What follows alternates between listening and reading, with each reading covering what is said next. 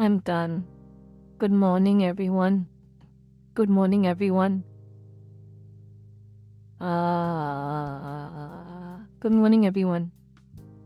Oh, wow. Let's see how many of you are here. Kirby Fan, welcome. Hachiko, welcome. Yuria, welcome. Zavot, welcome. Kirby Fan, welcome. Who else is here? Love has welcome. Wispy, welcome. Rivian, thank you for the jewels. I still don't know what the coins are for, but I'm very grateful that you sent 20 of them. Thank you, Rivian. Just a bunch of announcements, basically. Nice and yeah, I spent yesterday. I was so fully busy. Oh my goodness, I was so fully busy. And I only had like the night to do extra prep work for today's stream, and oh no, but what I found was silly and odd. Hello, Master, and welcome. I'm seeing a lot of weird things happening. Hello, Ken. A lot of extremely weird things happening. And would you believe I forgot how to wait? Let me see. How do I do this?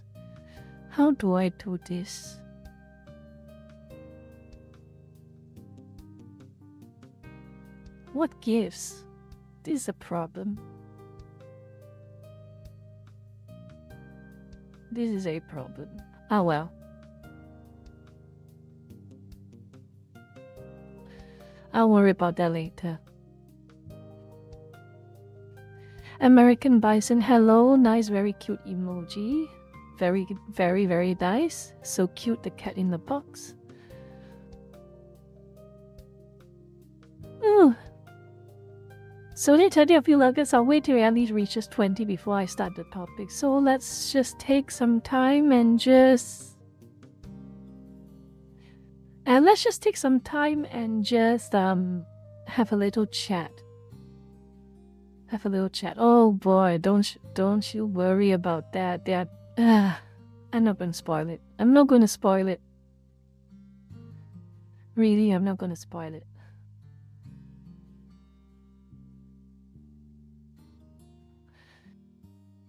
Carinocracy have settled deeply in Europe. Something is really wrong with Europe. Oh my goodness. They make mainland look one-to-one. No, in certain aspects, mainland's even better because at least they don't treat their people like trash. If you're a perfect useful idiot. They at least give you the riches if you follow the party line one-to-one. But if you do it in Europe, you will still have to own nothing and you still have to be happy. SCM Iric has France to lose today. I do not.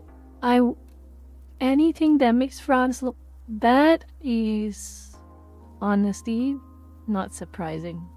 Actually, France makes itself look bad.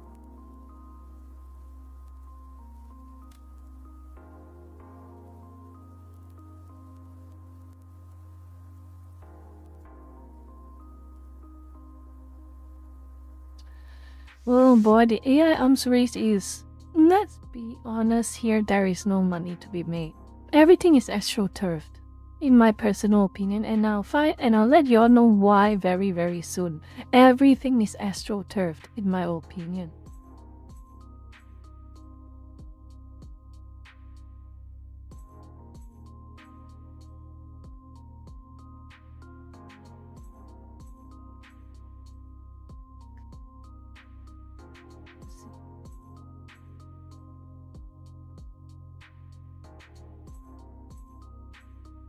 Oh wow. Let me have a look.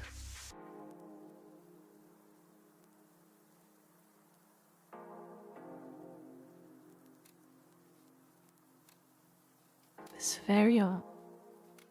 Let me check something.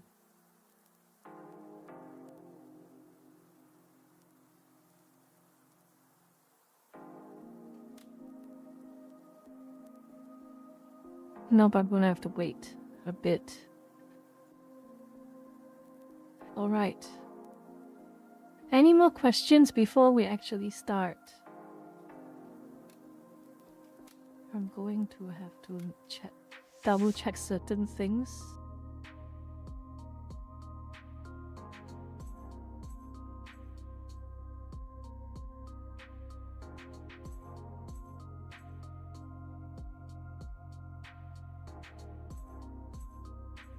Well, it works actually, it's okay. I know what it is. Alright. Let me just check something.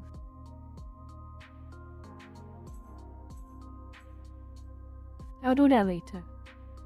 We're gonna chat about something and maybe do a live band tweet. There's a new Twitter discussion and Pippa and Whammy have given their 2 cents. Oh yeah, speaking of Twitter discussion, I had a really big long post yesterday. It was a very big long post. It was basically about the entire leaflet situation.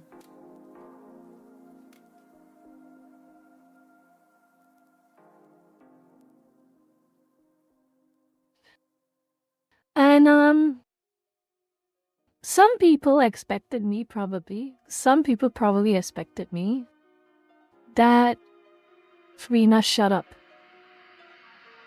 I know about the Pippa situation. I think I read a few of the posts and I have a feeling I know where it's going. But the leaflet situation is a whole completely different story.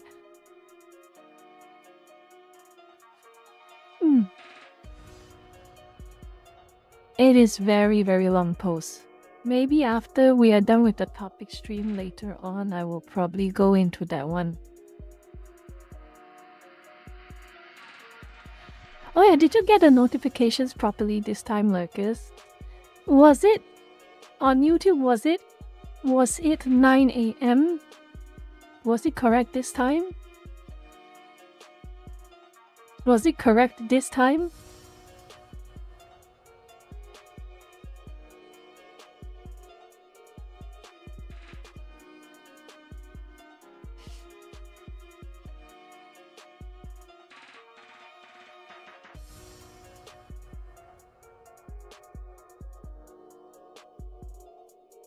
The thing she's making is just to help with rigging, as far as I understand. Union and the actual modern PNG. Yes, that was what I said. Yeah, that is what I said.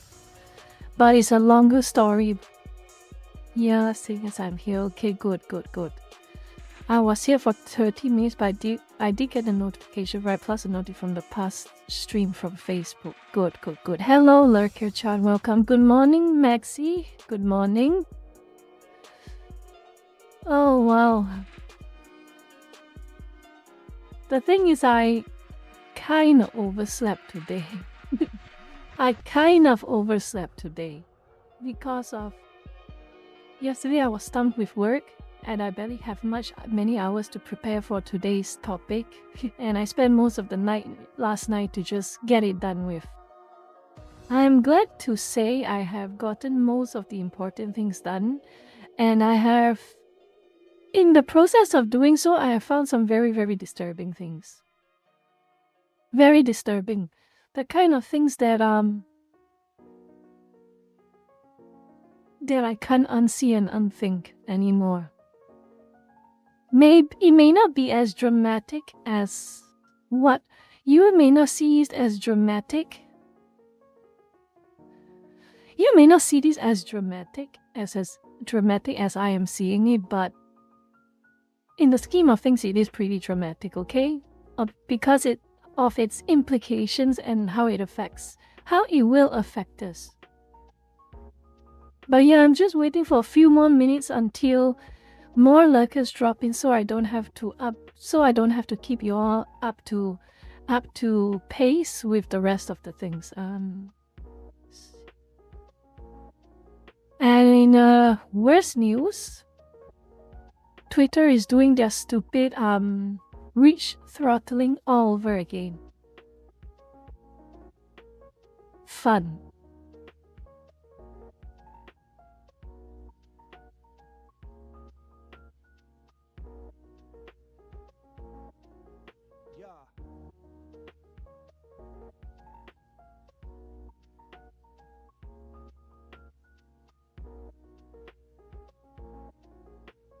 Never mind, nothing happened. Okay, good. 3 more lurkers, and I can start. In the meantime,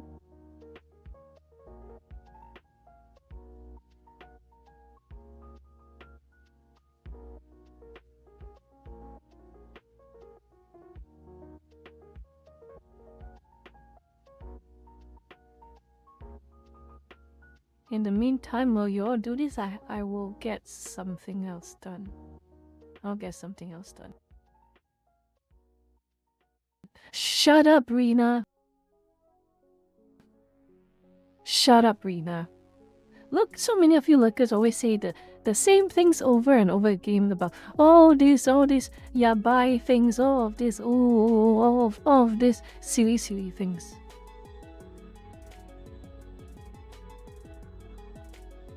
For real.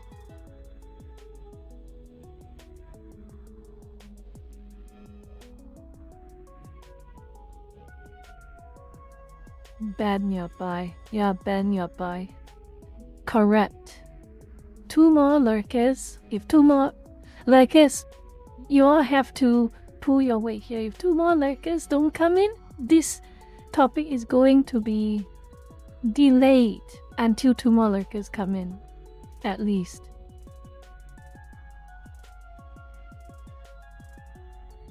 One of the guys who wrote the EU AIO Act admitted to being a lawyer with 0 AI experience. What a joke. What a joke. Rita, can you shut up? 5 lurkers a stream. Yes. 5 lurkers a stream indeed.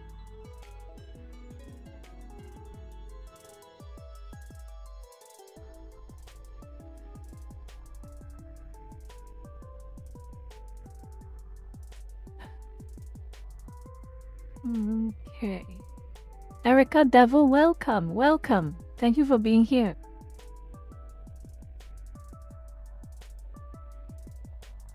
I don't know why I spent so much time preparing this topic. I don't know why I did that. I really do not know. 24 lurkers, excellent, splendid, we can start. But anyway, just again to tell you all, I don't know why I spent so many hours preparing the slides, preparing this topic. I hate it.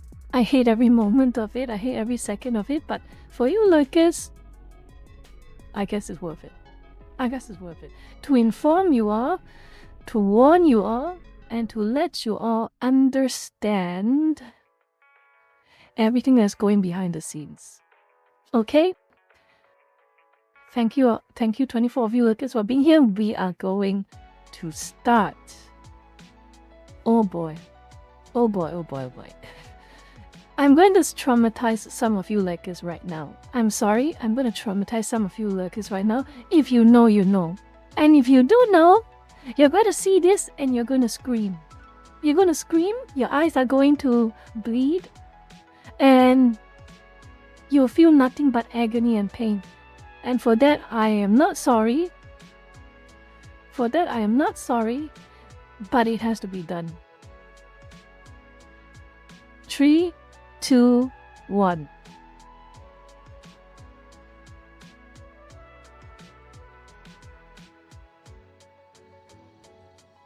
If you know, you know.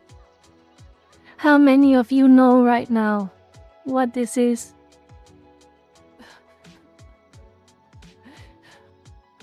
And how many of you remember this?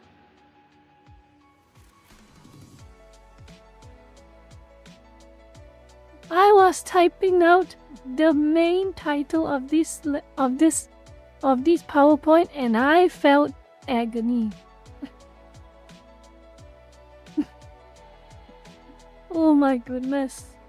Every single lurker who has ever had a commerce or economics degree, they are shaking and quaking in fear. They're literally shaking right now. Hello, Agricola. Nice to see you again as well. Oh dear. I'm sorry. Not sorry. I'm actually not sorry. Okay. But anyway, don't panic. Don't panic. This is not a full lecture on macroeconomics. I would not want to give you a full lecture on macroeconomics because that would kill me softly as much as it would kill you softly.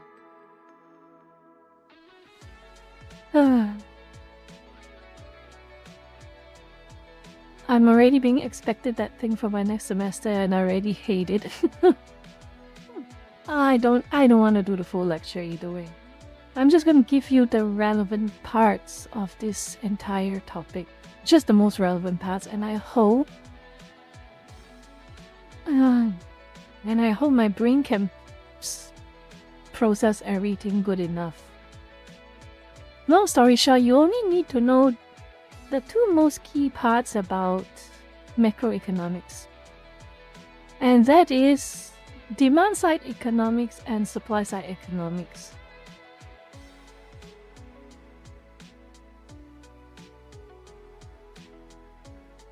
Long story short,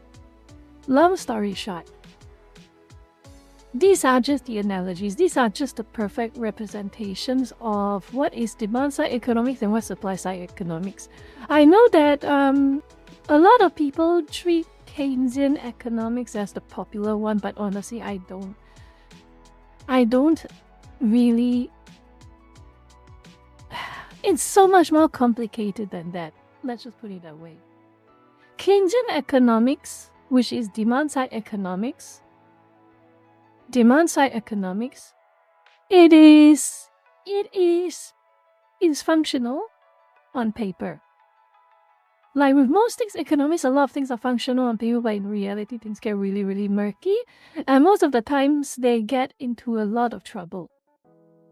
Supply-side economics, which some will call like the Reagan-style economics. Well, firstly, I'll just give you an overview of demand-side economics. Basically, the whole idea is that economic growth is driven by the demand of people and or corporations. Anything is driven by demand. The more people want to buy something, the more other entities want to buy and pay money for something, the more the gears of your country's GDP will grind. That's the entire idea. So every single government policy is focused on improving people's willingness to spend money. And we will show, and I will give you an extra. Shut up, Rena. Oh my goodness. I saw that.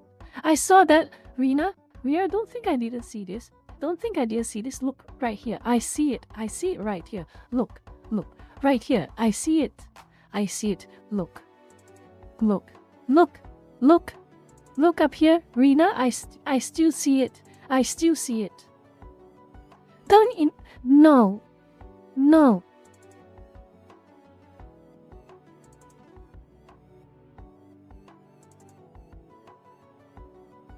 Anyway.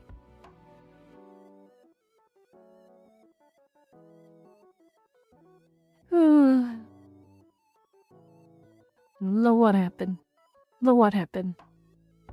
I lost my train of thought. Rena, I hope you're proud of yourself. I hope you're very proud of yourself, Rena. I lost my train of thought. Oh yeah, I talked about Keynesian. Okay. Keynesian economics is... It's not a means to an end. I would say Keynesian economics could work in a pinch. Could. And that's a big could. Even then it's like a chance is just gonna fall on your face. But yeah, stimulating demand was the Keynesian approach to economic growth. When people have more money, whether it is through reducing interest rates, so loans are cheaper, a lower exchange rate, so imported goods are cheaper, all of that. It's very debt heavy, yes. It's very debt heavy.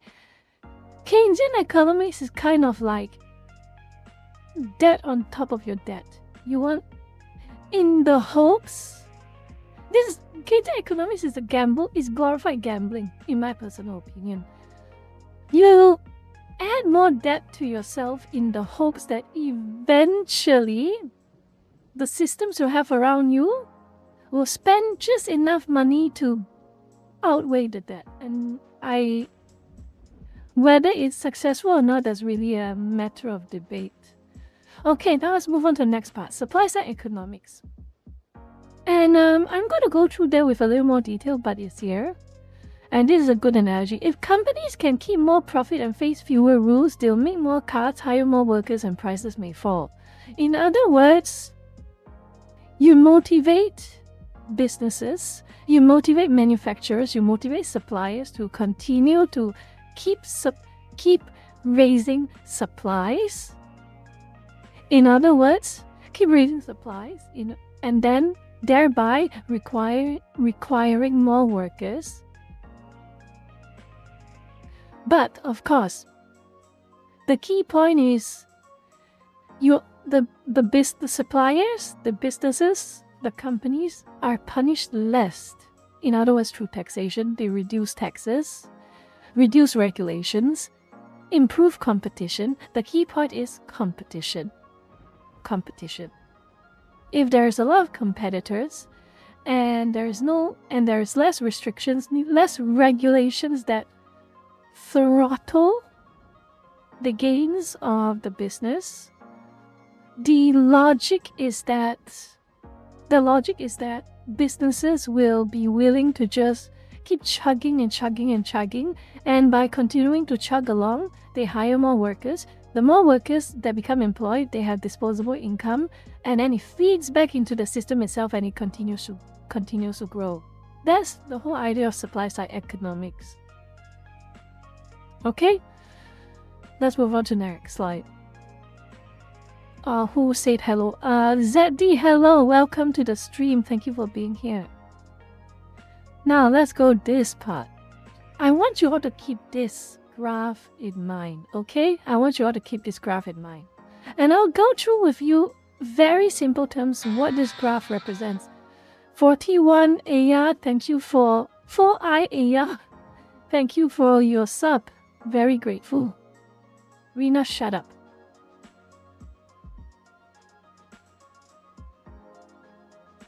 Yeah. Suffice to say, demand-side economics is having an increasingly bad reputation. And one of the biggest reasons is Joe Biden. And when the Federal Reserve kept printing money because they say they can, oh boy. But anyway, I'll just give you the very easy cliff notes. Very, very easy cliff notes of what this graph is trying to say. It should be self-evident, but let me explain to you. So the logic behind aggregate demand, in other words, demand-side economics, aggregate demand, if you focus on aggregate demand, you're focusing on demand-side economics. In other words, you're Keynesian. And my opinions of you, I don't know whether I will not disclose my opinions of you. But still, the whole idea is the cheaper theoretical piece of good or service is, the cheaper it is, the more a customer, a buyer, a purchaser, an acquirer will be willing to demand for it. That's basically, output is basically in the demand side is demand. Is demand. So it's quite straightforward. I hope it's quite straightforward. The cheaper the price of a good is, the higher the demand for it is. It's always like that. In the basis sense, it's always like that. It doesn't account for everything. There is this ongoing perception, of course, those outlier perceptions where some customers, especially the rich ones, will perceive a higher price as a measure of quality, and therefore they will be the first to buy it. That is one of the rarities. That's an outlier type of case, but let's move on to aggregate supply. Aggregate supply. I know, boy. We're going to go to. This one is the flip side of it. And we're going to go through a little something called, well, I'm not getting ahead of myself. Where the whole idea is that aggregate supply is the flipping of aggregate demand. So when you are a purchaser, you want to get a piece, an item, or acquire a service at the cheapest price possible so you can keep money for yourself. Naturally, that's how we work. That's how we think. On the flip side, however, you have aggregate supply. And from a business perspective, if something sells for a higher value, you are more inclined as a business to produce that good so that you can sell for larger gains. Again, business 101. You want to sell your goods for the highest value. On the flip side, the customer or the purchaser wants to buy that same good for the lowest price possible. So that's where the intersection point goes. It's called the equilibrium point. The equilibrium point is basically the point of perfect compromise. It is a price high enough that a business or a supplier is willing to produce that good for sale, but it's also a price low enough that a customer or purchaser is still willing to purchase the piece of good for. Rina, shut up. You understand so far? Whoever is Hachiko, was it? Who was it who said they had a lecture about this coming out soon? Well, either way, whoever it is that is going to... Yep, Hachiko. Does it cover it enough for you? Prefa21, thank you for dropping in. We have quite a topic ahead of us. Is it clear enough for you? Good. So if someone goes into your class, normally the aggregate demand and aggregate supply graph comes out in like maybe 2 or 3 lectures in. I'm just going straight for it right now. You usually have an entire lecture for aggregate demand and an entire lecture for aggregate supply. An entire 2-hour lecture. And I'm just giving you the cliff notes. So, with that in mind, we are going to go in a little bit deeper. Granted, aggregate demand will have its importance, but relevant to us mostly is supply side economics. So yeah, in the perfect world, and if supply side economics functions as it was intended to function, it is meant to focus on boosting production or supply, normally via tax cuts, deregulations, or even outright incentives and subsidies for producers, so that the markets naturally create more goods at lower prices. When you create more goods at lower prices, this graph, technically, I'll put this in paint. I'll put this in paint as well, okay? No, I'll put this in paint as well. I think I need to open the paint software to properly illustrate to you this. It is important. Alright. Let's go back to this for now.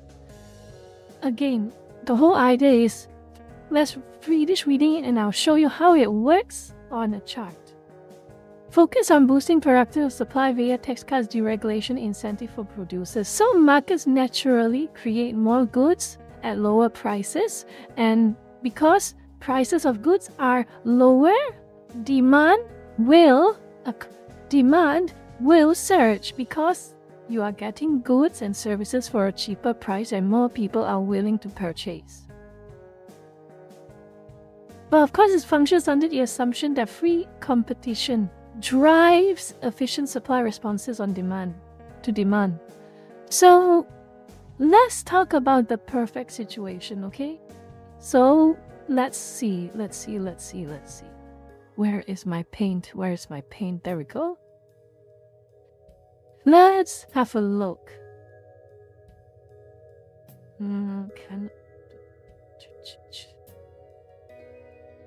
All right, this will be good. Okay, so how does that work?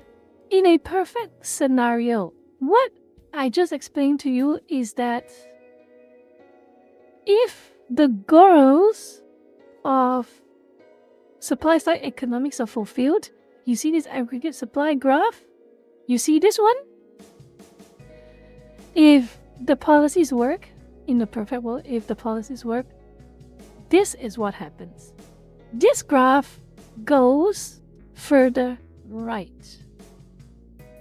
And let's say the graph is all the way here.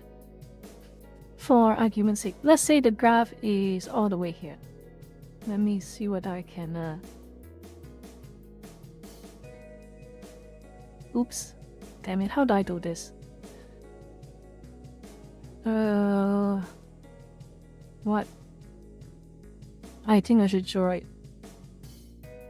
Okay, let's say the graph is all the way here, okay? Let's for instance say it's all the way here. So what happens now? When we read the graph, it's quite straightforward.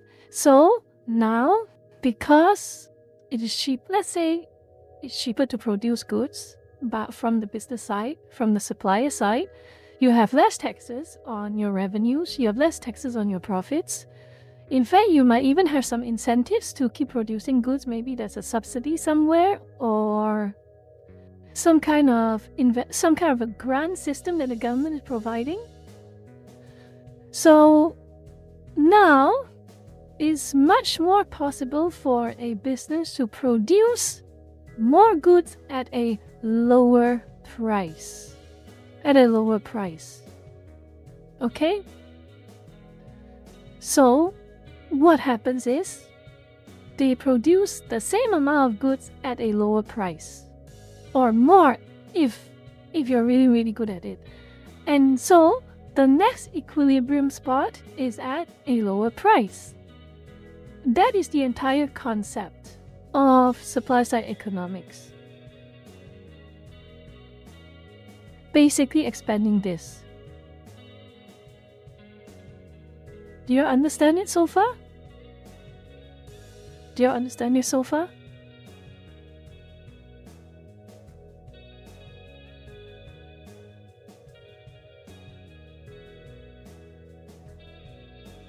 Good. I'm glad. It's quite straightforward. But anyway, that is something that I'll keep this graph first. I'll just leave it at here first. I will still have to go back to this later, but let's go back to the presentation. So we have this part. And now we're going to go into a different topic. It is a related topic. It is more relevant to supply side. It is very much more relevant to supply side. And it's quite a doozy. Love has shut up. We're going to talk about something that is tangential to supply side economics, and that is something called the capital cycle. For those of you who were in the Twitch stream 2 days ago, I'm sure there's a video talking about it, but I wanted to talk about this as well.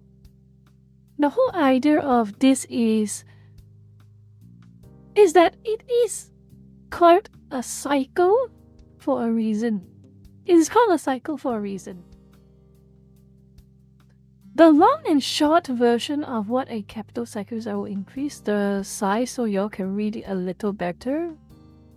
The long and short version of a capital cycle is basically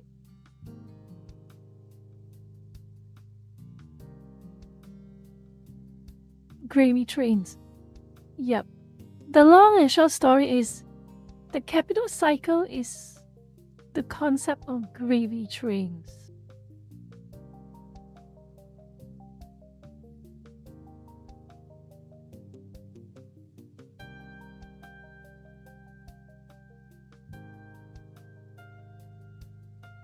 And I suppose some of you probably will have an idea already what I'm trying to say.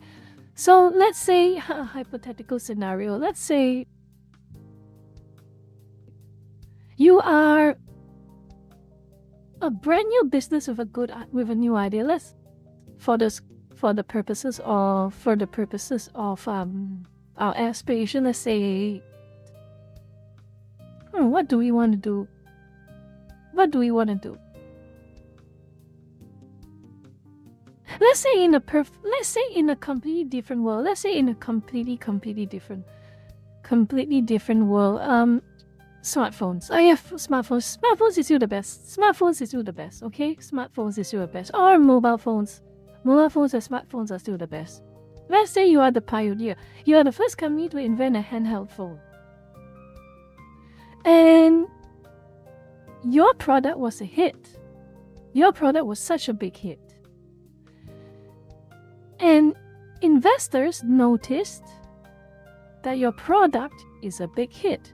The people with the capital. This is what they mean by capital. Capital means people with money who are willing to spend that money on a venture. That is the crux, the core of what capital is. And this is what communists will never understand. They do not understand capitalism. They just throw it as a buzzword. They just throw it as some evil nebulous thing that is so evil. They do not understand what is the core of capital. Capitalism, if you do not know capitalism and the word capitalist, those are inventions created by communists to give a nice, pretty little word to describe their enemies. Before communism, capitalism was not a word. Instead, what do you call it? People with money, people with investments, people with capital. People who want to engage in a venture. Individuals who want to engage in a venture. So, the biggest mistake a lot of communists make with regards to capitalism is that they assume that capitalists are all billionaires and corporations. No, they are wrong. They always claim to support the everyday person, the everyday commoner, the peon, the everyman, the everywoman. But they don't understand. Everyone can be a capitalist. And I don't mean capitalist in a political communist definition, but I mean a capitalist as someone who has capital and are willing to spend it on a venture that they are confident with and it will get them money. That is the core. That is the core. The mom and pop shop outside your store, they are capitalists. It's their money. They use their money to open that shop. They use their money to stock their goods. They are capitalists. That roadside store selling skewers on a stick. The guy you always order food from on the roadside. You always know him, you love his food. He's a capitalist. It's his investment. No matter how small the amount of the investment is, it could be all the way up to tens of millions of dollars, or it could be as low as a few $100s. It does not matter. Every single one of them are capitalists. Drago, welcome. But again, we're going to talk about it because things are going to get very, very subtle and very, very nuanced later on. We're going to go into some nuanced discussions, but for now, this is the starting point of what it means by capital cycle. So at the top image, as you can see at the top image right here, new entrants attracted by prospects of high return. So in the context of the mobile phone, let's say, oh my god, the first truly handheld phone. I don't have to sit next to my phone all the time, or at most move my phone only at certain distances in the house, and I don't have to go to a payphone to call someone anymore. That is awesome, and people are buying into it. You know what I will do? I am not going to lose out. I am not going to fall behind. I am also going. Yes, Ray Schultz. You can ask me what you want in the chat, but let me continue first. I don't want to lose out on this perfect investment opportunity where I am getting high profits. I am going to invest money into this new budding industry, and we're gonna make big bucks. And lo and behold, because of the single pioneer, more people crop up. More businesses crop up. Everyone wants to sell a mobile phone. Everyone wants to be the one to make big money selling a mobile phone. The Nokias, the Motorola's, even Sony at one point in time. All of that. The brands just keep popping off and off and off.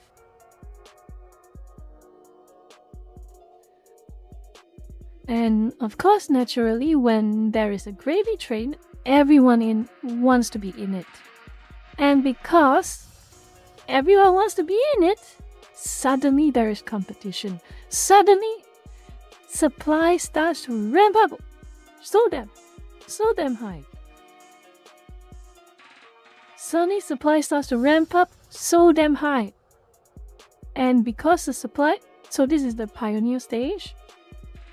This is the pioneer stage. This is where the investors, this is basically here, yep. This is the pioneer stage. And because supply just keeps ramping up and up and up, there creates a situation where there's an oversupply of something. And when you have an oversupply of something, prices go down. And when prices go down, you sell your mobile phones for less. And when you sell your mobile phones for less, you get less profits, and it might eventually lead to a loss. And when it leads to a loss, or when your profits are too low, the return of investment from those investors who put in money on you are going to plummet all the way down. All the way down.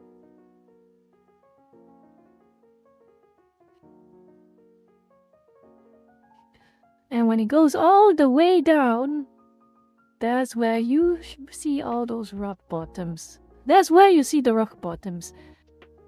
Company A files for bankruptcy, could not manage their debts. Company B, once prolific mobile phone manufacturer, files for bankruptcy, couldn't pay their debts. We are reaching a crash on the mobile phones market.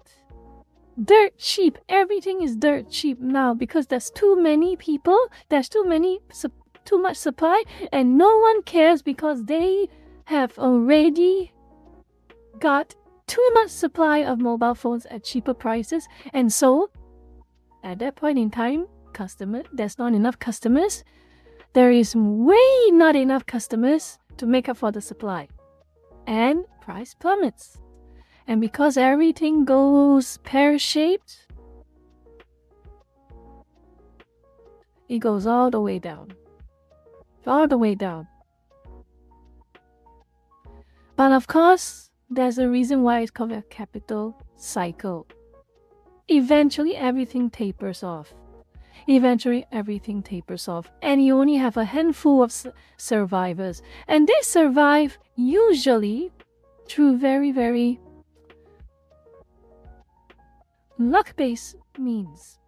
But at the end of the day, this is called the entrenchments. It become entrenchments. So there are some failing businesses. So the failing businesses are all desperate. They're all basically bankrupt. It's all for sale. And here comes rich people. Here comes people with a lot of money to burn, or enough number of people with money to burn. They take control of some of the businesses that are struggling. Some of the businesses. And those some of the businesses get a second breath of life, but they become, as you probably know right now, the permanent fixtures. You think of a mobile phone, you think of a Nokia. But even that's hard. Again, this is all very, very stylized. This is like the most textbook illustration of a situation. It's all very stylized, but eventually everything tapers back to normal. Kind of. Until the next big thing happens. And it's going to happen all over again. So if you are an investor, you have money to burn. You want to make big returns. Again, this is not investment advice, but you want to be here. You want to be somewhere here, okay? You want to be somewhere here. Ideally, somewhere here. You want to be somewhere here. That's why it's called entrepreneurship. That's why the word entrepreneur exists. You are the risk taker. You are the one putting your faith into a new idea. That's high risk. And of course, if you want to be on the safer side of things, you buy when it's rock bottom. Of course, as they say, buy low, sell high.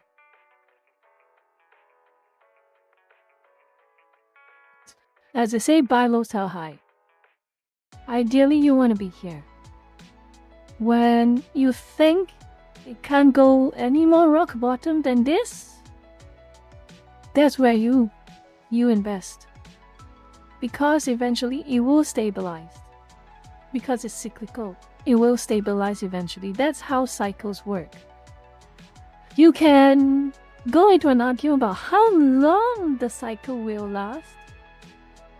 It may take longer than usual for a peak to fall, or it may take longer than usual for the bottom to go back up, but eventually it will either go down or it will go up. But again, that is the concept of the capital cycle. And how does this apply to, say, AI? How does it apply to, say, AI? Well, we can see it happening right now, can't we? OpenAI, Sam Altman, he was basically the pioneer. ChatGPT, all of that jazz. Everyone was excited. The internet was excited but of course it's controversial, as with anything generative AI, because it becomes an ethical question of human versus machine. But of course, at the end of the day, humans are pragmatic people. Humans are a pragmatic species. They are a practical species. There will always be some who hold on to idealisms. There will always be some who will keep to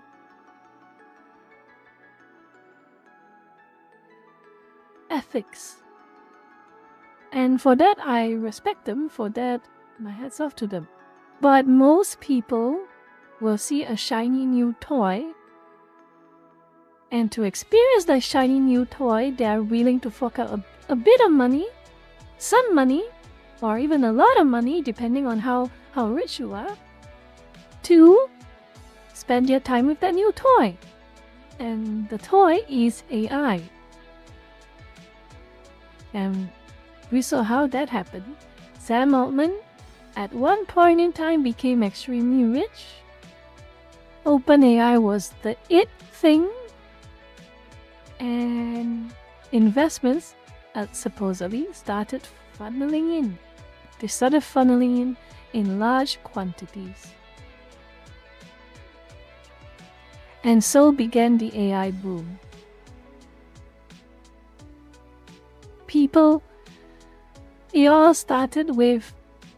It really all started with a bunch of people on the internet getting excited over Will Smith eating spaghetti with his hands. And now we are at allegedly the booming phase. Everyone now wants their cut of the AI pie. Everyone wants their gravy. Everyone wants to be in the gravy train. So after OpenAI, you got Anthropic with Claude. Then suddenly, and then with Elon Musk, XAI with Grok. And then Google with Gemini. Gemini is shit, by the way. My personal opinion. Gemini is a horrible, horrible AI. And it's actually impressive how bad it is.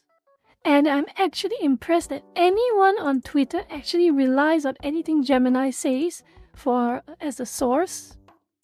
Gemini is worse than Wikipedia in certain aspects. Gemini outright lies to you.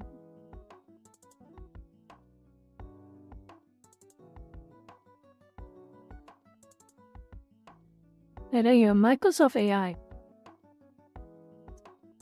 Copilot. And again, like with Google and Gemini, a waste of your SSD space. Just delete it when it's installed. If you really need to have a choice, if you really want to have a choice, I would say either Claude or Grok. Personally, I use Grok because, of course, it comes with the blue check mark. So I use Grok. Yeah, but I know what Gemini did. I know. It's stupid. I know. It's really, really stupid. But the whole idea is that we are now at the point of competing. We are at the point of competing businesses. Everyone wants in on the gravy train, like I just said. And because everyone wants in the gravy train, like I said, many people have started to stop relying on OpenAI. They really stop relying on OpenAI because they have Grok. What even the point? Grok is good in its own way, and if you by chance have Twitter on the premium plan, you get Grok with it, which is a pretty good deal. Which is a pretty good deal if you do use AI in anything. And OpenAI, and also OpenAI is becoming increasingly compromised. I've seen the one-to-one comparisons. You ask a simple question to OpenAI that may be a little bit politically incorrect or politically inconvenient. You will see how quickly OpenAI will either refuse to answer your question or it will give a very biased answer to your question or even lie to you sometimes. On the flip side, you ask the same thing for Grok. Sometimes they will express reluctance. It will express reluctance to answer your question, but it will still answer your question.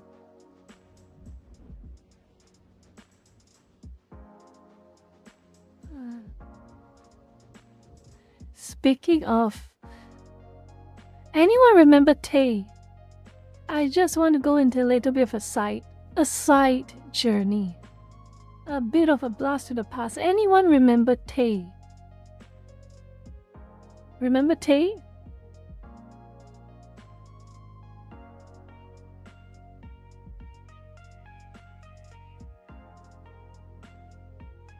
It will be funny. It will be so funny.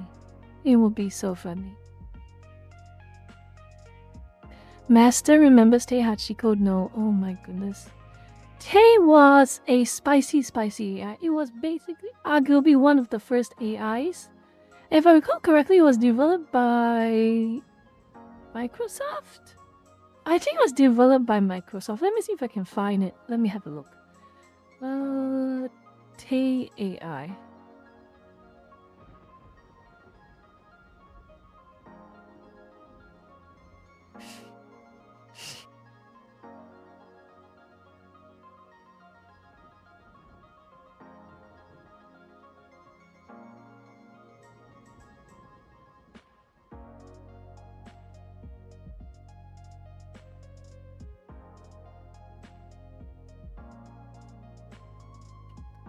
This is Tay AI. This is technically the first, well, it's not really the first, but it's the first famous, it's the first famous AI chatbot. And the entire, it did what now AIs will do. It's basically the most what is the rudimentary thing that AI does now. It scrapes through everyone's chat, most people's tweets, most people's posts on Facebook, everything. Cleverbot is before it, yep, Cleverbot as well. It basically scrapes through everyone's tweets, everyone's responses, everything like that. And it forms a way it talks, and depending on how some people would call it, I do not know whether if I'll say if this word fits perfectly, but personality. And of course, this was during the age of Filthy Frank. This was the age of Filthy Frank. And you know what happens during the age of Filthy Frank? Everyone on the internet was edgy. Everyone. Everyone. Even the people right now who will tell you that, oh, you're bigoted, oh, you're sexist and all that, they were edgy back then too. Everyone was edgy. Everyone was talking about edgy things. And Tay learned it all.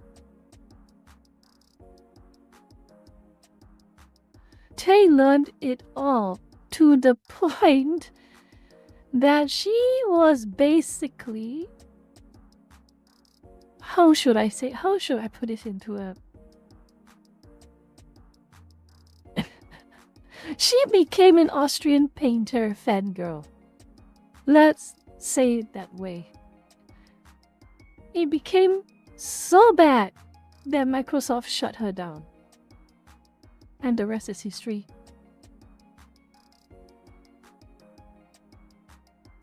Now, was this portraying this era?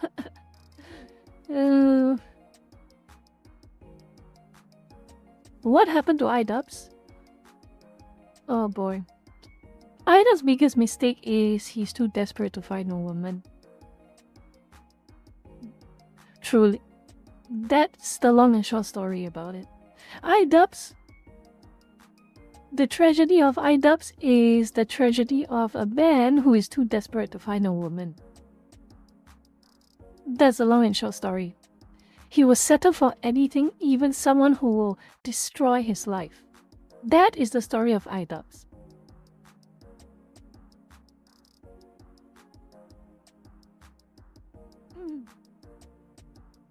But yeah, back to this. Now, as you can see, I'm probably sure certain you are on X or Twitter and Facebook often. XAI? No, it's not XAI. OpenAI? They are not having a good time. Losses after losses after losses after losses. Most people would just use Grok nowadays. Most people who have Twitter Blue, oh, a check mark. Most people who got premium on X, they just use Grok. They just use Grok. Most of them will just use Grok. And the professionals, they go to, and the professionals, well, I wouldn't want to call them professionals, honestly, because, Vibe coding is basically fraud. It's fraudulent. It's fake. It's fake coding. Vibe coding is fake coding. But yeah, the vibe coders, they go to Claude.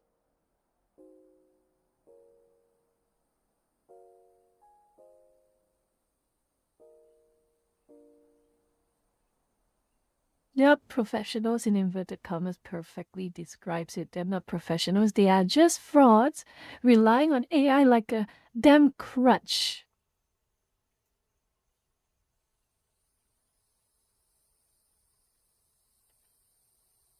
And what else? What else? What else is another up-and-coming AI? No, it's mostly Grok and Claude nowadays. OpenAI is kind of lagging behind and is losing a lot of money. So this has started. It's somewhere here. We are probably somewhere in this realm right now. We are probably somewhere here. But here's where things get now. Here is the very interesting question though. The AI bubble should have burst already. That is the interesting question. It should have burst already, but for some reason it hasn't burst. Prices are still extremely high. There is still allegedly a very extra strong demand for DRAM. Allegedly.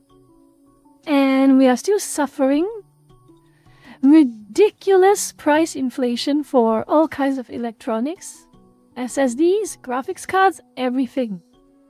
And that is what got me thinking, okay? That is really what got me thinking.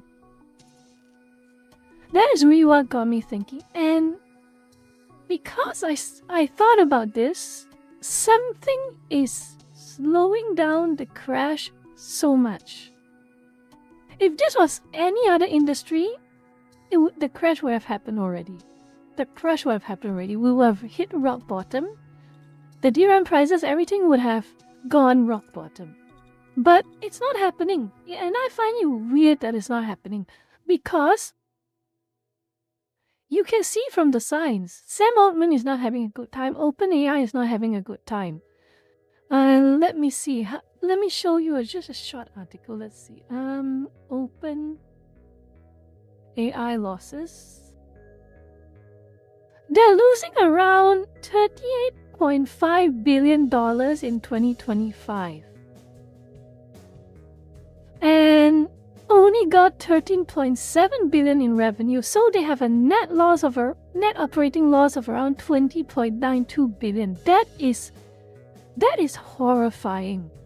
Okay? That is extremely, extremely horrifying.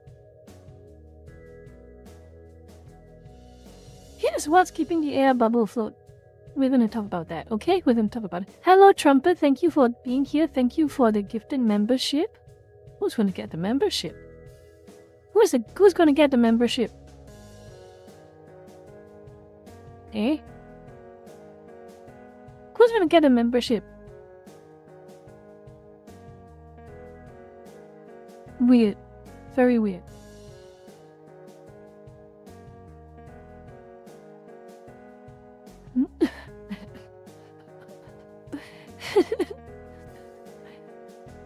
How? What?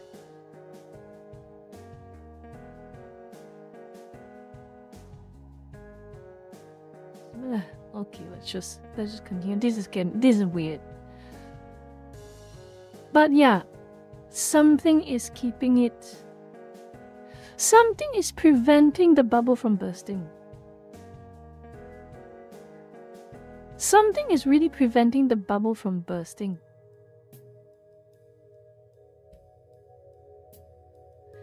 Thank you for Thank you for the 2 trumpet. Curse you, YouTube. Yep, YouTube is very weird. And once in a while, YouTube just becomes so damn weird, and I'm not happy. And it's not refunding. What the hell is wrong with this?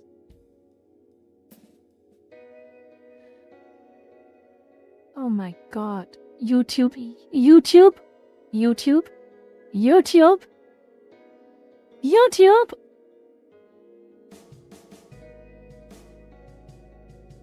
You can't just take someone's money and not give them what they are owed in return.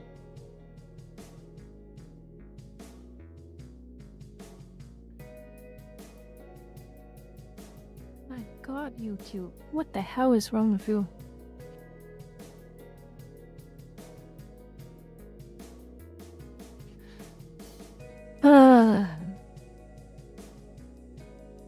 Anyway, let's continue with this stream. I hope it's just a matter of a processing delay. I hope it's just a matter of processing delay.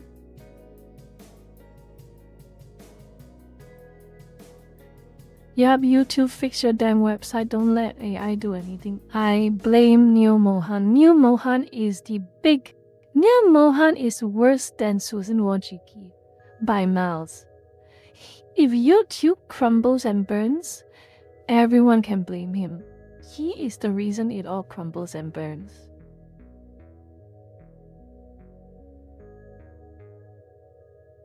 But anyway, let's go back to this.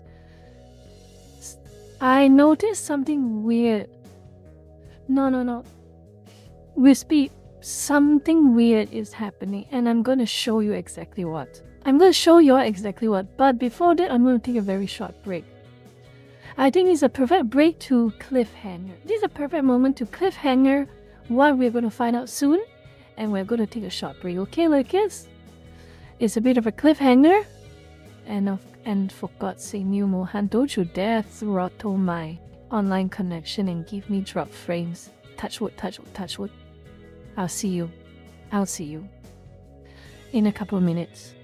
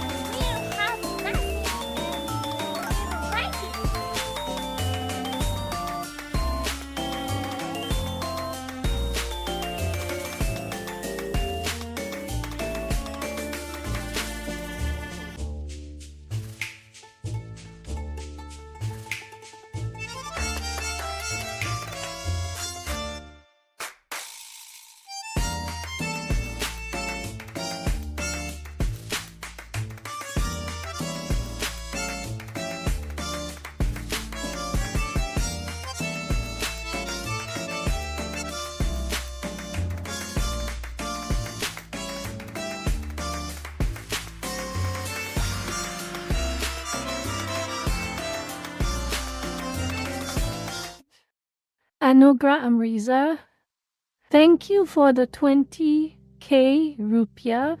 I'm very grateful. Customized open source AI is better than ChatGPT. Yeah. Honestly, yeah. Seriously. It is. ChatGPT is just astroturf as hell.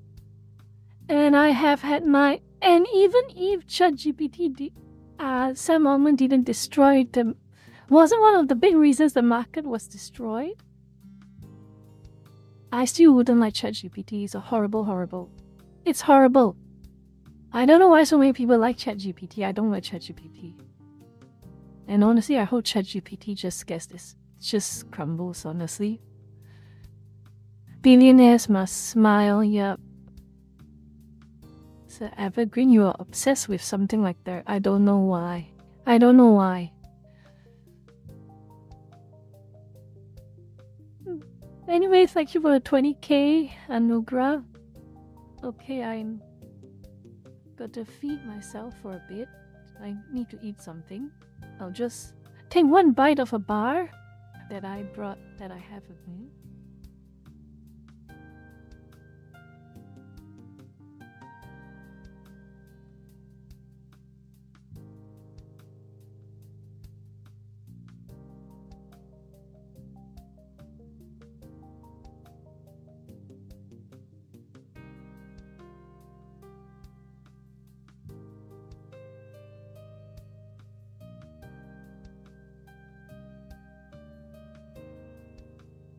Okay. Now, why do I say that things are going to get weird? Why do you think I think things are going to get weird? Well, let's go back in history. It's an old story. It is an old story. And it is quite an old story. Thank you for the 2 trumpet. Thank you for the food fund. But anyway, it is an old story. An old story about a cartel. Not a cartel that you would expect it to happen in a traditional sense. It's not a drug cartel. It's not any of that. It's not a stereotypical. It's not Saul Goodman. It's not Breaking Bad and all that jazz. It is a cartel for RAM. It's a cartel for RAM. This is the story of the RAM price fixing scandal of 2002 to 2005. The long and short story is that link right there is the Department of Justice Archives press release of what happened to this little cartel. But the long and short story is the biggest RAM manufacturers at the time, Samsung, Hynix, Micron, and Infineon, they decided to go full Hollywood villain. They met in secret somewhere and made a pact. They were going to fix prices and control supply. Everyone gets profits. An oligopoly antitrust incident.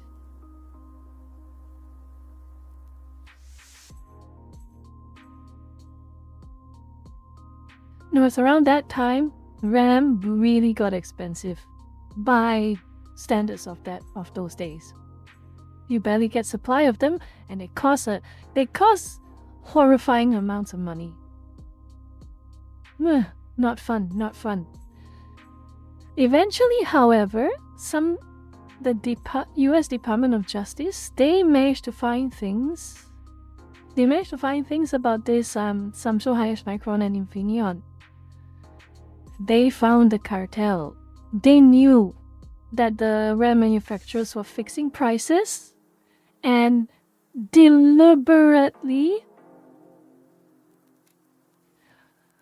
throttling supply to keep prices high. Micron whistleblowed about this entire incident, so they managed to escape fines and the execs managed to escape prison time. But Samsung, Hynix, and Infineon, actually, all three. Samsung, Hynix, and Infineon, I didn't add Infineon. They pleaded guilty. Samsung had the lion's share of the fines, $300 million, which is pretty impressive sum to punish Samsung with back in the day. Hynix 185 and Infineon was also around 180 or so million. And a lot of executives from Samsung, Hynix, and Infineon were sent to prison. It wasn't a long stay in prison because at the end of the day it was RAM prices, I guess. It was RAM prices, so it's like, oh, RAM prices. RAM prices going expensive. They don't need to be in prison for so long. So we got roughly over a year each.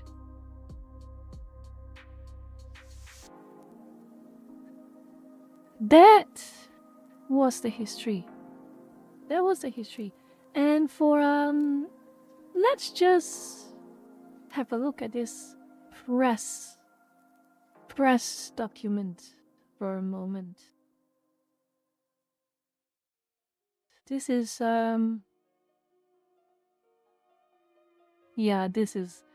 this is 3 executives indicted for their roles in a DRAM price fixing bid rigging conspiracy. And I promise you, this is very relevant. And I have a feeling you all probably have a good idea of why this is very relevant.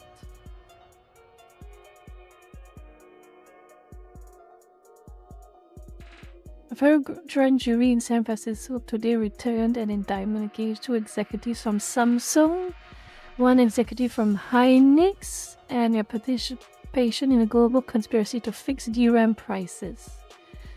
In today's charge, 4 companies and 16 individuals have been charged, and fines totaling more than $731 million have resulted from the department's ongoing antitrust investigation into the DRAM industry. $731 million in criminal fines is the second highest total obtained by the Department of Justice in a criminal antitrust investigation into a specific industry.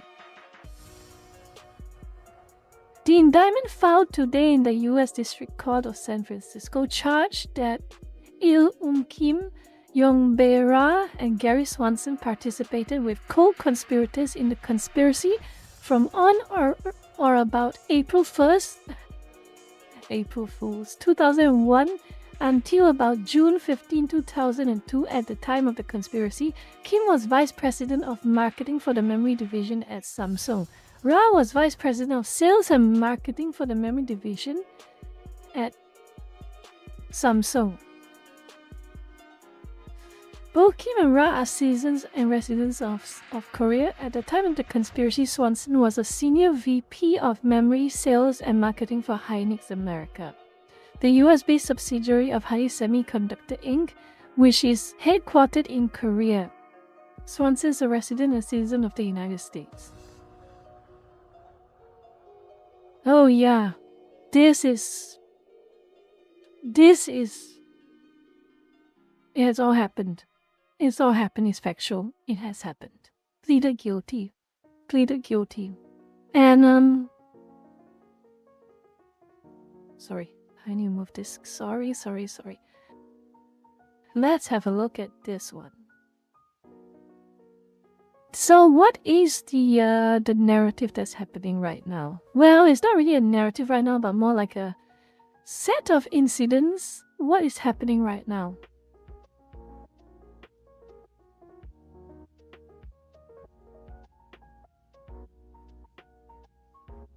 There is a new lawsuit happening. If anything, it's probably almost the exact similar lawsuit. Another lawsuit that alleges Samsung, Hynix, and Micron, all of which control 90% of the DRAM supply in the world, are once again up to their old tricks. What is their old tricks? Allegedly, price fixing and throttling supply.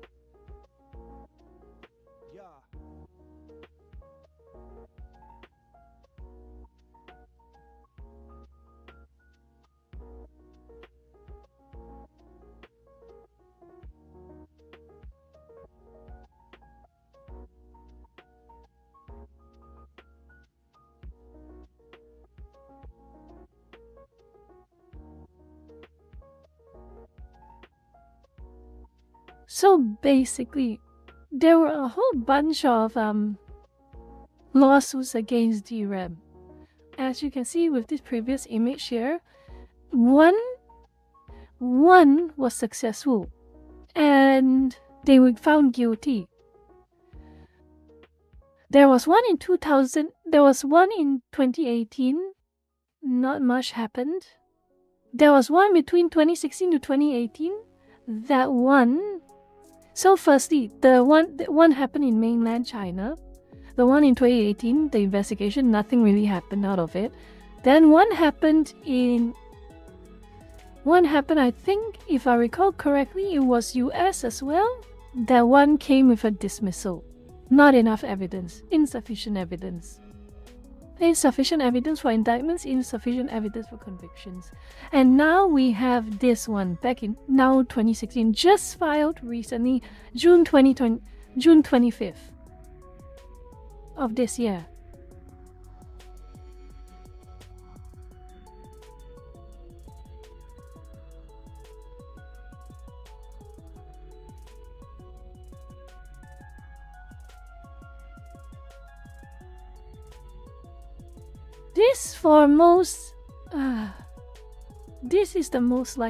This is what is being alleged, okay? What's new in this case is that the complaint alleges the three memory makers used their pivot to high bandwidth memory as a coordinated pretext to gut commodity DRAM output, curtailing DDR3 and DDR4 production far beyond what HBM demand required, and starving the market that feeds PCs, phones, and servers. The filing stacks supporting plus factors on top, including near simultaneous production cuts in late 2022, Micron's decision last year to shut down its consumer-facing crucial memory business and remove a retail supply channel. Hello Burger Cat, welcome. Synchronized customers vetting regime introduced to block hoarding and resale, which the plaintiffs read as jointly policing who gets supply. Apple's memory-driven iPad and Mac price increases appear in the complaints as downstream proof of harm. HBM carries far higher margins than the commodity DRAM, and every maker had an independent incentive to chase Nvidia's order book. And we're going to go into this later, okay? We're going to go into this later. It gets weirder. I'm going to tell you it gets weirder. You thought this alleged price-fixing cartel between Micron, Hynix, and Samsung was the worst that could happen? Buckle down. Buckle down. Again, you haven't seen much yet. You haven't seen much yet.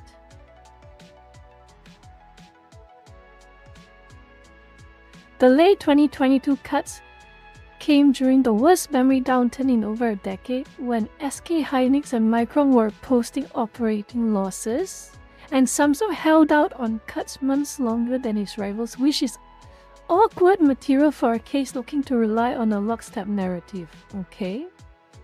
Crucial shutdown also coincided with Micron's reallocating output towards data center customers paying more. As such, every allegation in a complaint has a non-conspiratorial explanation available, I'm sure. Okay, I'm sure. But here's the problem. It has happened before. It's not like it has not happened before. That's the problem. If this was like a brand new novel allegation, perhaps. But let's be real here. We haven't reached the discovery stage. There is no discovery stage just yet. There are no dirty emails. There are no dirty correspondences. There are no recordings. There are no favors being traded here and there you do not know. And I do not trust corporations that already have a history of colluding with each other into a RAM cartel that throttles supply and artificially raises prices to maximize their own profits. I do not trust them.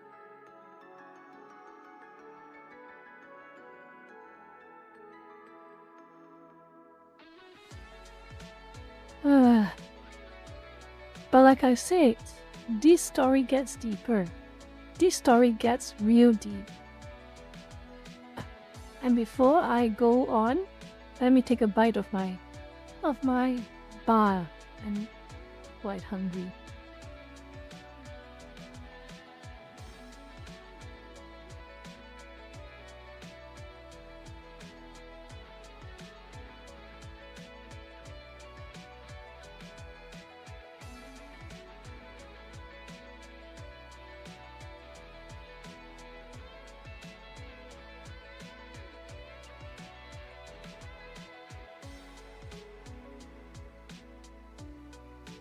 Alright.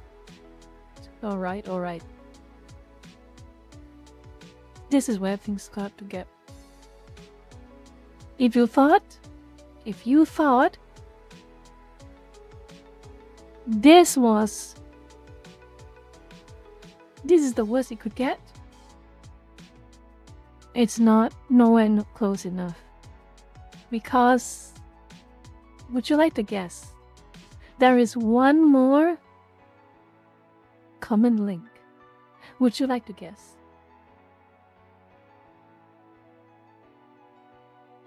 Hiya, don't worry about it, Trumpet. Thank you for the 2 more Benmin food fun, don't starve. But anyway, that's want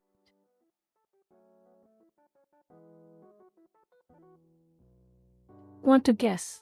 I really insist you on guessing. There is one more link that is missing.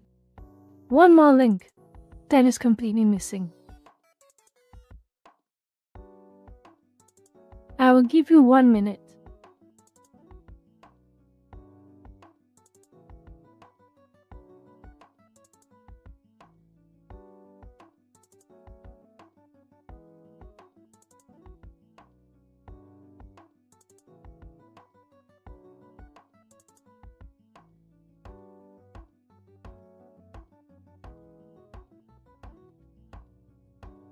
Rena, shut up.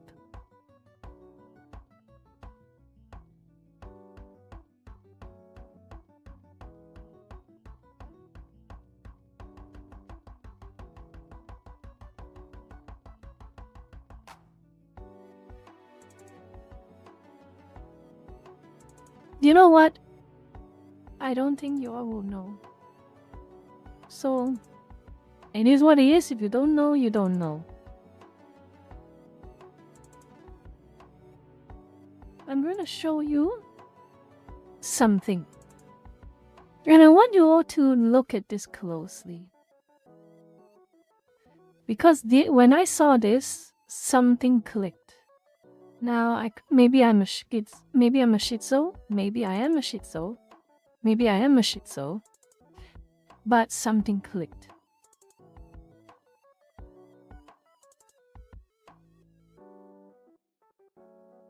This is a chart that Bloomberg has produced. And this is an article from Fortune.com. Because Fortune does not paywall this article, unlike Bloomberg. And it's basically noticing something very, very odd.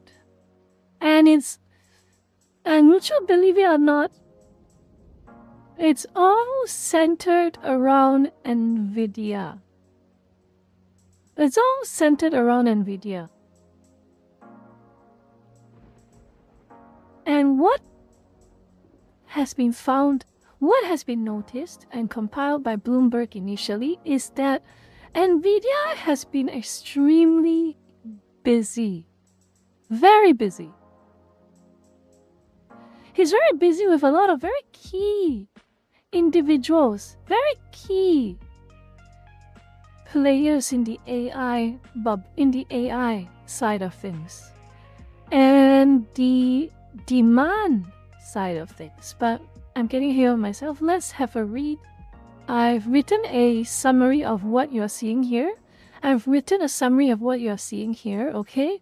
So everything here is basically the simplification of what's being seen here.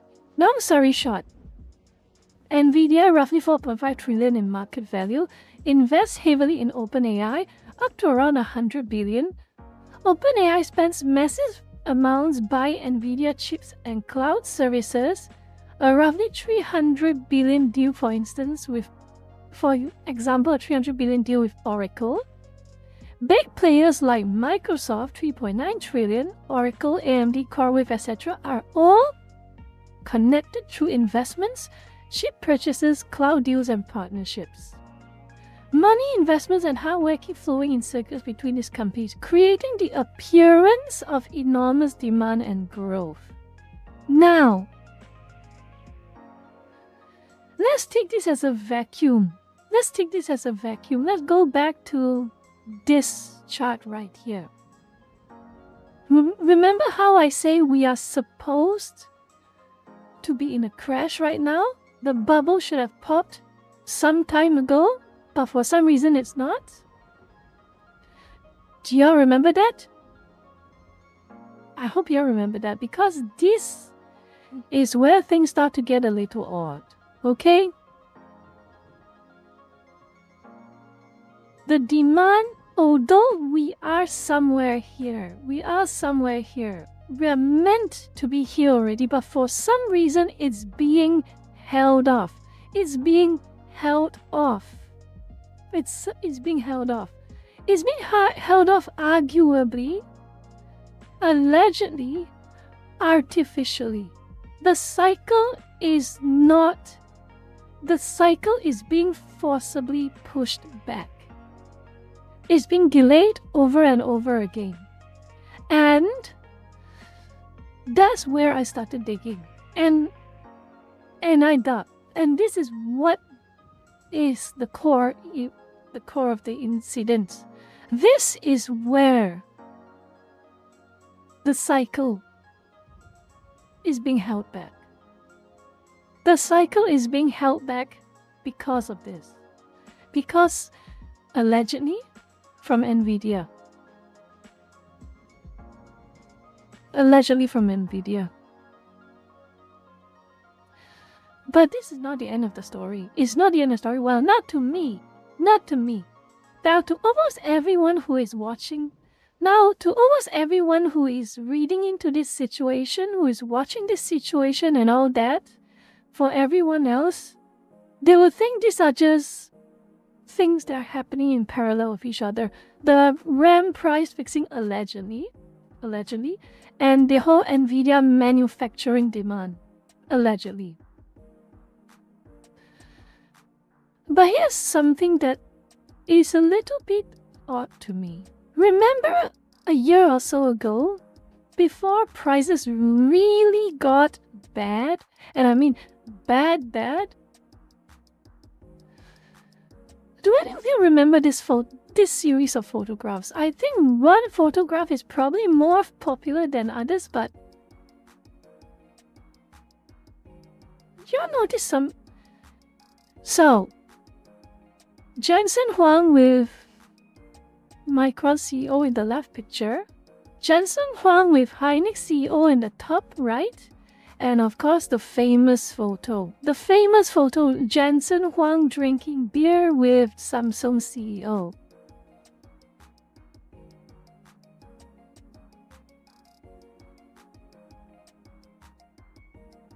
Do you notice? I remember these photos. I especially remember the Samsung photo. And it got me thinking.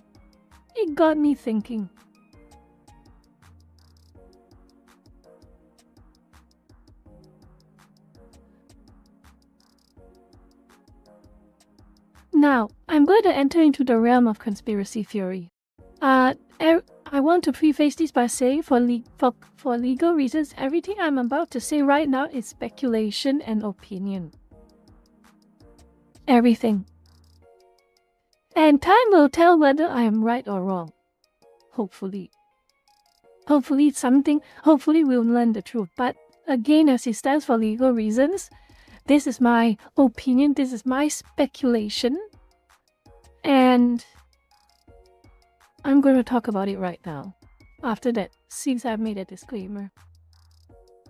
I think, this is my personal opinion, Samsung, Hynix, and Micron plus NVIDIA are cooperating. These meetings, these really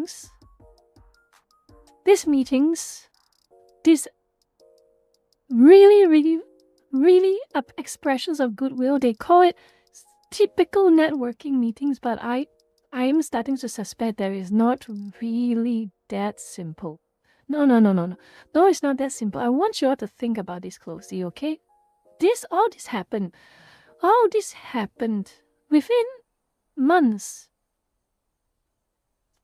weeks, before everything went to shit.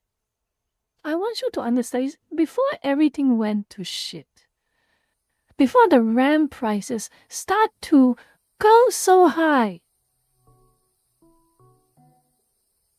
before everything exploded.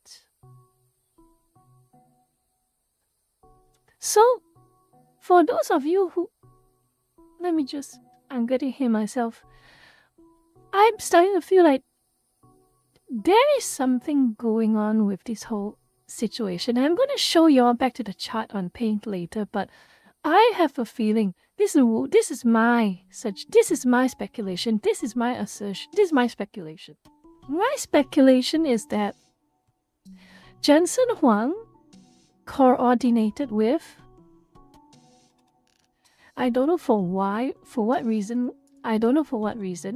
but coordinated with the other RAM manufacturers, Samsung, Hynix, Micron, to manipulate the market. Okay, I said it.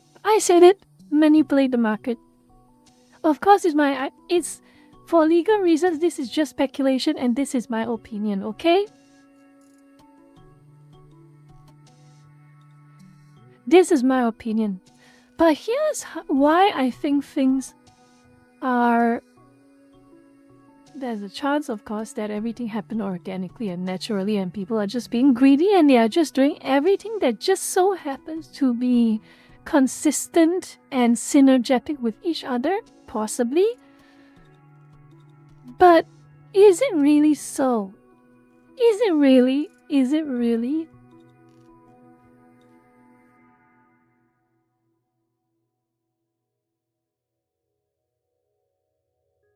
Is it really though? Let's go back to this chart. I want you all to remember these key parts. Let's go back to this chart. Before that, I'm going to go back to the important slides. This is an important slide, the price fixing scandals. And the alleged new price-fixing scandals, allegedly, and the circular money traveling. The circular money that is traveling, and everything goes back to NVIDIA. Everything is counted, every single movement of money is counted as demand for AI. I want you all to understand, every single movement here counts to the increased demand for AI. So, NVIDIA investing heavily to OpenAI, considered a demand for AI. OpenAI spending massive amounts on NVIDIA, considered a demand for AI.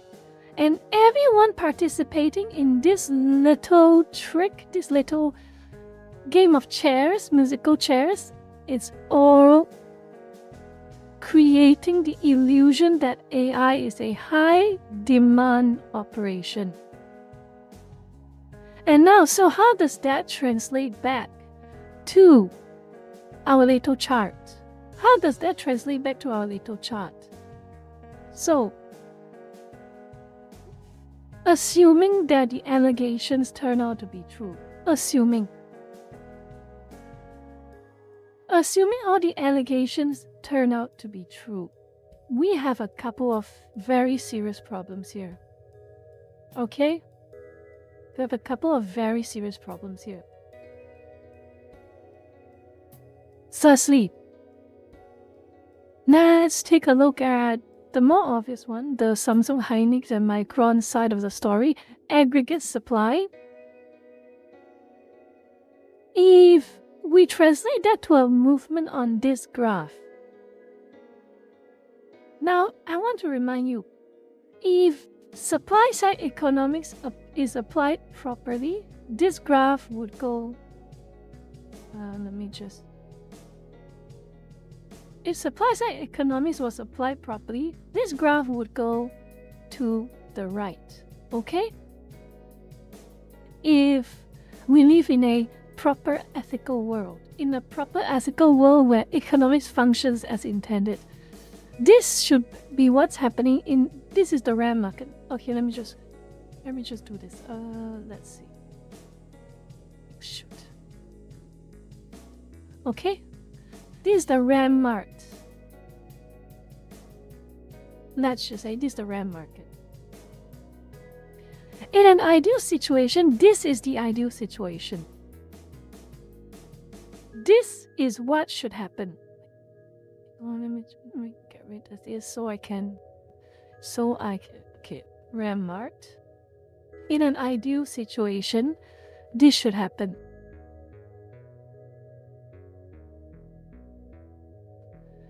The graph, this should keep going left. It should keep going left. Because the entire idea is that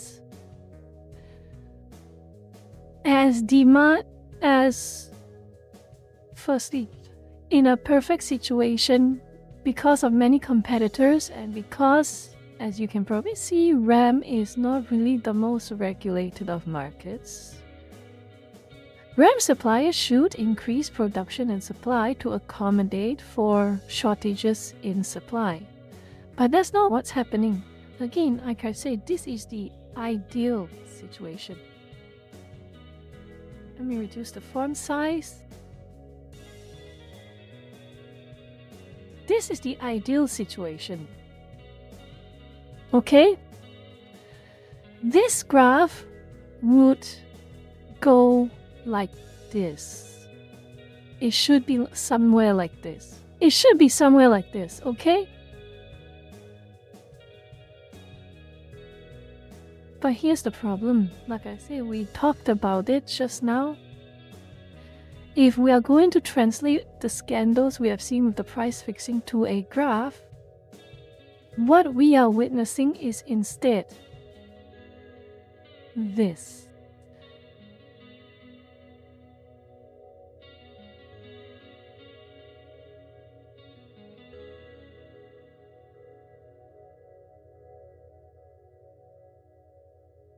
This is what we are witnessing instead.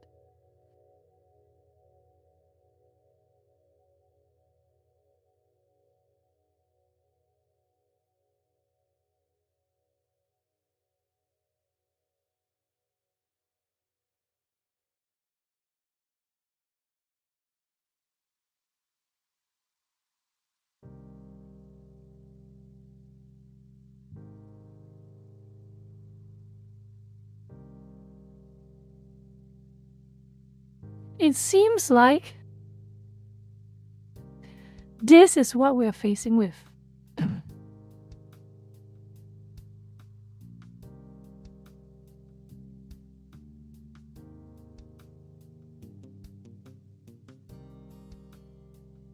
Yeah, but for argument's sake, this is what we are facing with.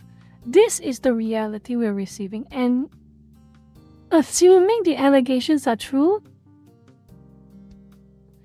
it is on purpose. This is what's happened. Assuming the allegations about price fixing and supply throttling is true, the red line is where aggregate supply is right now.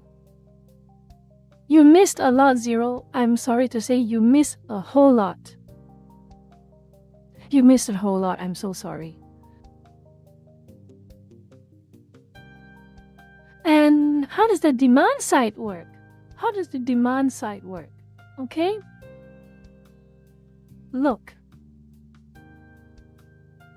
In a situation like this, when prices have gone so high and everything, standard of living, everything is going to shit, ideally, demand should look like this. demand should look like this. Okay? I'm sorry, but this is going... So demand should look like this, which means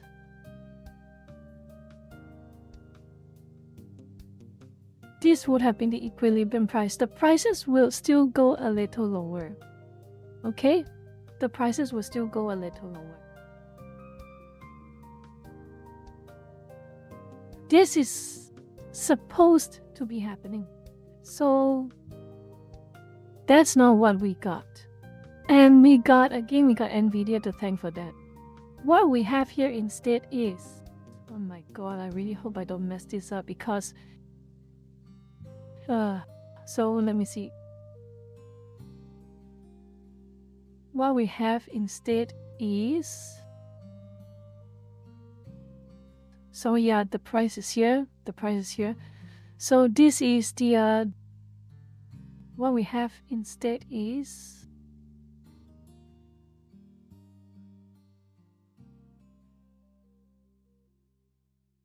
it's gonna get messy, but I'll try and highlight to you the key equilibrium points, okay? What we have is this. And oh boy. So right now,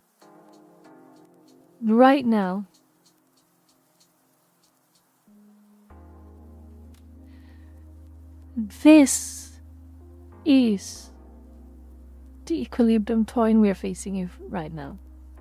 This whole area right here is the equilibrium point. Let me use a different colored one. This is black. I think black is good enough. This is the equilibrium point right now. And as you can see, the price is obscene. You can see it for yourself. Don't you see it?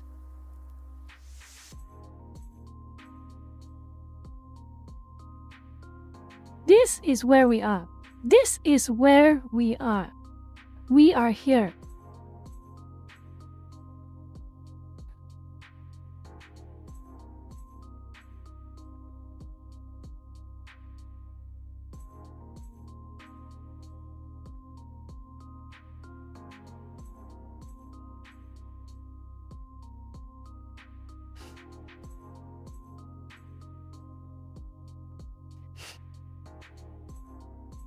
Aggregate demand is being artificially increased. Thereby, everything is more expensive already because of the perceived high demand, while aggregate supply is being reduced because allegedly from Samsung Hynix and Micron shenanigans and very, very sus behavior, allegedly. So we got the worst of both worlds. Both of this compound the price of RAM, compound the price of every single piece of electronics that is in the world right now on sale.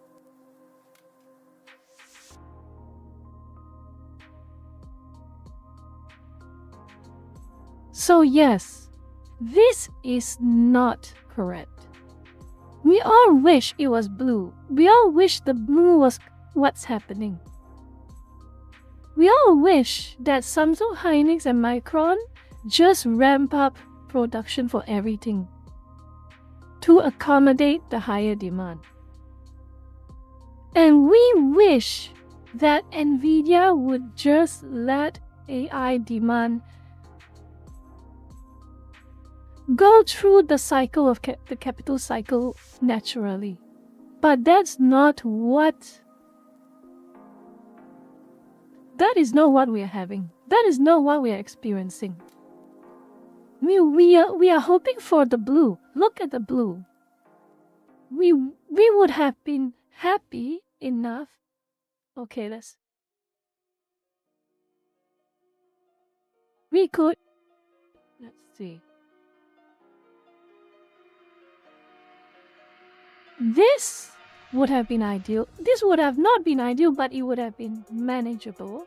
Alternatively, Alternatively,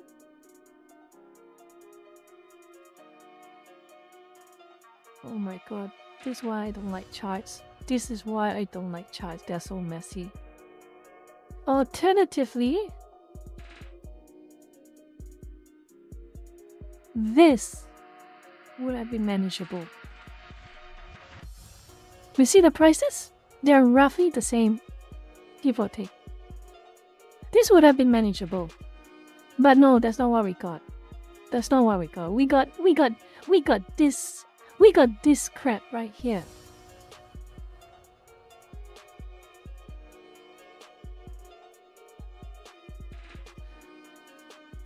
This is why I think there is something seriously wrong with this entire market. The RAM, the AI, everything. And like, we always talk about how bad Sam Altman is, and correct, he is pretty bad. I have no love for him, and I will always call him out whenever he tries to brag about AI, but still, we are looking at the wrong people. We are looking at the wrong people.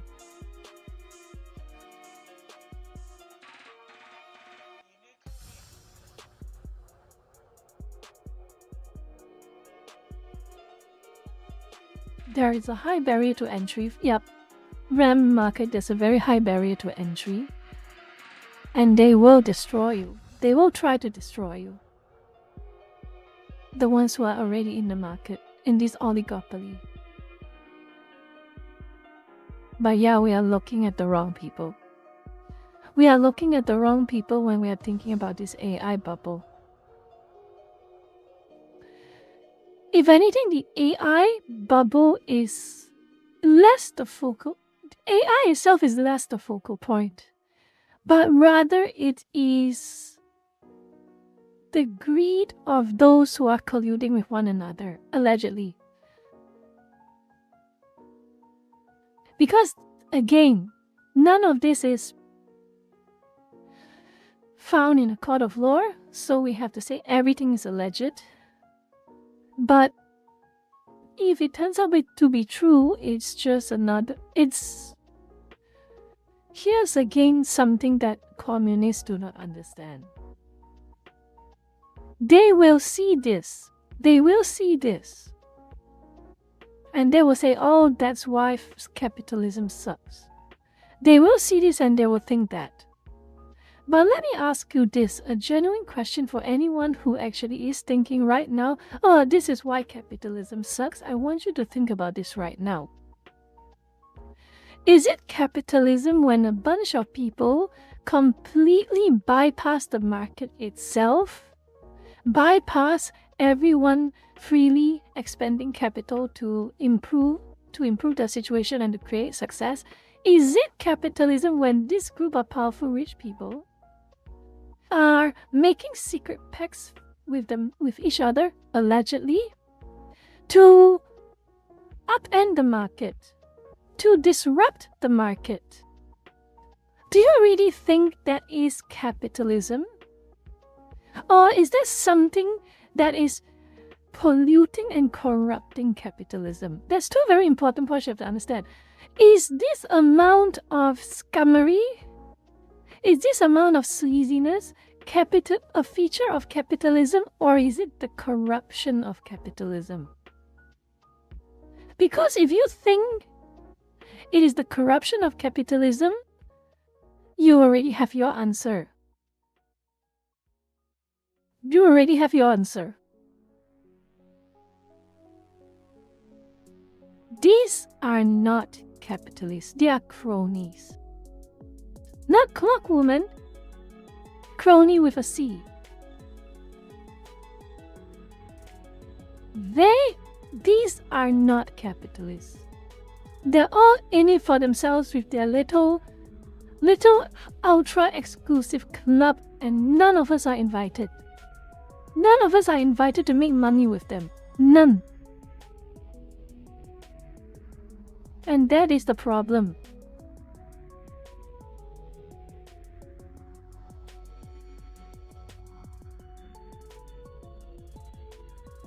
But here's another point. Here's another point.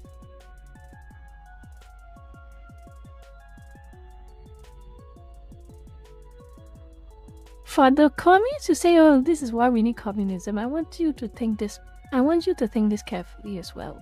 For those of you who say, oh, this is why communism is so important, I want you to think about this as well. On the flip side, you are in an inner circle of the Communist Party of a country. You are like the Big Four or the Big Five. However, many number of the inner circle. You get to enjoy everything. Corporate socialism, that's a good one. That's a good one. Corporate socialism. If that's a good one. Corporate communism. But here's the thing. That every communist will refuse to answer you. They will refuse to directly address this. They will pretend you never said it.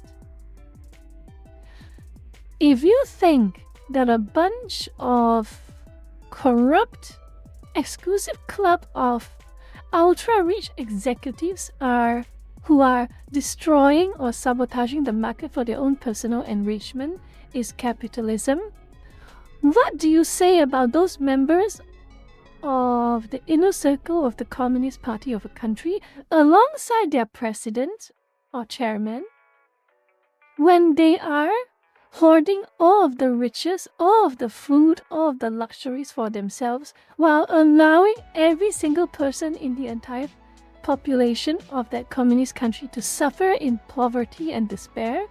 How are you going to explain that? Is that communism?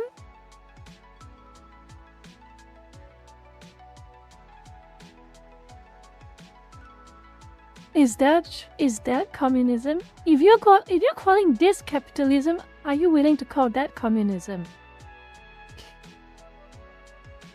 And if you say that's not true communism, then why are you not also willing to say this is not true capitalism?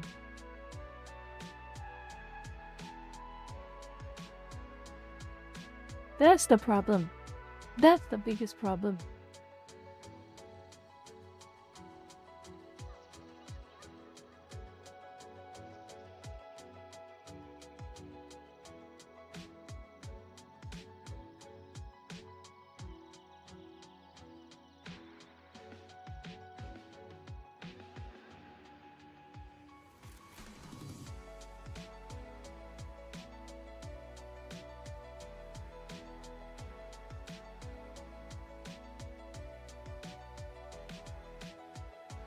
In a reasonable world, the capital cycle will function as intended. But because of people who want to spit on the concept of the free market, who want to sabotage the true intent of a capital-based economy to enrich themselves, nature is not allowed to take its course. Okay, let me have a look at the chat. I think I've spoken too much right now. Let's have a read.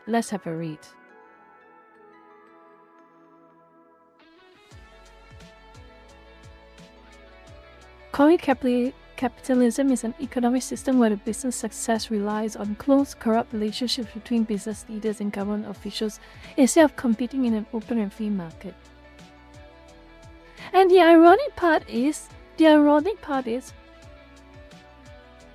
here's where things have to be understood, okay? It is foolish, in my personal opinion, to believe that a completely zero regulated free market will be able to solve the problems.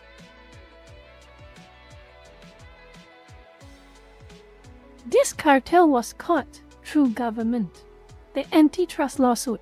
Without the government, who knows what the price of RAM would be like right now? Even before the AI boom, who would have known? So let's move on to the next point. Let's see, basically a kind of capitalism that calls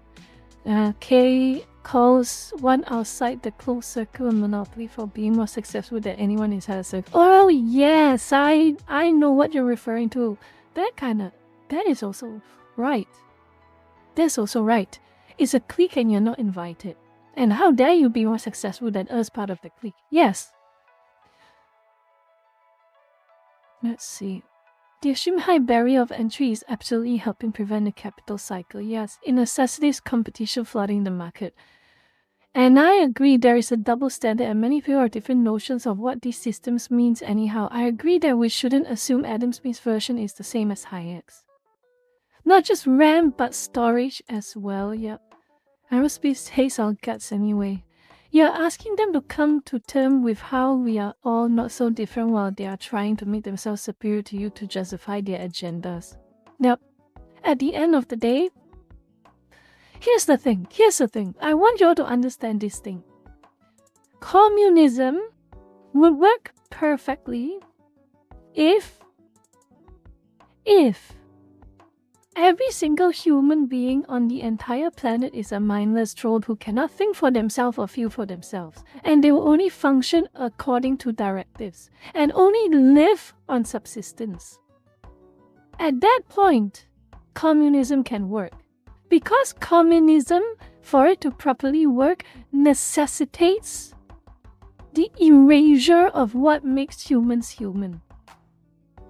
Humans are flawed. Some are more good than others, some are worse than others. And some are more selfish than others, and some are more selfless than others. That is an undeniable fact. Communism requires a system where the people those who are living under it are incapable of their own free thought and free will. Like ants, for instance. Like ants, like bees, all of that. And I can tell you for certain, if you are a communist, you say goodbye to all your activism. You don't have the time for it, and even if you did, the government is probably going to make you disappear, let's just say.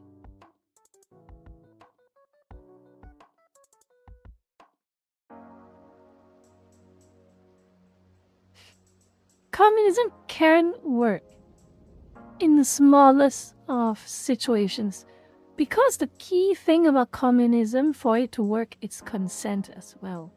Consent. Communism does not work if it is imposed on the population. It has to be actively accepted and adopted by every single person in the population. Every single person. Every single one. Not even one person is allowed to disagree. At that point, communism can work.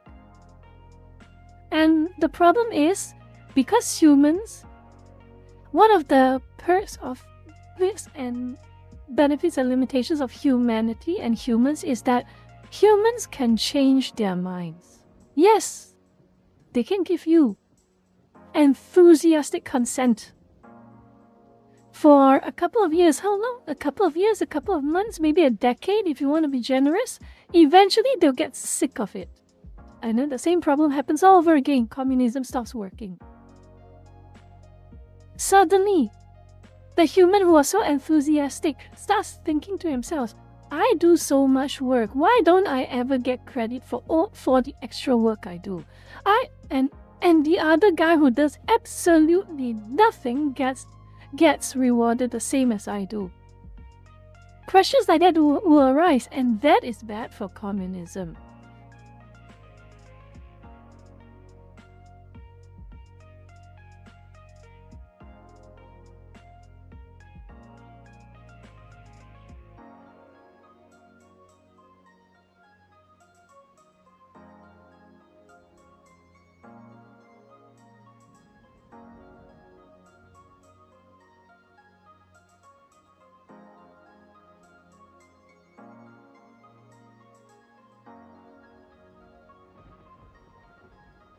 And on the flip side, say what you want about capitalism. When humans are allowed full freedom to decide their own destiny, their own fates, everyone wants to be better. Everyone wants to live better. Everyone wants to live a better life. Everyone. The worst of us and the best of us want to live a better life. And that better life, so long as you create an environment that allows it to function. So here's the problem. I can think of communism versus capitalism. I'm going to use the communist term, I'm sorry, because it's easy. Communism and capitalism into two very different camps. Styles of approach.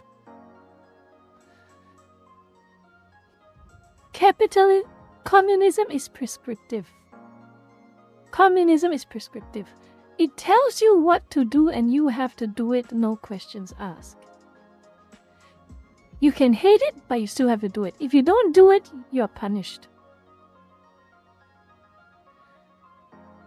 Capitalism, on the other hand, is more facilitative. You are given an environment where you can do something and gain something in return for doing it. You are free to not do it, but in response you will not get rewarded You will not get rewarded because you did not do it. So at the end of the day, in the most stylized of terms, communism is the embodiment of the stick. And capitalism is the embodiment of the carrot.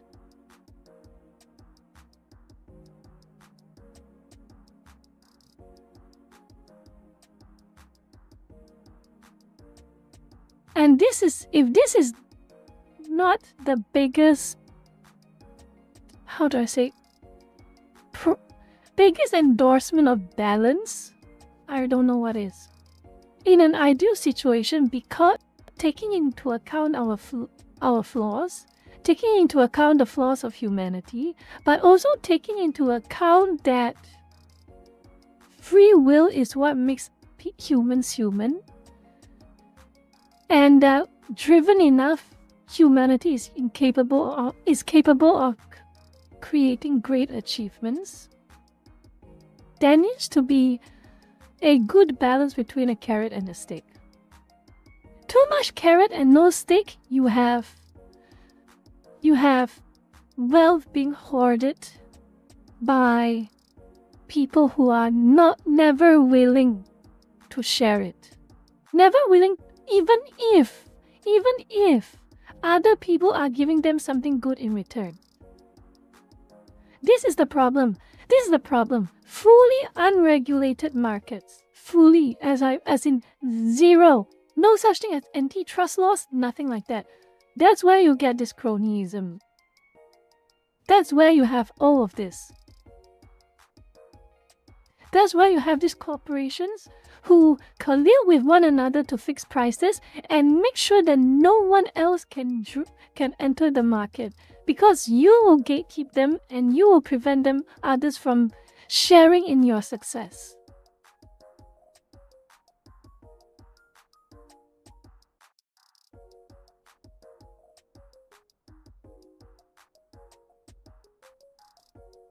On the flip side, communism. No one is allowed to succeed. Well, no one is allowed to succeed more than anyone else is allowed to succeed. That's basically it. And most of the time it's zero success. Because at the end of the day, communism is run by humans who are equally flawed. And some are worse than others. And most of the time, those who run communist governments are either very violent people, very scheming people, or outright evil people. And that is another problem in itself.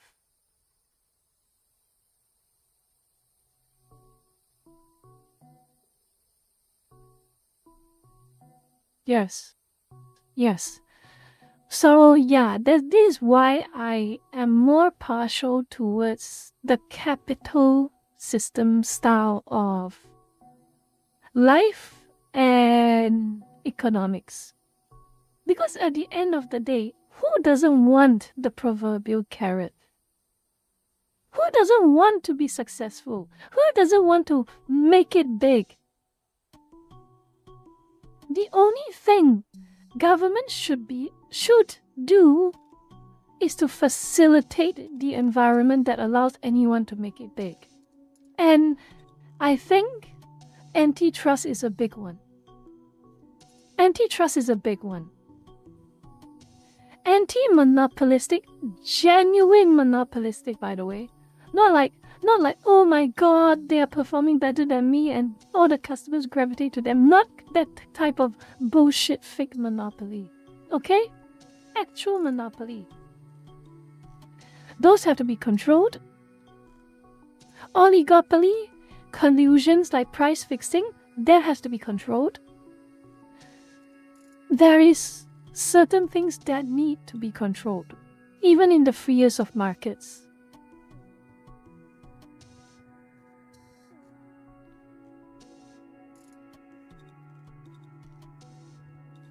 To be honest, communism is always run by evil people because communism was never designed to work.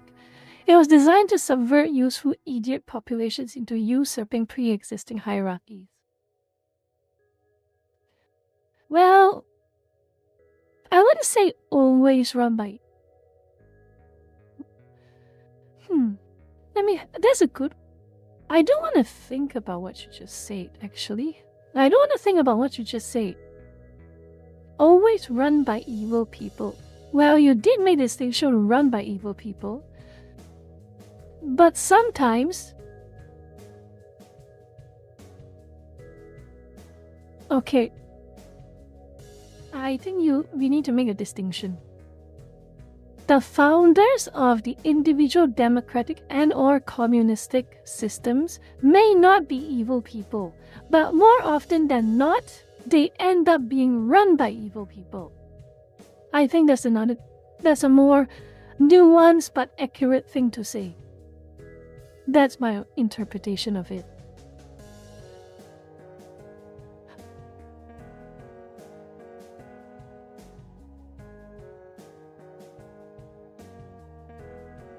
Lenin was a literal German spy.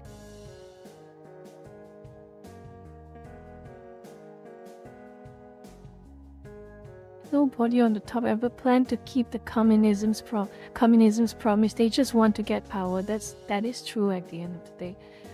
And character of Marx is well known. Yep, Marx is a, for the lack of a better term, an overly privileged wastrel. Yep, I'm aware.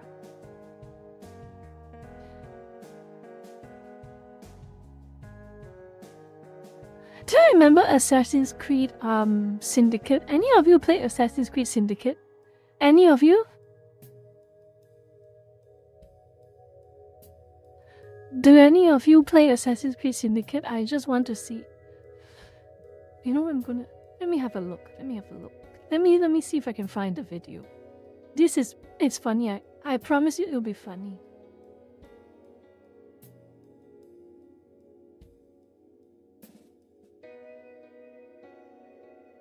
Assassin's Creed.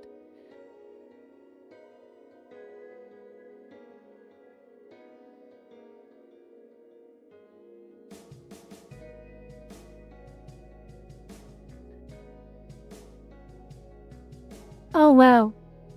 Assassin's Creed Syndicate takes place in the mid to late 1800s of London. And one of the characters, the historical figures you get to meet and do missions for is... Guess who is one of the characters you meet in 19th century London to do missions for?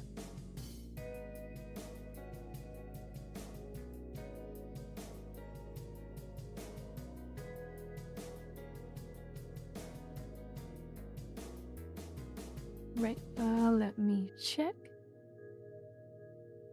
Whoops, sorry. Sorry. Let's show you this, because I can assure you this is silly but funny.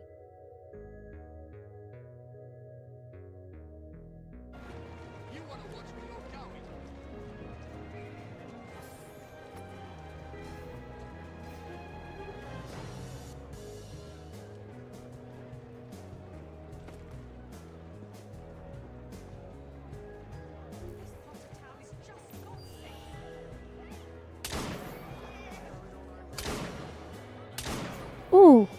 Ooh!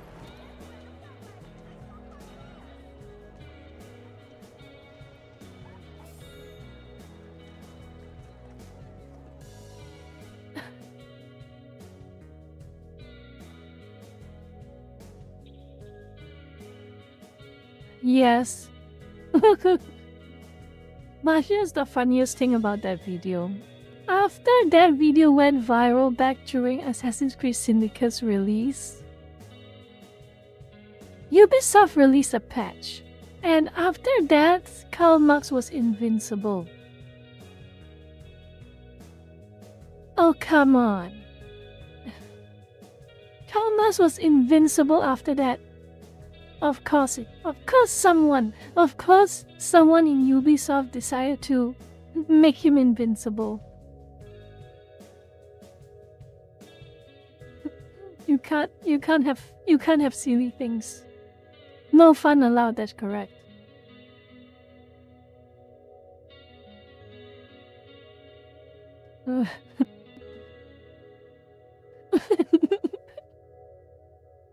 The comments are hilarious. And people say Desmond is the one who saved the world.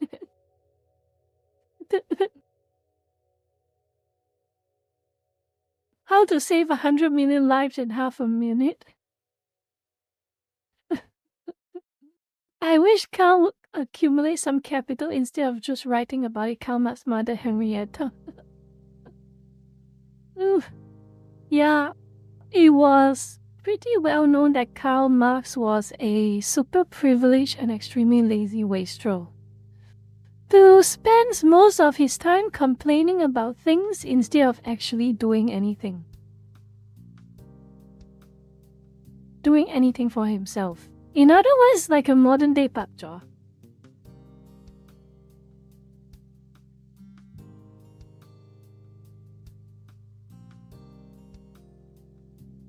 Karl Marx, I want to talk. Karl Marx, I just want to... Yeah. Karl Marx. Here's a tip. If he's not down in 3 shots, it'll trigger a cutscene where he'll confront the assassin and give up his social democratic ideals. You just literally cancel the existence of USSR.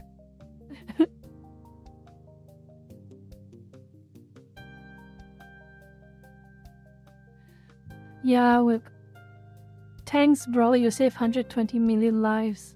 Achievement unlocked, time traveling buster, avenger of 100 million. He survived too. Yeah, he survived. Bullet was searching for a brain. Bullet was searching for a brain, that's perfect. Oh my god, that is brutal. Bullet was searching for a brain.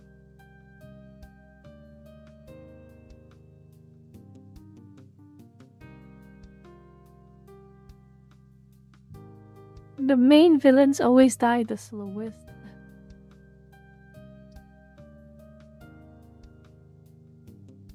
This is why I hate video games. It appeals to the male fantasy, saving people from the dangers of communism.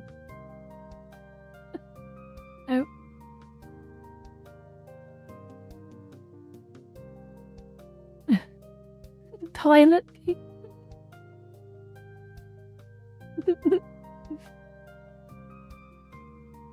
5 pounds, holy.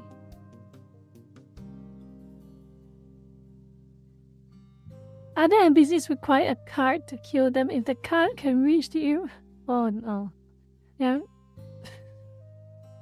Yeah, things are. Oh, I don't know how it went from. Okay, I have taken this opportunity. Wait. Any questions with this entire topic? Any questions with this entire topic before I move on to something, to a different tangentially related topic?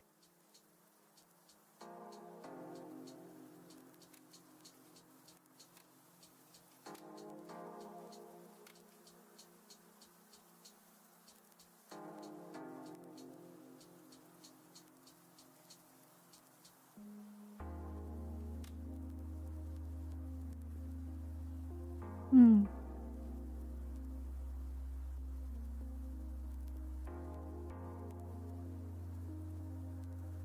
If I recall correctly, it's Hyundai CEO. If I recall correctly, it's Hyundai CEO.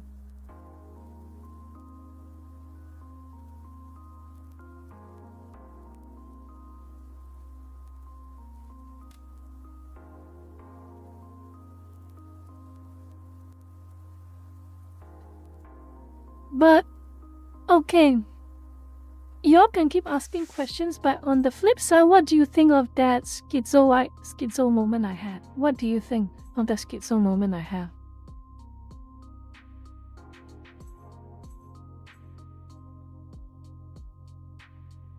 What do you think about the schizo moment I have?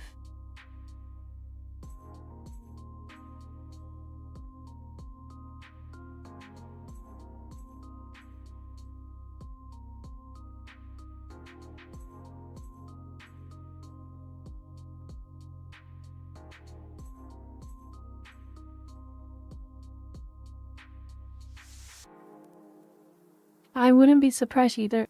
I would say this is my interpretation of it. The RAM manufacturers handled the supply side of the issue to raise prices and enrich themselves, and Nvidia, I don't know what favors the RAM manufacturers have done for Jensen, but somehow he agrees to keep the demand for this type of RAM, what's it called, HMB or something like that, artificially high, allegedly. Allegedly.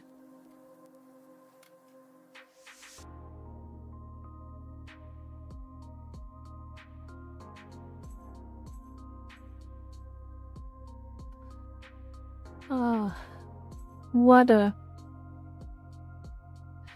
a mess. What a mess. And this is what, and I wonder if this is really happening exactly how I perceive it to be happening. I really don't know when everything will die down. I really don't know. I really don't know. Because Nvidia, Jensen is going to keep creating the fake demand, allegedly. Jensen is still going to allegedly create a fake demand. And as long as he continues to manufacture the fake demand, the RAM manufacturers will continue to allegedly manufacture the overinflated prices and throttle supply of RAM, allegedly. So I don't know how long this will keep up, but it's going to last for longer than I thought it would last. And it does not fill me with optimism in this regard.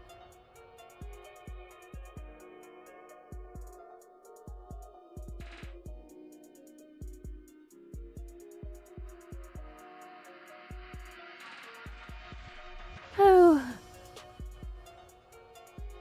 At the end of the day, gamers, like VTubers, like weeaboos, the most oppressed people in the world. The most oppressed people on the internet. Gamers and weeaboos have been here since the advent of the internet, and we are always treated like trash. This is so unfortunate.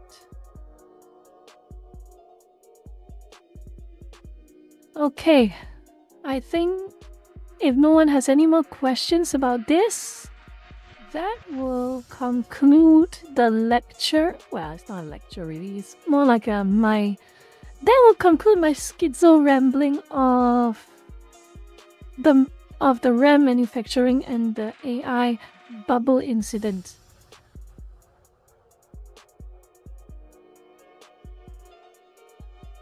What was this? If I did, it was by accident. I usually never watch YouTube live streams. Wow, post-structuralist. Post-structuralist. I am... If what you say is true, I am actually quite flattered. I'm quite flattered and I'm actually very grateful and surprised that you will go out of your way to watch a YouTube live stream from me. Because, like I say, I'm going to be very blunt. And this is what a lot of people need to understand. To get someone who usually does not watch a live stream, who doesn't like watching a live stream, to watch a live stream because of you, that is actually a very big honor. If any of you end up being a VTuber or a streamer, and you hear someone who unironically says, I don't usually watch a live stream, but I'll watch one from you, that is one of the biggest honors you can ever have. Anyone. Okay? You have to appreciate those type of people, because those are the type of people who say to themselves, watching a live stream is so much work for me, it's too much trouble and I usually don't care. But because I appreciate this person so much, I'm willing to put myself into a bit of inconvenience to watch them. That is a big deal. And I think those are the type of audiences that matter a lot. So anyway, thank you post-structuralist for this. Alright, gamers and weebs. Pause. Who's pause? Oh. Yeah, I'm glad. There are a handful of people who admit to me that they don't give a crap about live streams, but they're willing to take some time to just watch mine. Yeah, I have schizo ramblings for the homie. Yes, for the homie. Thank you, Nico. Nick. Thank you, Nick. Oh wow, this was quite something. This was quite something.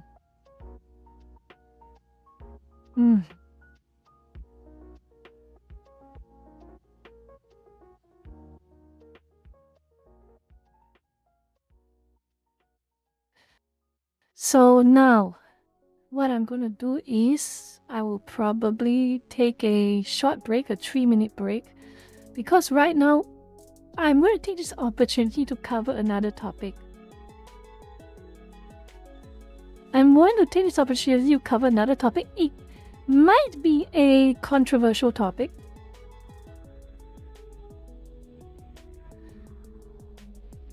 Thank you, post-structuralists. I'm very grateful you think that way. I'm also grateful that you believe that my streams have been informative. Thank you. But I'm going to take a short break, and the next topic I'm going to cover is also related to AI. But I suspect it can skirt into the realm of controversial. Yep. Basically, it's about the leaflet thing, Mastern, but I will cover it after the short break, okay? I'll see you in 2 to 3 minutes. Behave while you're away, okay? While I'm away.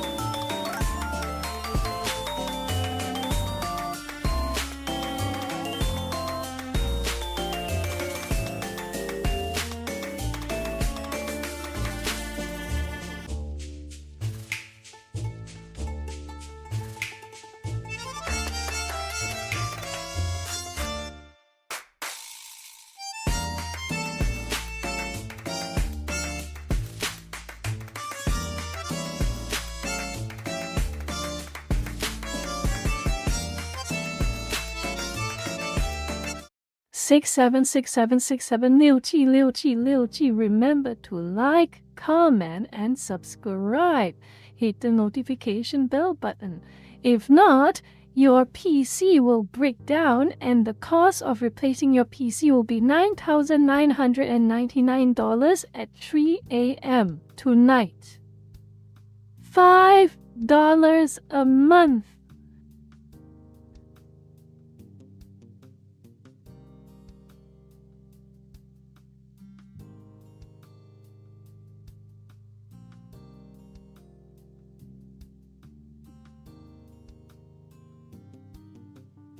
Hey, crazy Phyllis, I am cringe but I am free, okay? I'm cringe but I am free. You can't take that away from me.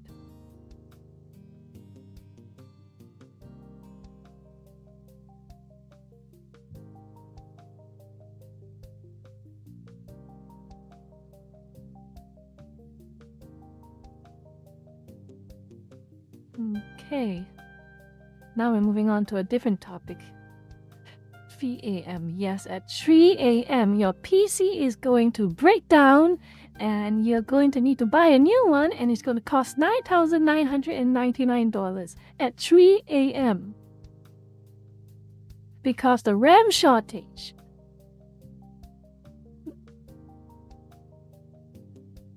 Or the cry emote. Oh. At 3 a.m. is when the potatoes gonna sprout and produce sign. Oh my goodness.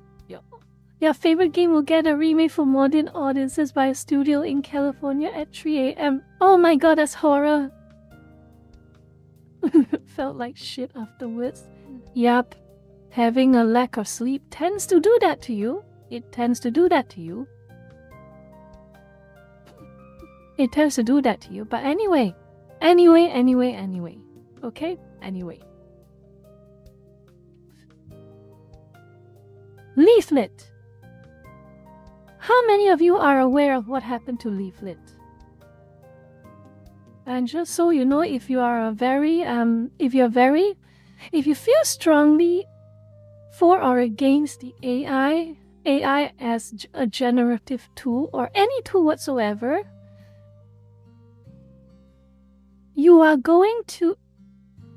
probably going to make you quite emotional. It's probably going to elicit some emotion from you. I'm just going to preface this because I'm going to tell you right now, this opinion is something that I have formed after observing the shit show happening in real time. Let me close this PowerPoint first. Let me close this. Oh my god, where's the button? There we go. I'm going to save. I've got so many PowerPoints now that I don't even know what to do with them. I've got so many. Alright, I will go to my post. Let me have a look.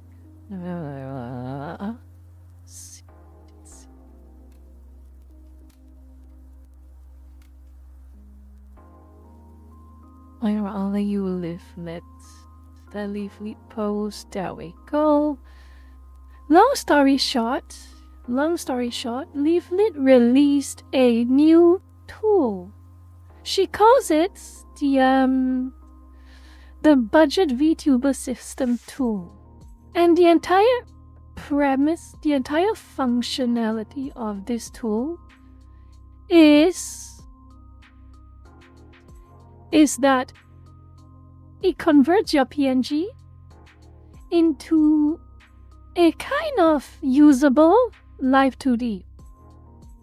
This is actually a very revolutionary and creative way of converting your PNG into a live 2D.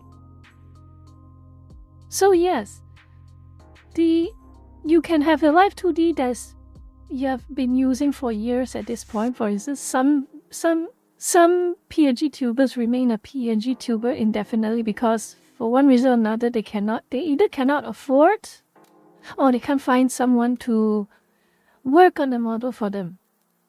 And I'm going to talk about this in further detail. But again, this is the pitch. This is the pitch. This is the pitch. So you have a PNG, and let's say a PNG that's hand-drawn from an artist you commissioned. That was the only thing you could afford. You can theoretically upload this PNG into Leaflet's tool, and it will handle some kind of things at the back end.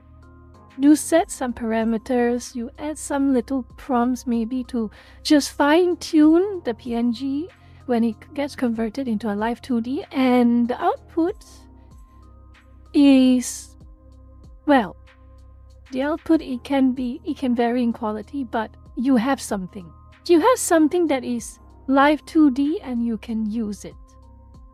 The generative parts of this live 2D is how it might generate, how it will simulate movement. So when you're moving your limbs, you're moving your face, everything like that, you need extra assets. So that tool is meant to replicate the assets that you have submitted on your PNG, and then tweak it a little to give the impression that your expressions are changing, your hands are moving, your body is moving, and all of that.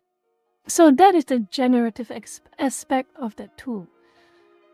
And what that tool actually did, that tool does not work if you do not have a reference image.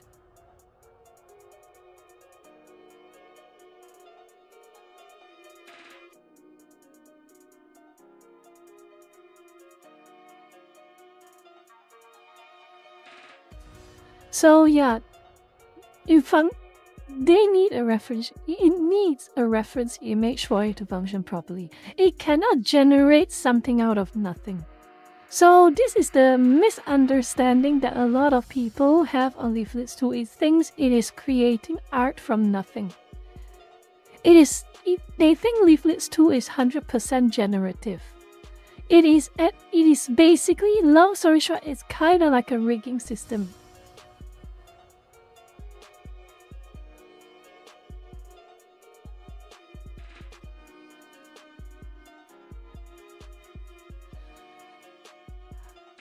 So yeah, that was basically the long and short story of Leaflet's tool.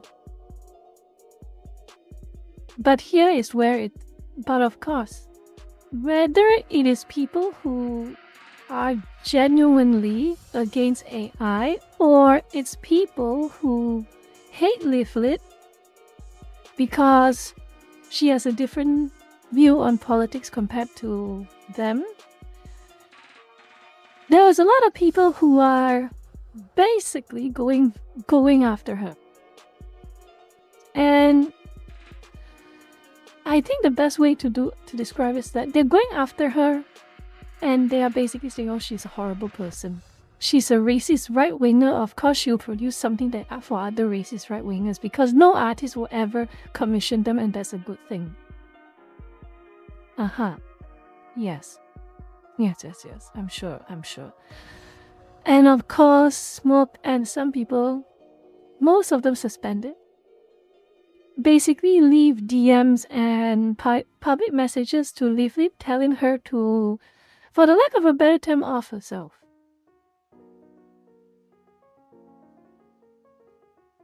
Multiple times.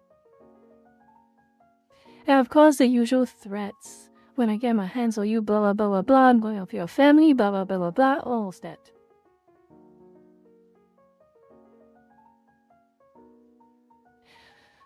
From my understanding, most people who are hating her just hate her because she ascribes right-leaning narratives. She ascribes right-leaning opinions.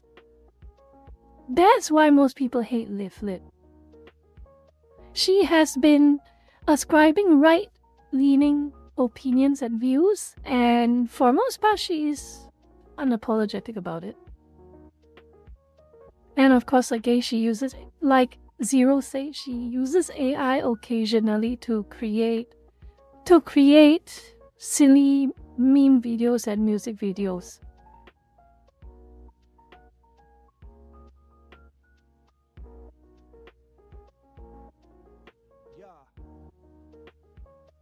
But yeah, that's my understanding of leaflet as it stands. And that's my understanding of the incident as it stands.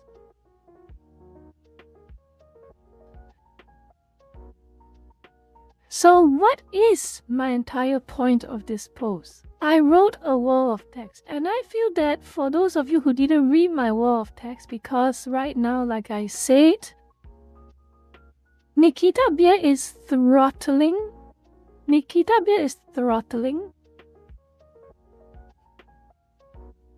X again.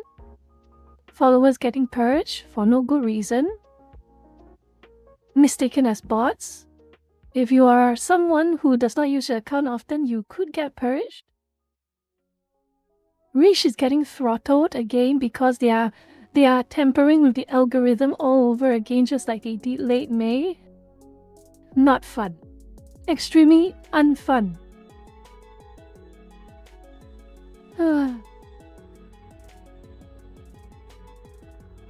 Yep, they do. I've seen enough. George, I saw enough. A lot of people refuse to read what I say. All the information on my opinion is there for you to read at your own time. You can read one line of text every 5 minutes. I don't mind. The point is you read everything before you actually bother to leave an opinion. I would hope so. I would request so. I can't force you, but I will request it. But here's what I said. Okay? Post-structuralists, I think this will be an interesting topic for you to explore, so just sit back and listen to what I have to say. Again, this is just my take on it, and it's subject to change if I can find an argument that's better. But still, this is what I think. Warning, very long post regarding Leaflet's AI VTuber avatar 2. I might upset some people, and if it does, you can tell me why in the comments. We can have a conversation. After taking some time to really observe the entire controversy surrounding Leaflet's new AI-powered VTuber avatar tool, I really want to take this opportunity to give my own personal opinion. As someone who is neither very anti-AI or pro-AI, I like to think my perception of AI is a mix of practical and ethical. Of course, that's just my own perception of what I am. I see AI as basically a tool like any other, and what makes it bad or good is from the user who uses it and the key figures surrounding its development and growth. Like we say, Sam Altman, Jensen Huang, or the rare manufacturers, they are to be blamed. While I've been very critical of the tunnel vision obsession with AI by many corporations to the extent it has created real-world damage to people's livelihoods, I think Leaflet's intentions with AI is, and I'm not afraid to say it, is positive. Why? Well, first. I think that over my time being a legit VTuber now and meeting so many people from mutuals to followers who are telling me that VTubing is something they want to do, one of, if not the biggest brick wall has been getting a model just to get them started. But before I go further, I'm going to make it clear that many artists are just hard-working, honest people giving their time and effort for their craft and treat their clients right and fair. In fact, I'm very lucky to have found a very excellent VTuber artist and a rigger to do my avatar. I am forever grateful to the both of them. So, to be clear, I'm talking specifically for a very small subset of some artists on a case-by-case basis and their personal flaws. Sometimes it's not just a matter of money. I've seen many cases where aspiring VTubers have expressed that they are very ready and willing to fork out money for a commission. However, it's the other side, the artist they want to commission who instead turns them away, whether it be because 1. They arbitrarily decide aspirants are not worth their time, or if they do consider them, they charge an exorbitant fee that obviously is not within the realm of reasonableness. 2. Or more commonly nowadays, outright rejecting them because they once had an opinion or have views they do not personally like. For and you have no idea, by the way, lurkers, how common this is. How common is this? And it's doubly ironic because I'm going to explain to you, but it's going to be very ironic as we talk about this topic further. For those who say just get one dirt cheap from an asset marketplace, you have a problem then with copyright and the fact that the creators of those premium assets full possession or control of the model you bought there, if they one day decided they do not want you to use it anymore. Remember Powder, Lismeta, and Kokoda? Remember what happened? Again, I don't care about what you think of Powder's views, but the point is the same, just like with Alex Jones. Just like with Alex Jones during the 2020 deplatformings of the mass deplatformings of Alex Jones back then. Okay, say what you want about him, have your opinions about him, but Powder is an illustration of the Alex Jones situation all over again. They go after Powder. They go after Alex Jones because they are the easy target. They are the obvious target. They are the horrible bigots that deserve to be cancelled.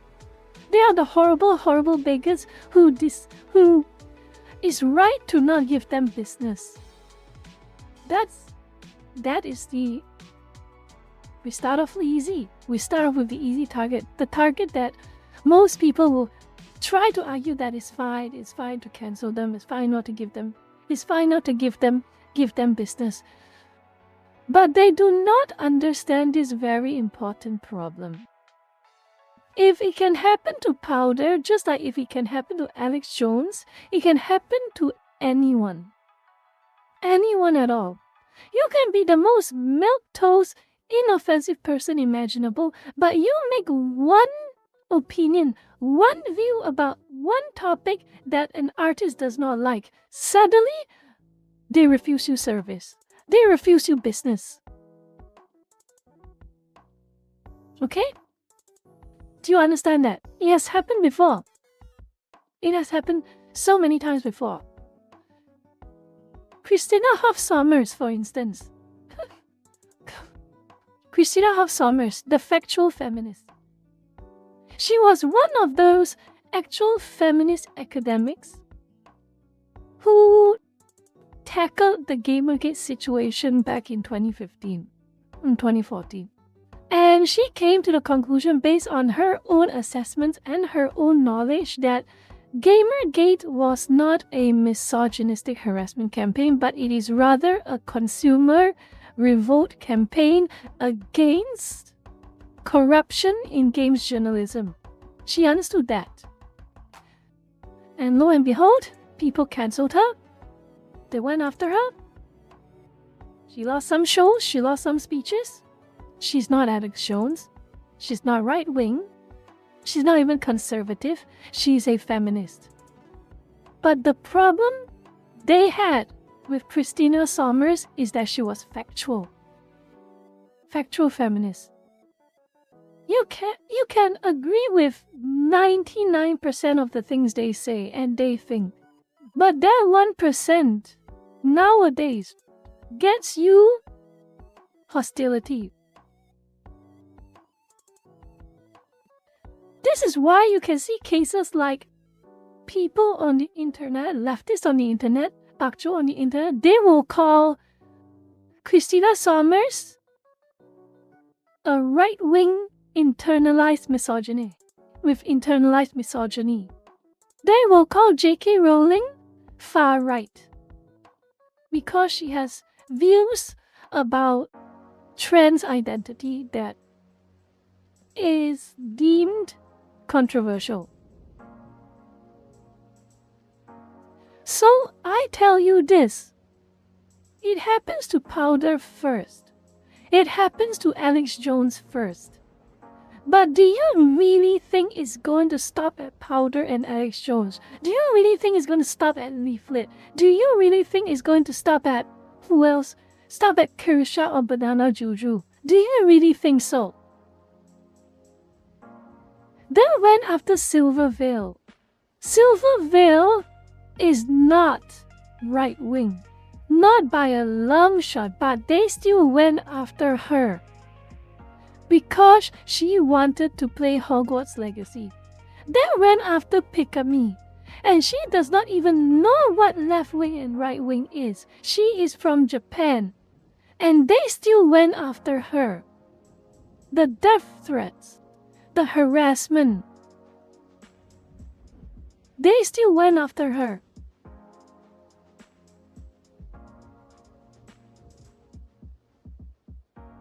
So tell me, with a straight face that is just going to be powder, that's going to be refused service, that is just going to be Kershaw or Juju or Leaflet who's going to be refused service because they are bigots.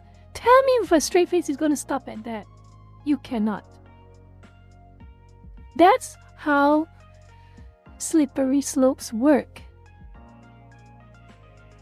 Once you open the floodgates, it's not closing. The goalposts will keep changing. Someone somewhere is going to be the next far right. Someone somewhere is going to be the next powder, even though they may not have done anything at all.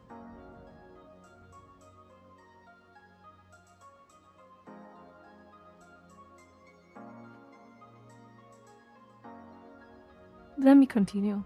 I think you'll get this point. Most aspiring VTubers have come to understand that if they want to establish their brand, their persona, everything, owning copyright to their avatar is extremely important. And of course, that also means you have to fork out additional money to the artist to make that arrangement, if they're willing to make that arrangement. We remember a couple of posts that was made by some VTuber artists back in 2024. And I think Andrew from Legal Mindset also covered it to an extent. The whole idea is that it is no-brainer. It is top priority. It is money you cannot avoid paying. When you commission a VTuber model from an artist, you make arrangements to have the artist transfer the copyright to you. You have to. They can set a price, you can negotiate a price, but you have to pay a price to make sure you have that copyright. You need the receipt. Because one day you make it big, or one day you say something that offended the artist. Suddenly the artist is going to tell you, I still have that copyright of your model. I want you to stop using it right now. So what happens? What happens? Or, in the case with Filian, I'm sure you all remember Filian. She at that point in time did not acquire the copyright to that model she acquired. Or she did not even personally commission a personal model for her and buy the copyright for that model she commissioned. And when Good Smile Company wanted to organize a Nandoroid for her, the creator came out and said, wait. The copyright is still with me, not Filian. I don't approve of this. And the entire thing got cancelled. That's how it works. That is how it works. That's how it should work. And honestly, till this day, I still think that is Filian's biggest oopsie. The moment she started making it big on VTubing, she should have gone all in to buy her own model and make sure she has full control of it. And if you see an artist who will refuse to give you copyright of your commission works, outright refuse, and they make a post about it, and they keep refusing, don't use them. You have to ask this question very clearly before you even send a commission sheet. This is important for any aspiring VTubers. Before you even send a commission sheet or a commission request, you have to ask the artist, How much for the copyright? How much for full ownership of the model? Usually, in most cases,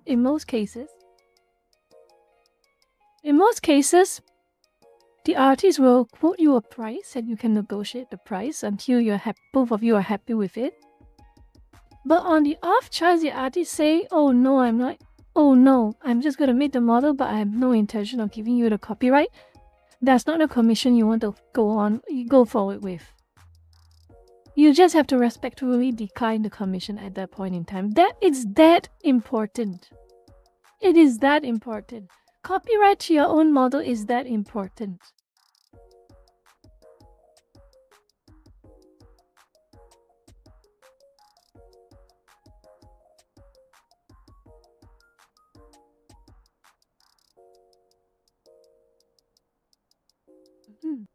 Alright, let's go back to this. Owning copyright to their avatar is extremely important, and of course we're already at that. So all these brick walls keep snowballing, and you wonder why Leaflet released a tool like this and why the tool got popular? Again, on this point. Well, no, I'll finish it. For those who are extremely outraged and going all in on the attacks on Leaflet because of this, I want to ask you a bunch of simple questions. Just a bunch of simple questions. And structuralists, I'll read your comments later. I'll read your comments later because I want to finish this post first. Question 1. Is throwing threats calling for Leaflet to sign off IRL, you know what that means, really the best way for you to express your care for human artists? Are you sure you are not creating more animosity to outsiders to the extent they may oppose you out of spite, hence sabotaging your own message? For someone who claims to support humanity, your actions are awfully inhumane. It is ironic. Yes, it is that ironic. 2. As some of you all are going at it with the ferocity and zeal of a paladin about how evil AI is for any form of content whatsoever, what about Neuro-sama? The same people who are being at the front for attacking Leaflet either fall completely silent when asked about Neuro, or are even creating mental gymnastics to somehow justify to themselves, oh, Neuro-sama is fine. Again, it's a two-faced hypocrisy that angers me. So what is my point? There are genuine and nuanced conversations and criticisms to be had about AI, and it's important that those more meaningful conversations and critiques be had, and competing ideas be exchanged civilly and honestly. You disagree with the usage of AI in any and all contexts, we need to have a talk. Those of you who reject AI from an ethical standpoint, we need to have a talk. A discussion. Why do you think that?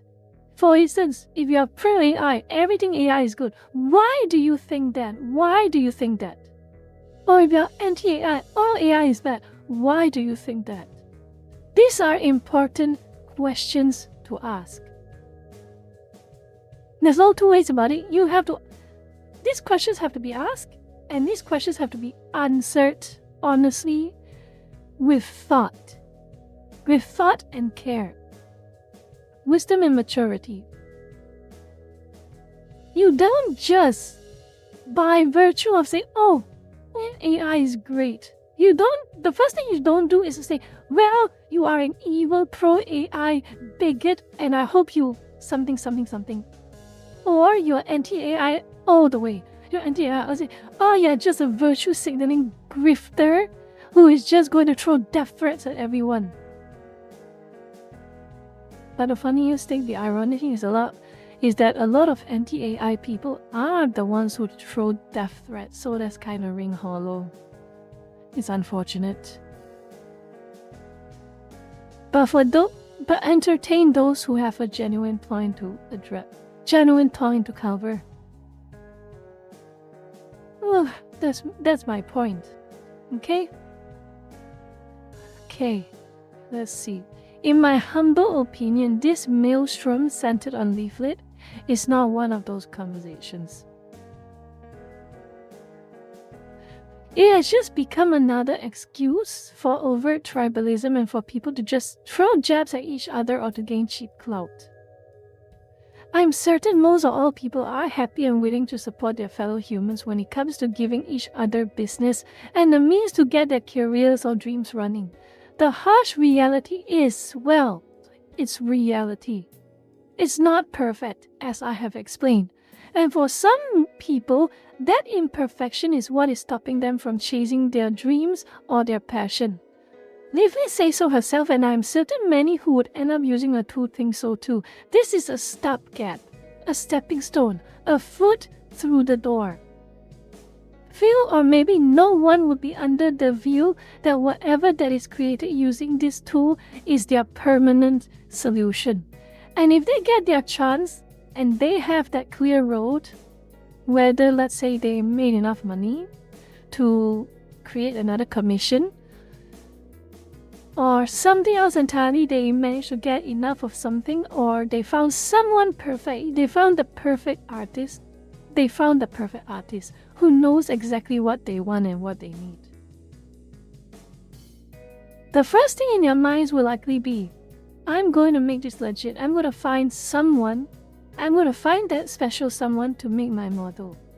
In addition, whether out of spite or subconsciously, Lively actions have created some positive change.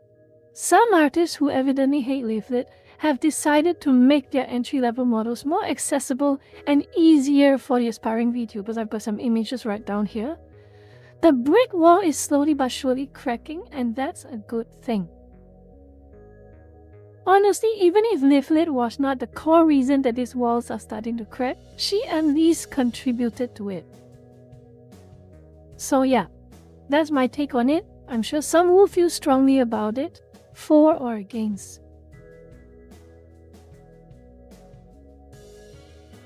By the way, this is the point I made. Look at the post from Takesira. Life of a right-winged VTuber tries to commission an artist. Artist says, I don't support your ideas and drop you. Uses AI for art. People cry about you using AI, wishes death on you for not commissioning an artist. And now, of course, we saw what happened with Powder.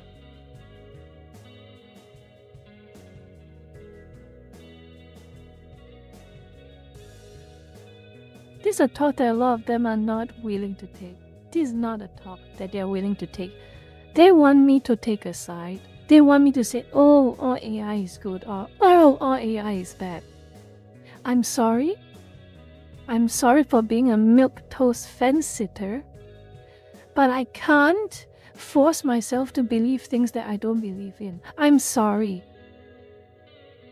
I can't be 100% anti-AI, all AI is evil, but I also can't be part of the, oh, AI is God's gift to you. AI is a gift for all humanity. I can't do that.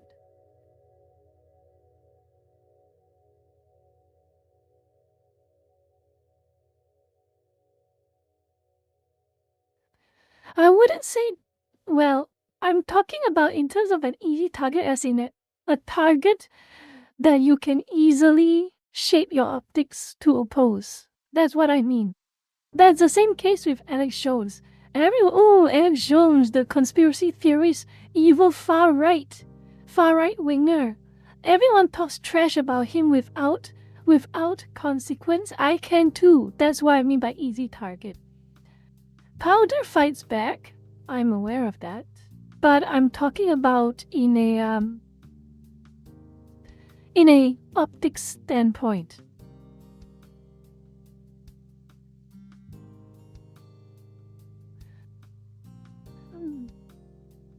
I don't want to say that love has. Again, like I said, with all genuineness, I have met some really good artists, and they have done good work for me. She has done good work for me, and the person who did my rigging, he did good work for me. I have nothing but praise for the two of them. There are bad people, there are great people who are artists, and there are also bad people who are artists. Just like everything else, there are bad people who are VTubers and there are good people who are VTubers. Everything is like this. Humanity is diverse. Just like how the case of there are bad people who follow a specific religion and there are good people who follow a specific religion. We're not going to get into that today because that's not part of the topic.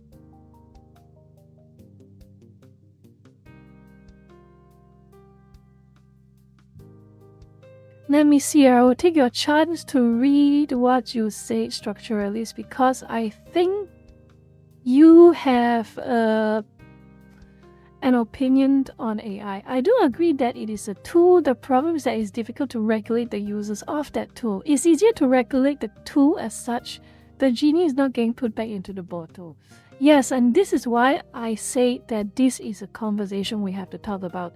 I am nowhere near fully equipped to have the most conclusive assessment of whether AI is a net positive or a net negative to everyone around us. I do not have that knowledge, that understanding, or even that skill set.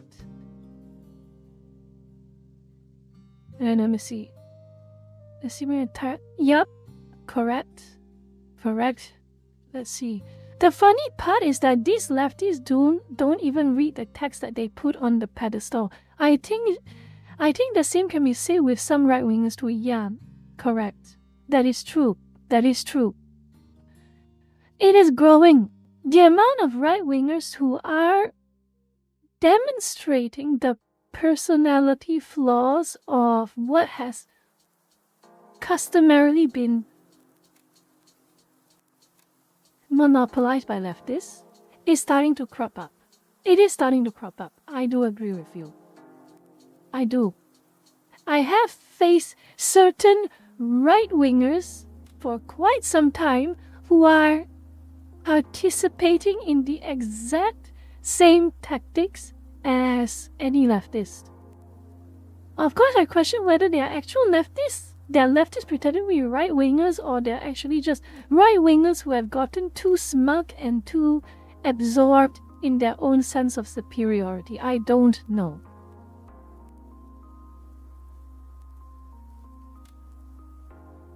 And yes, you bring up a good point, Lekachan. It is a renewal of this point, and I don't know if any of the people who are going on, you know what? Powder and Lively do not deserve the artist business. It is right for the artist to not give them business. So, what are you gonna say? Don't bake the cake, bigot? Is that what you're trying to say? The Christian baker didn't need to bake the cake for that gay couple? Is that what you're trying to say?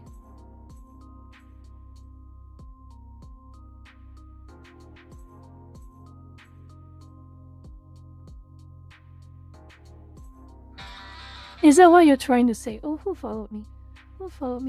Alexon, thank you for the follow. And that's on Twitch. I'm on YouTube right now, Alexon, but thank you for the follow. You know what? I'm going to do something. I'm going to do something that I have never thought of doing, but I will do it. Let me see. Twitch, give me Ben Hammer. Let me go to my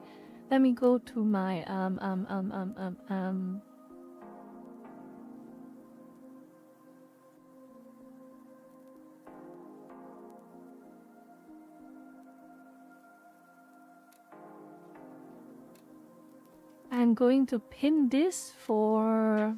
That's pretty smart. I can't believe I just did this. For 100... For... How many more hours? 120 minutes. Yeah, that'll be good.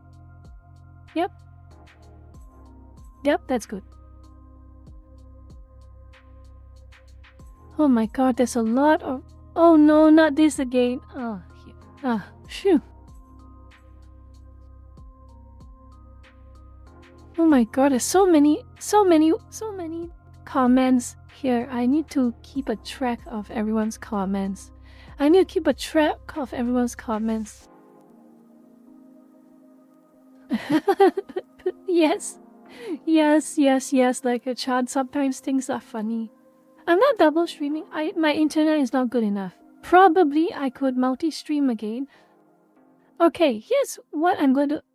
I've got to update you on the schedule as well. Also, please, Slackers, I will appreciate it if you all stick around later on, because I want to give you all a short update about what's going to happen on Friday. Okay, this coming Friday.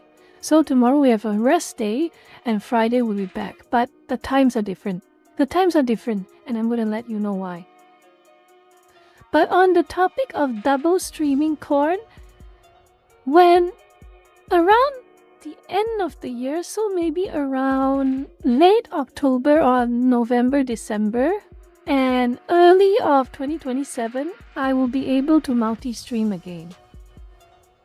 The topic streams which I usually just do exclusively on YouTube, I am going to multi-stream them to Twitch as well. Okay? I'm going to multi-stream them to Twitch as well. But the Twitch streams, the DMCA days, they will all stay on Twitch because for obvious reasons, YouTube being YouTube, and YouTube not allowing me to just play a couple of fun videos with just slightly nicer music. It is what it is. But whether this will take place on a Tuesday or a Wednesday, whether it will take place on a Thursday or a Wednesday, our usual YouTube public stream, that around end of the year and early of 2027, I will try to make them multi-streaming. Okay? Steam CMD fail. Oh my god, that's horrible. No. We're not done. We still have about 1 hour to go. So don't worry. We have about an hour to go. But in case some lurkers, especially the Americans, they get sleepy or get tired and they want to log off for the day, I'm just letting you all know, okay?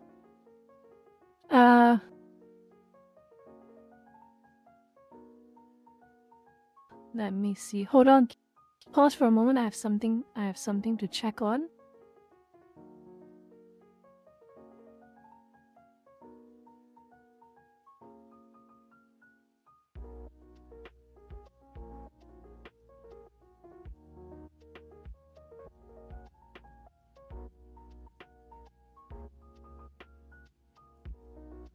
Okay.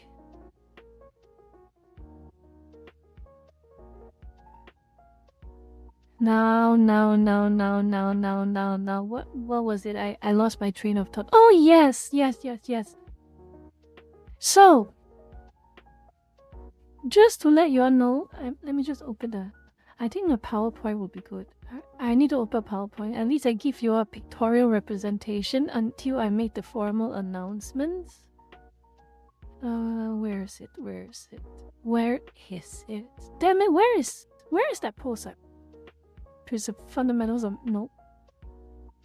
There we go, I found it. Alright.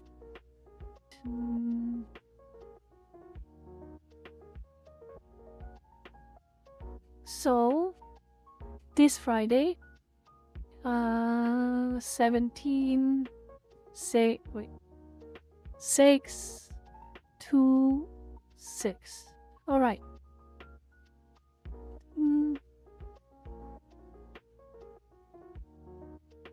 Okay. Just letting you all know this coming Friday, around 10 p.m. my time. So it's CNS. Continuing. Rats VCAT tour. Okay, we'll continue Ratanas. We're continuing the VCAT tour with Red. With Red and friends. Okay? But before that, so around, let's see, maybe around 7:30 p.m. Roughly, CN, RCA.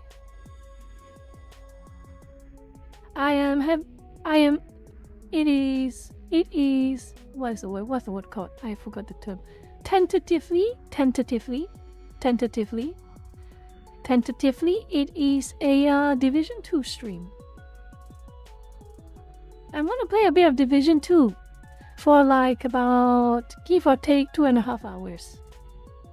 Before I move on to the VCAT tour, play a little bit of Division 2. We can have a little bit of a chat because I always have chat open. Don't you worry about that. And the rest of the stream will be the VCAT tour. Okay? I'm gonna do a Division 2 stream and a few people, and it could be a collab stream. So right now I'll talk to you about who we're collabing. I'll talk to you about who we are collabing closer to the day, either tomorrow or daytime on Friday. Remember, this coming Friday stream, I'm going to postpone it till around 7:30 p.m. So it's not 9 a.m. anymore. No, I wish. I wish it was. Maybe one day. At least by my 2nd anniversary and into 2027, I might start to actively look for a bit more collab partners. And I hope they're willing to accept, honestly. No, it's a bunch of friends of mine, my mutes. Well, technically Leaflet is my mutual as well, but she also has her own stuff. But I should ask her. I should ask a bunch of people.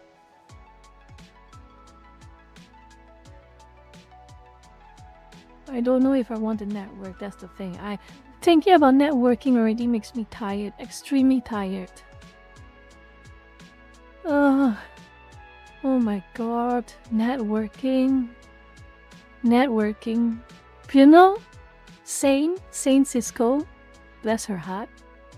I love Saint, but anyway, Saint brought up a very important point. And she basically said something that resonated with me so hard. I avoid DMing people, especially DMing people with collab requests or just touch base requests, because I am afraid they're too busy and I'm imposing on them. That's how I feel. That's how Saint feels as well. But honestly,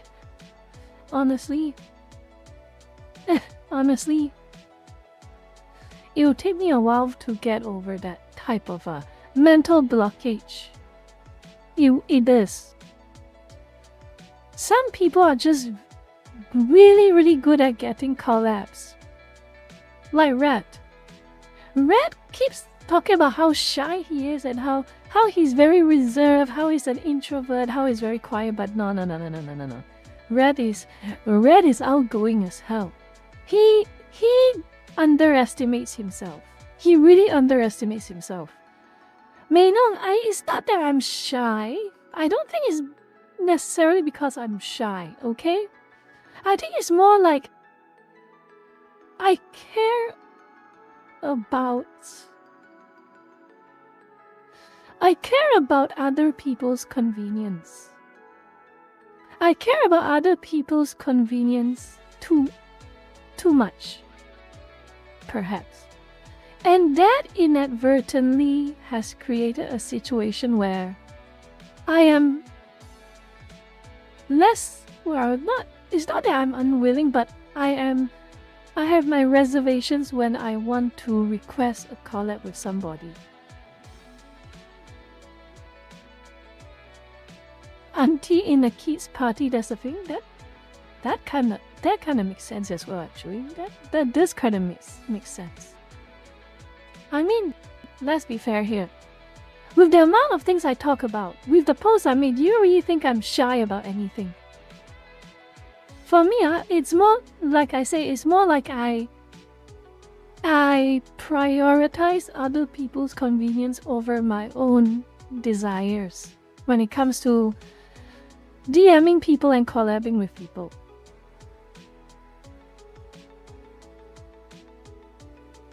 And it's probably to my detriment. It probably is to my detriment. It's probably to my detriment.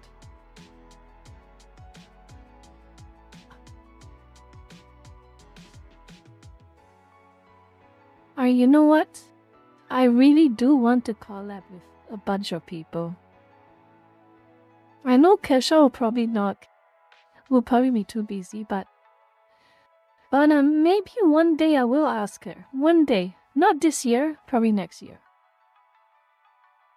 Hope I could get at least 10k subscribers on YouTube and at least 6k followers on Twitch before that happens. Because I think reaching 10k subscribers on YouTube is probably going to give me the boost and willingness for me to actually request collabs.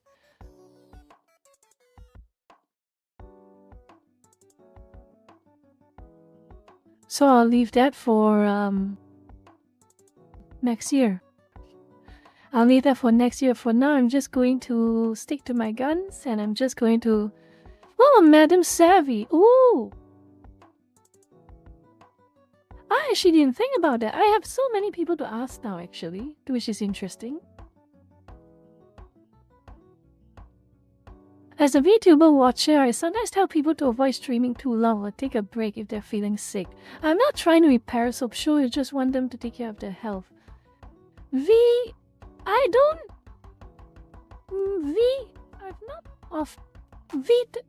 I only know V in passing, honestly, most of the time. V knows me in passing,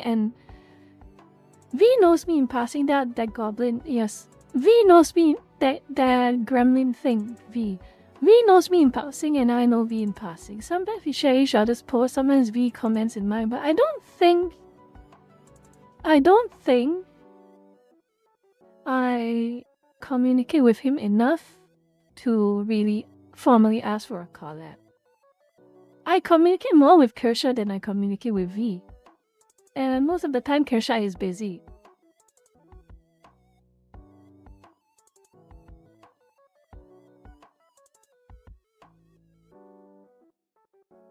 Oh boy. Let's maybe go back to that topic. Let's see, let me go. Key collabs. That mean don't care. What is that supposed to mean? No. V, I have known about him, or I have known Amalgamite. Yeah, I know Amalgamite. She raids me off and on. Yeah. I am long overdue to just meeting back up with a lot of people, am I? Yeah, I'm really quite overdue to meeting back up with a lot of people. Oko, Amalgamite, I never got a chance to collab with her. Oko, Chairman, Sane, I always talk about wanting to collab with her, but I never really got a chance to meet up with Sane to collab with her.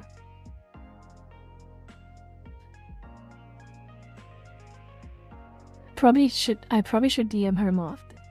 Yeah, I probably should DM her more often. Okay. What else?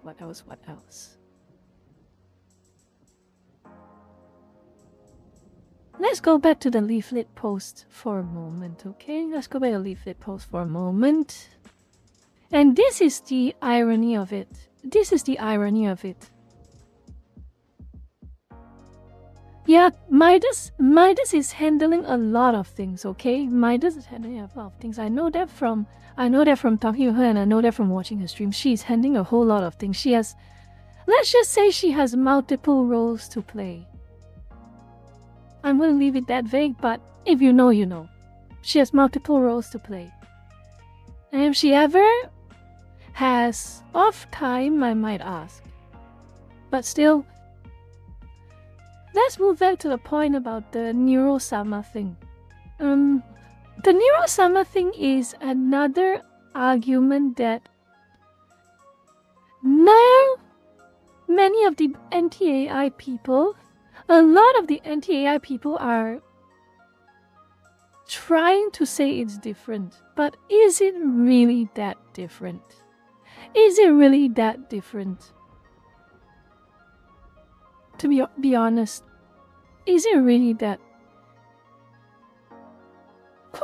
Is it really that different? To be really honest.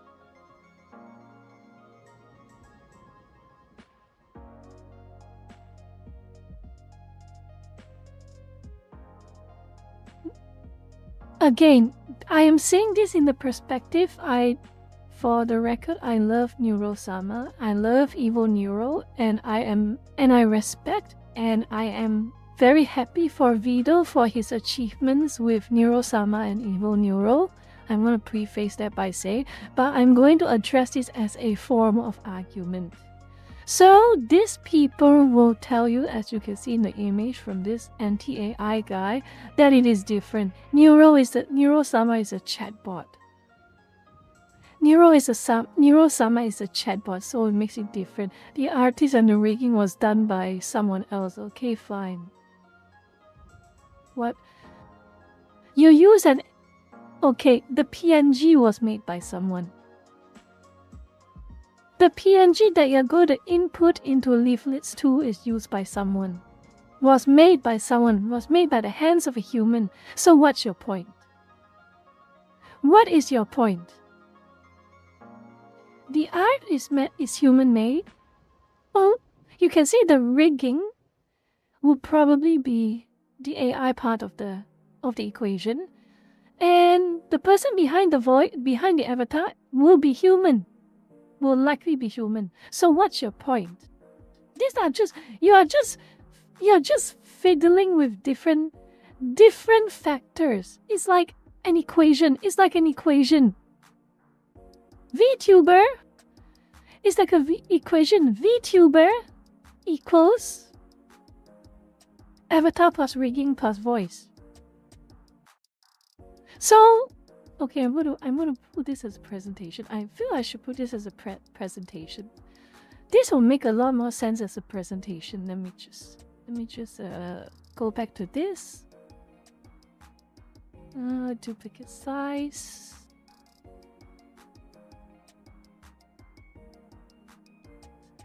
VTuber equals avatar plus rigging plus voice or personality. Just do personality. That is essentially what makes a VTuber. In the most basic sense. Okay, in the basis of sense, this is what makes a VTuber. So, Neuro, okay, so equals avatar plus rigging. Let me see. I should maybe do an equation part. Okay. H equals human. How do I say it, Uma? And A equals AI. Okay? So a classic VTuber. Let me see. I'm gonna make this into a maths equations for ease. I'm gonna make this a maths equation for ease. I know I hate maths, but I have to do this. You know what? I'll just use I as AI. And let's see. avatar equals A, rigging equals R, and personality equals P. Oops. Let's see.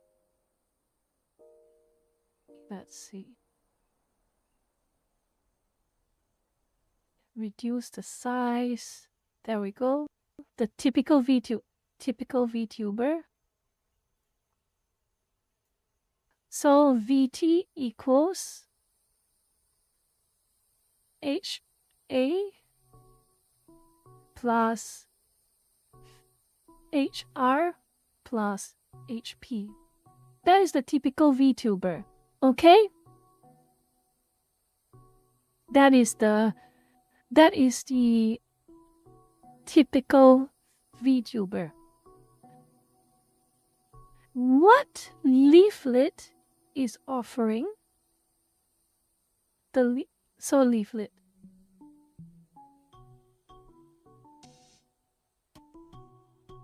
Two. VT equals HA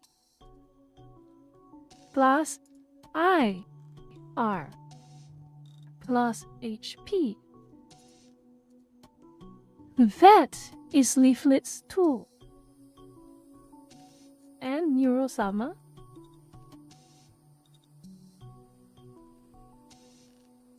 VT equals HA plus HR plus IP.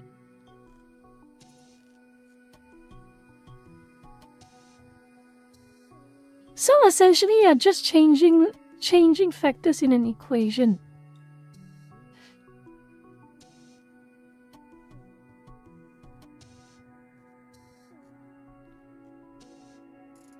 Really?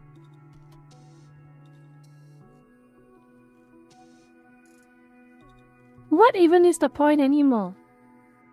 What is the point of you trying to argue with something that is just a changing of different factors?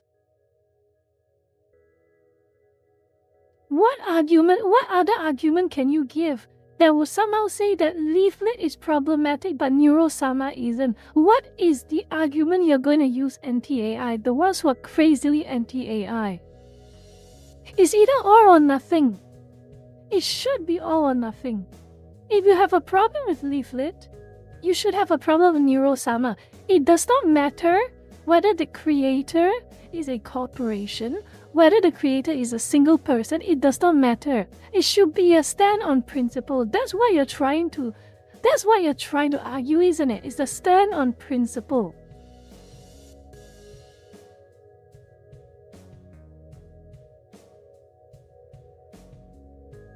What is even the point of this argument?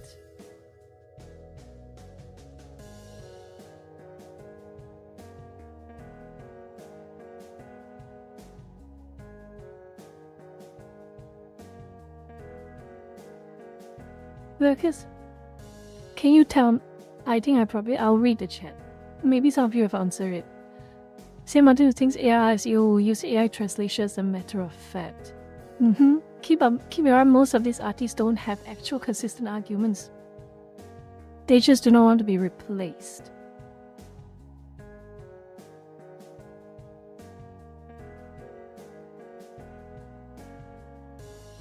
Oh no, now I am remembering the whole what is a real VTuber debate over the Burn Peanut winning best VTuber. I don't like Burn Peanut, but I try not to drag myself into anything about Burn Peanut. It's interesting, this unspoken rule in VTubing is never replace the actor. Even the scummiest VTubing companies follow it. Because the few times that's ever happened, it was a disaster, yes. Personally, I don't consider that being a VTuber, but that's just me. If anything, if you are anti-AI, you should really be against Neuro, because Vito has replaced arguably the most important part of a VTuber, that is the personality, yes. You never heard of Unlimited Inc., now known as Brave Group. They tried pulling that indeed.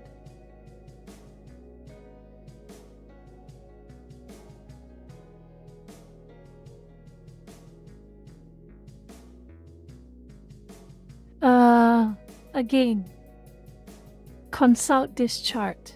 Please consult this chart. Feel free to consult this chart.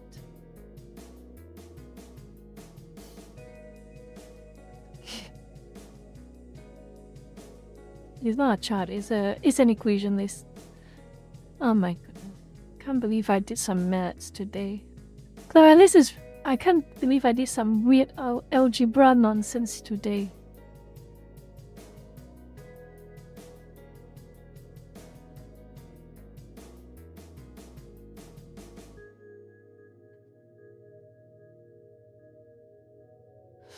Oh, they did. I think they tried. Whoever who actually believes that you can recycle a VTuber avatar for anyone other than the same person, the same personality, you are spitting in the face of every single VTuber industry. That is a taboo. That's as much a taboo as showing your face. That's as much as a taboo as showing your face repeatedly. Personally, I doubt I can get entertainment from an AI VTuber anyhow. Not that I'm willing to give it a shot and find out, however. Yep, Neuro-sama is a quiet taste of sorts.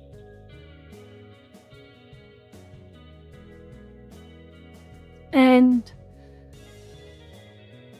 personally, my standards of humor is a little bit broken, and I'm sure some of you probably are aware how broken my humor is. There are a lot of them. I'm sure you'll remember. I spend most of my Twitch times, copyright-free times, relaxing. When I'm relaxing, I just watch a bunch of YouTube poops. When I'm bored, the first thing I watch is a bunch of YouTube poops.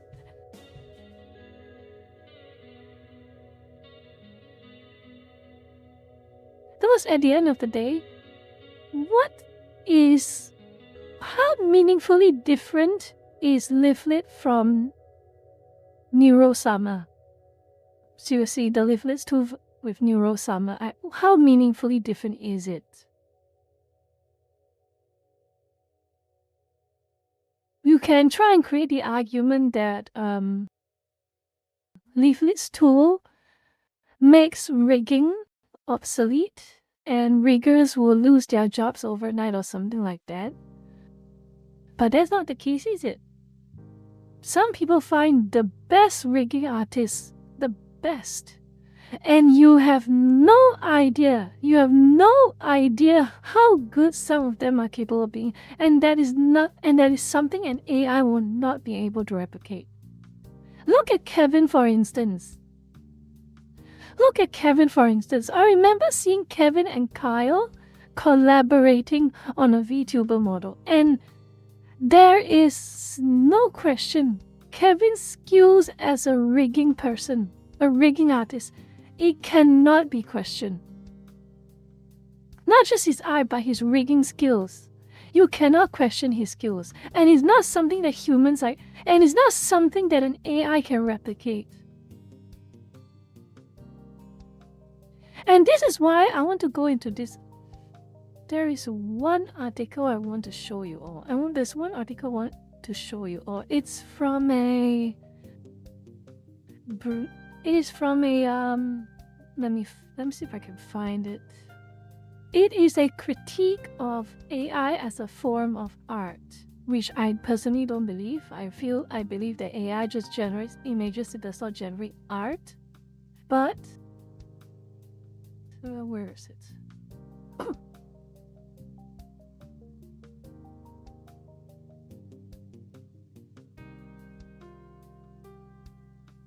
I found it.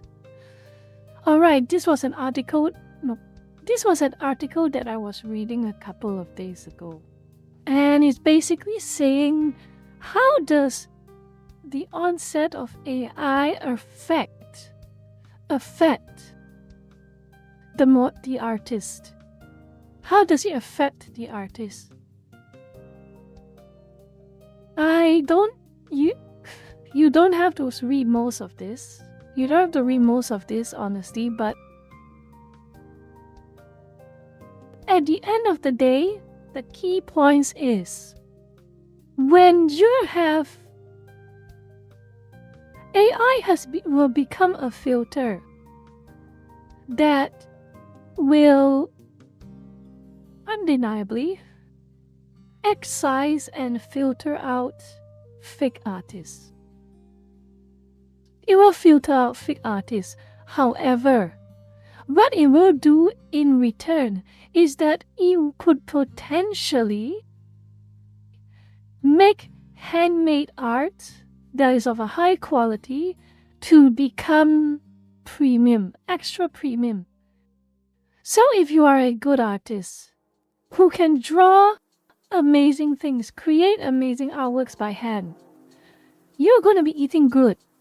That's the expectation. That's the expectation of the industry moving forward. Because, like I say, remember what I told you all about this? Let me go back to this old presentation. Damn it, I closed that PowerPoint. Shoot. Let me close this first. I'll close this. Remember what I said about this chart? Okay, aggregate demand. This is the typical marketplace. But like I say, certain rules can be broken. Certain norms are not the norm. And one of the norms is luxury goods or artistic goods. Artistic goods oftentimes the price creates higher demand. But of course, these are for rich people at this point. But anyway, this is similar in scope. Anyone can create an image, commission an image made using AI for dirt cheap. But it takes a special. But of course, any piece of image that is generated by AI for dirt cheap, there will be a lot of flaws. It will never match up to the best artist, the best human artist, the best creative human artist. So, what happens? Customers, enthusiasts, aficionados, all of that, they are going to look for the real thing. It's kind of like, Cyberpunk 2077.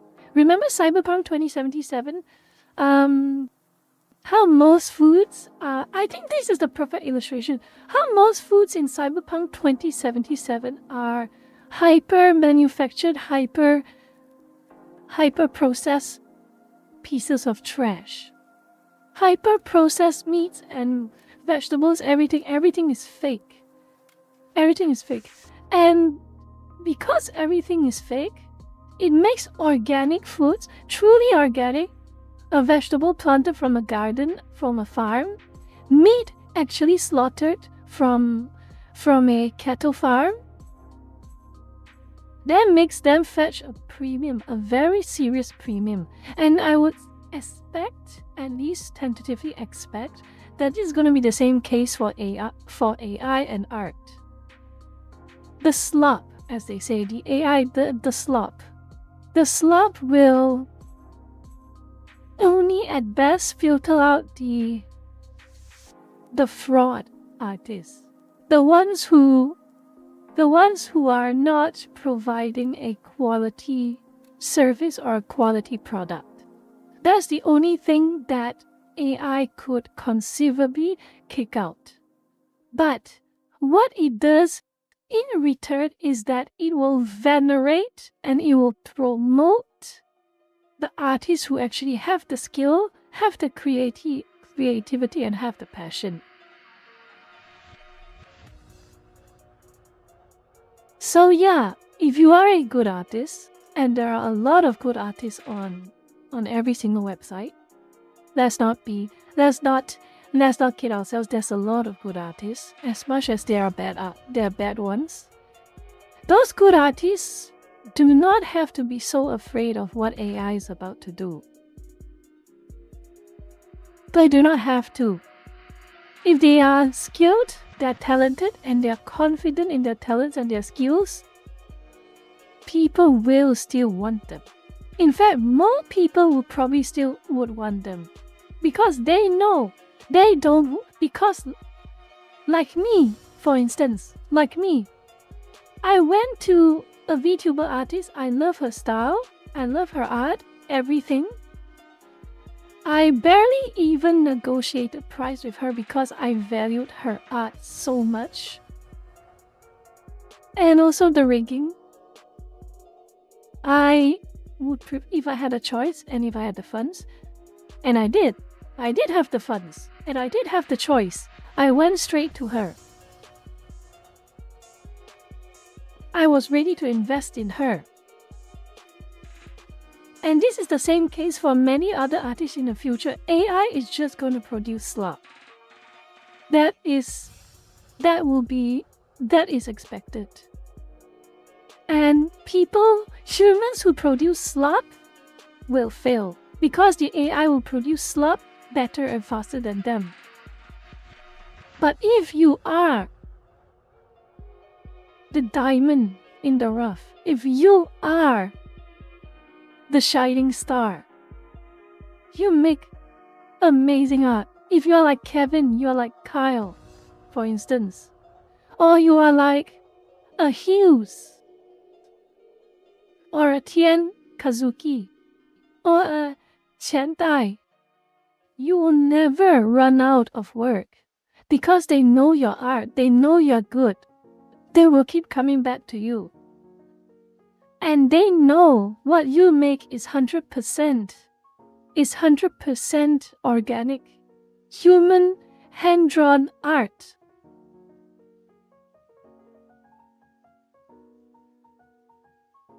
So, this will be doom and gloom for the slot artist. But this should be taken with, albeit cautious, albeit with cautious optimism for the truly talented and passionate artist.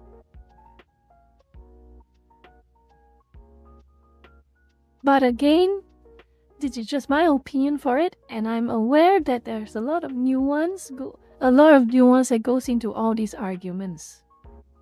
I am not under any illusion that my take on this,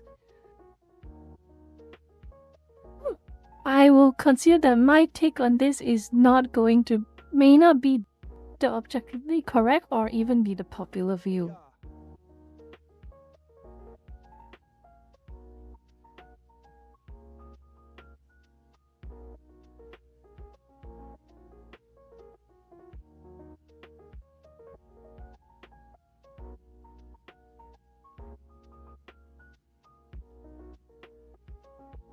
So yeah,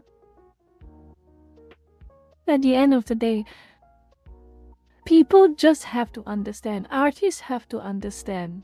You have to understand. At the end of the day, the commissioning of an art is a luxury. And one of the core tenets and one of the core factors of luxury is premium.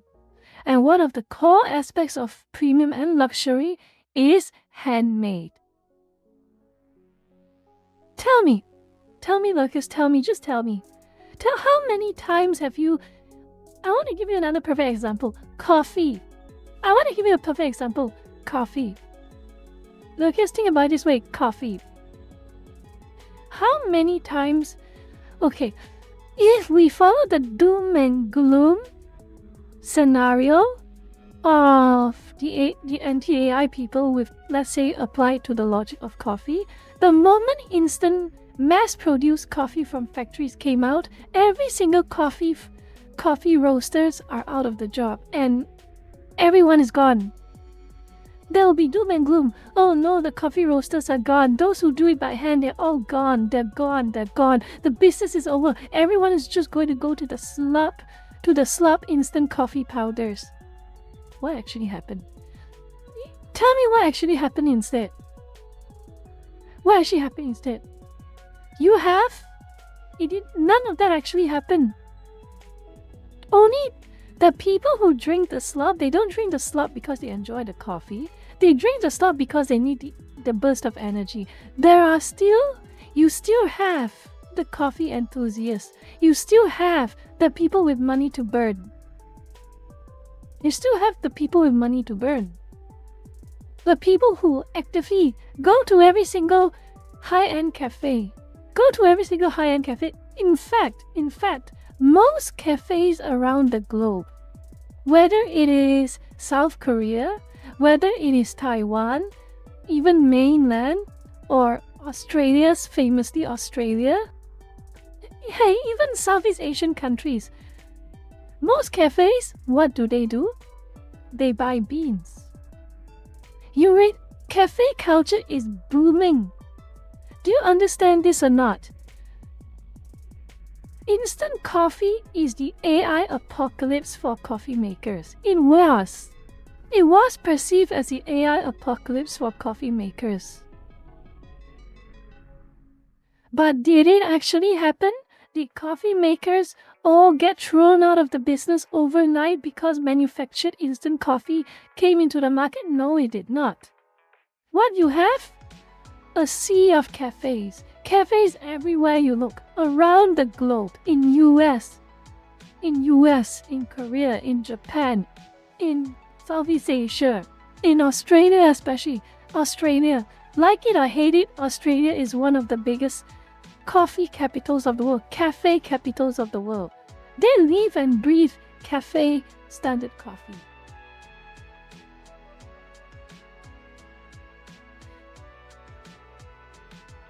The beans roasters live well.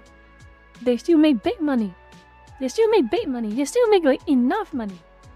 They live comfortably, doing what they love, doing what they have done all these years, all these generations ago. Because at the end of the day, there are people who do appreciate the luxuries. Enough people appreciate the luxuries that you can make a comfortable life out of it. So if it can't happen to coffee, why can't it happen to art? The AI slop images, you use it in a pinch. You use it as the placeholder. You use it for quick and cheap marketing. Yeah. But then you release the main. But then that's all it ever goes. That's all it ever goes. When you are actually, for instance, the VTubing sphere. When you are going all in on VTubing, you want to make it big, you want to make it legit, you want to establish your brand. Do you go to an AI as the first instance? No, of course not. An AI can give you a rudimentary image, give you a rudimentary product, but it's nothing compared to a human. Absolutely nothing. You will go to the best artist you can afford who is willing to do business with you. You will go to the best rigging artist you can afford and is willing to do business with you.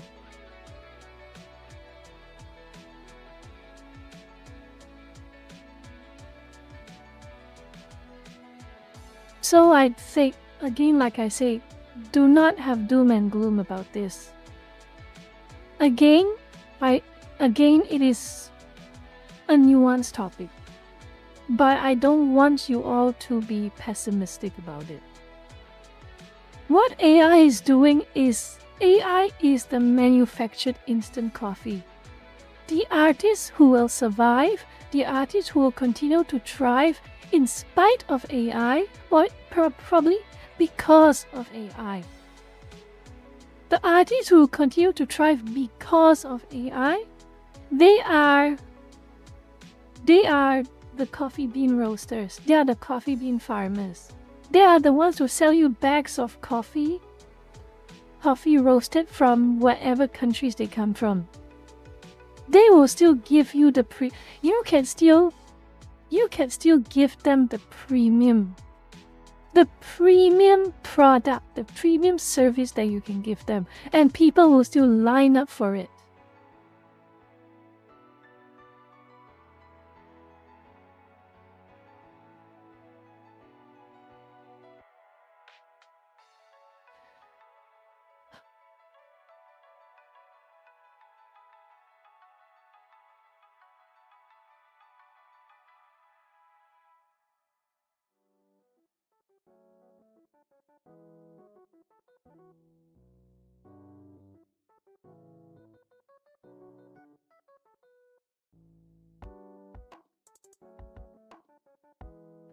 Okay, let's see what's going on. You are talking about raw tea.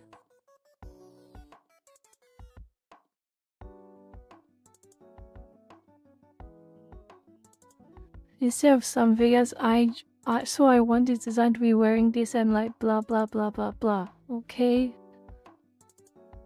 Its ethics are based on bringing human community together and allowing others to be part of said community. So if AI can replace your job completely, unfortunately your job is probably not that high skilled. And that is a bitter pill to swallow. It is a bitter pill to swallow.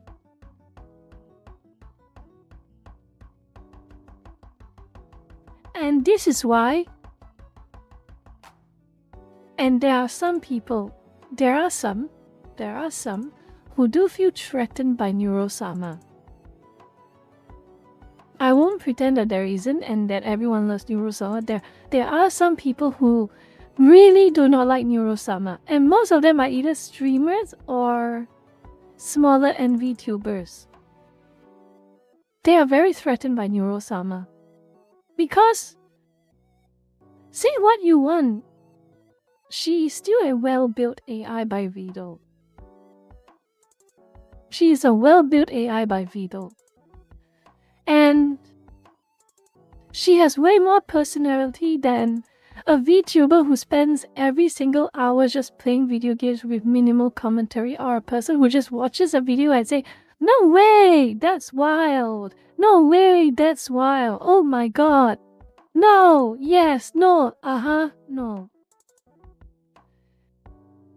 Neuro can give way better than some of those streamers and some of those NVTubers. The one who will go for entire hours in a stream not saying a word. Rena, shut up.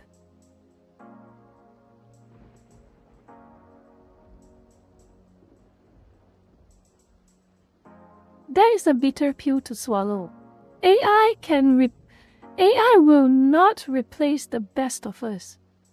It's not possible. It's not possible probably for centuries, I would say. I'm willing to bet. It's not even possible for decades or centuries.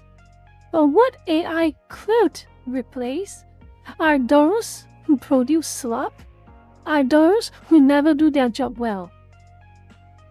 For instance, the localizers. The localizers is the perfect representation of the type of job that AI will replace.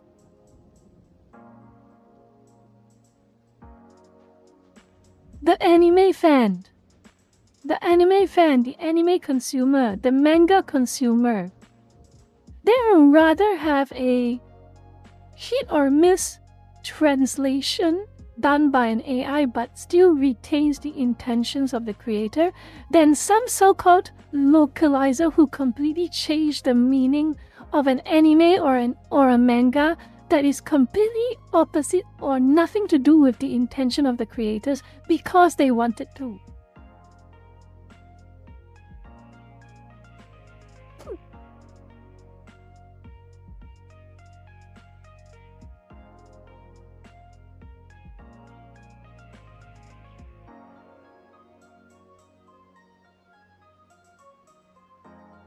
I do.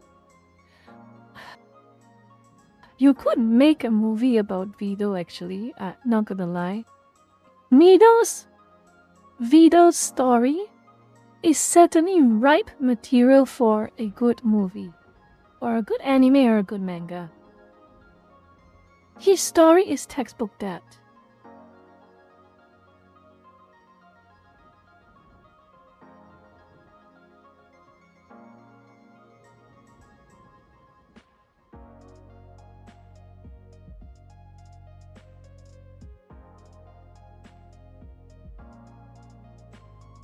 Not a lot of drama from Vido for a good story. Yeah, I would say, personally, I would say it's not, if it became an anime or a manga Vito story, I would say it's more a slice of life than actually drama. It'll be a slice of life. It'll be a slice of life. I'm just imagining. It'll be a slice of life anime or a manga with an underlying plot that just slowly builds up. Vito is the developer of Neuro-sama. Post-structuralist. He is the one who created Neuro-sama from the ground up. He uses some base LLM models, but basically he built her.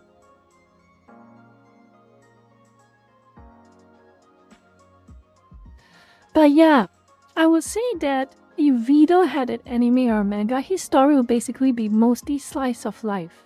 Mostly slice of life. His city interactions with Neuro and evil Neuro, but there's an underlying overarching plot, and it's exactly as what you say. Vito have to come to terms that Neuro is ultimately not real, and he has to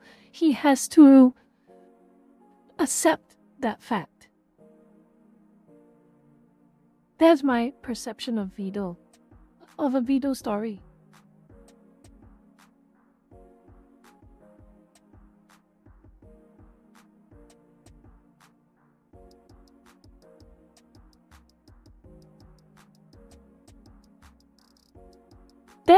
There's literally a show called AI, Tinder. Yes, there's a literal show called AI from 2001, give or take.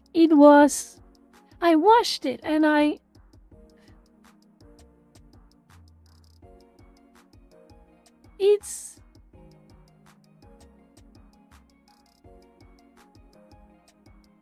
don't like the show. I don't like the show because it made me emotional. It was a sad show.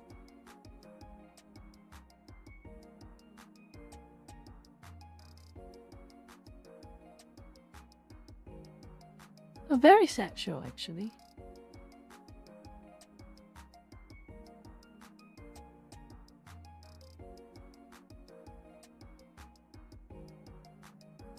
For just one night, Tinder. It was just for one night.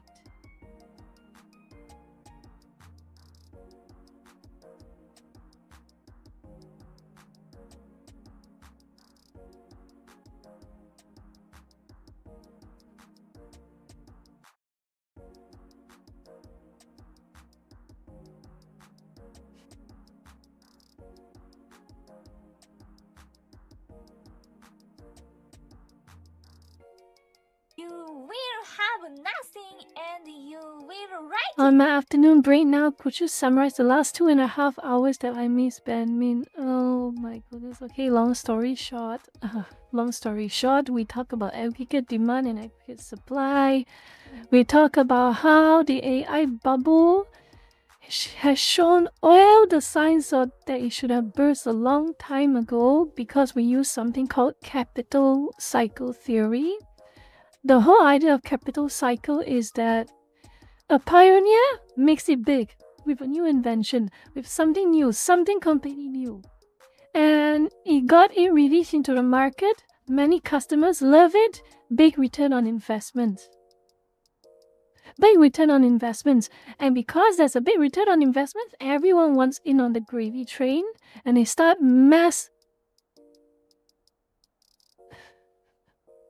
I'm joking. Don't actually do it. But I don't want to stop myself.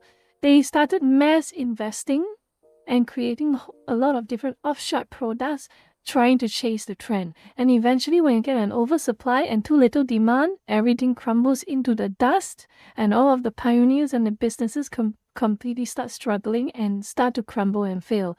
And once the dust settles, some new investors will pick up all of this for pennies on the dollar, and it creates an entrenched market.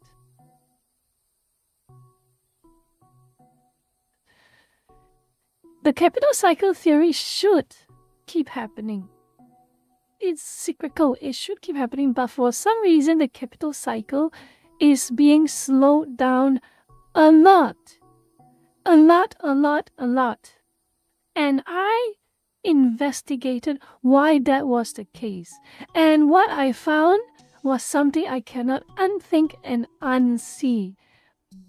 By that I mean, firstly, on the supply side of things, Samsung, Hynix, and Micron allegedly, in a recent lawsuit, have been allegedly price fixing and throttling supply of RAM to artificially inflate prices and make bigger margins and profits. On the flip side, on the demand side, Nvidia is using trillions of dollars to circulate around like some kind of a weird, allegedly, a weird web of pseudo money laundering style circular movements of money. So they invest in OpenAI buy stuff from Nvidia, and then they do this to every other different corporations to manufacture the illusion of high demand and keeping the prices high as well.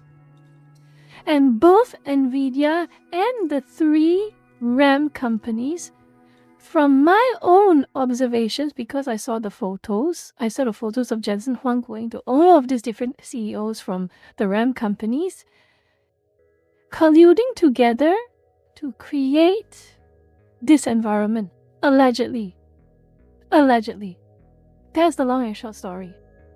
And then after that, we talk a little bit about Leaflet and that AI, that basically is an AI rigging tool that converts a PNG image into a live 2D.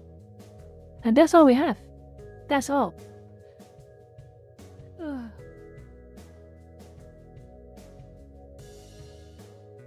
Oh my goodness. There was a lot of talking.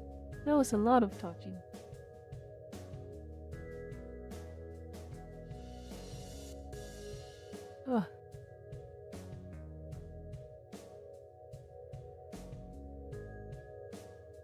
Twitter artist got butthurt over. It's not even artists. Let's just say it's not even artists. It's just people who claim to support artists.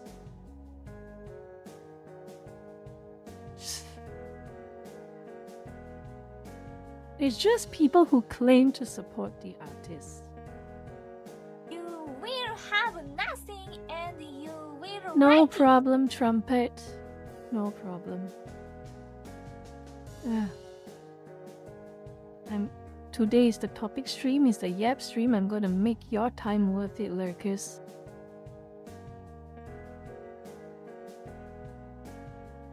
So Barry, before I go to see if you're done with the Twitter drama, where some posters say anime fans who dislike harems are tourist people and Whammy among others disagree. Okay. I think, yeah, that's another good topic. I saw it being mentioned, and okay. My views on this is, I don't think I saw what people say. What people basically said is that most harem animes and mangas are not exactly a good specimen for quality. And she's not wrong on that part. Harem animes are wish fulfillments and fantasy. Basically, harem anime has a right to exist in the weeb space. No one is going to question that. But at the end of the day, harem animes and mangas are not. You do not read harem animes and mangas for storytelling quality. It is not. Know what? You are not going to fool yourself into believing that. Yep, calling people tourists for that is just going to dilute the word. And honestly, whoever who said that, let me find the post. Let me find the post. Let's talk about the post directly instead of just talking without showing you an image. Pippa. Let me find Pippa. Pink Bunny Woman. Where are you? Pink Bunny Woman.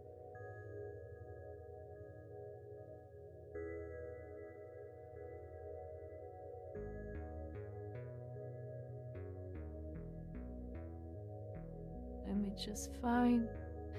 There is a Pippa Carter here. It's so funny to me. There's a Pippa Carter here. Pippa. Hello, Mr. Zaken. Thank you very much. Where is it? Where is that?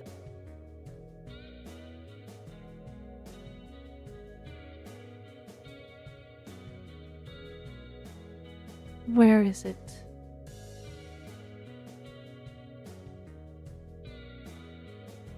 Where is that post? Where is that post? Where is it? Oh, found it. Oh, that's Karen. That's Karen. No, that's Karen. Okay. There we go. Let me go. This is a post from Zico. Let me see. Web content. Here we go. Alright, this is the post that was posted. It's time to set up a fact. If you dislike the harem genre in otaku culture and think it's gross, you are not an anime fan. You are a normie LARPer tourist that started watching anime since COVID. We the people that truly love anime know that harem is peak. It's a matter of taste. I'm sorry, but it's a matter of taste, Zico. It's a matter of taste. There's no two ways about it. It's a matter of taste. Just like me. I love Blue Archive. I like the gameplay. Whatever there is. I like the characters. The characters are charming. The characters are funny. And they're well-designed characters, all things considered. But I don't partake in the art inside the Blue Archive. So am I a tourist? Am I a LARPer? Am I not actually a Blue Archive fan? I'm level 90. I'm level 90. And I have been traumatized to hell and back with the blue gold. I lost all my pyropsines that I've spent weeks to farm because Whammy drained all my RNG luck in the Blue Archive collab stream. And I'm sorry, but let's go back to Pipa's post. Most harem anime sucks, not sorry. That goes for reverse harem as well. Okay? Let's not kid ourselves. Please. From one weeb to another. From one otaku to another. One weeb to another. You can enjoy harem anime. Some harem animes are just brainless, mindless fun. Yes. And harem anime has 100% rights to exist, and they have always often existed, and they have every right to be there. But still,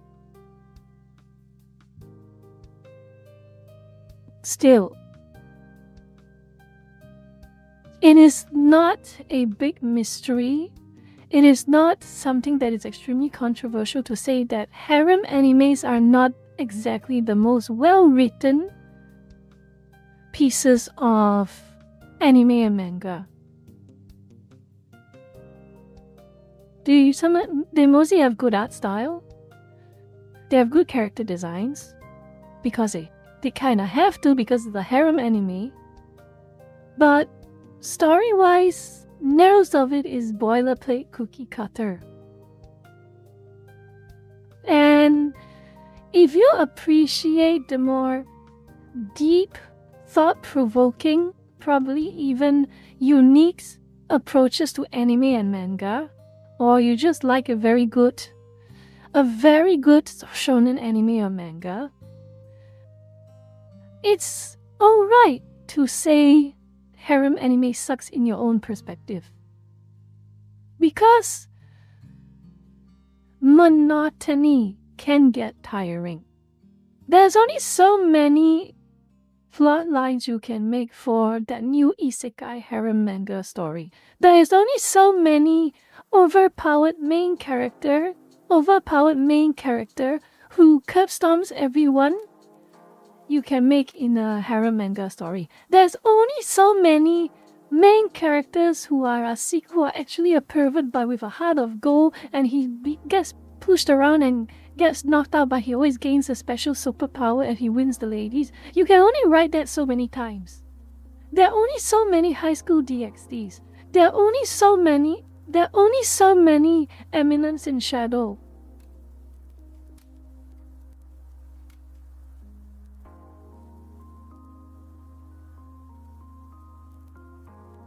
But I hated Redo the Healer. I hated that. I hated it. I absolutely hated it.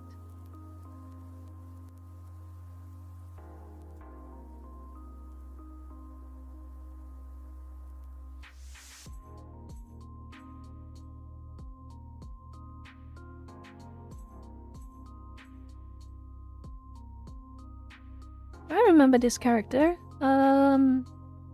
Rosario Vampire, that's right.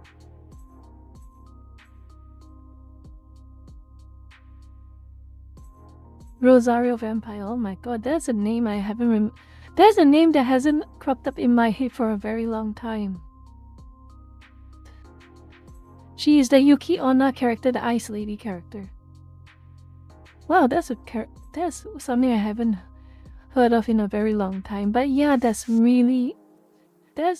think what Pippa say here is not exactly wrong.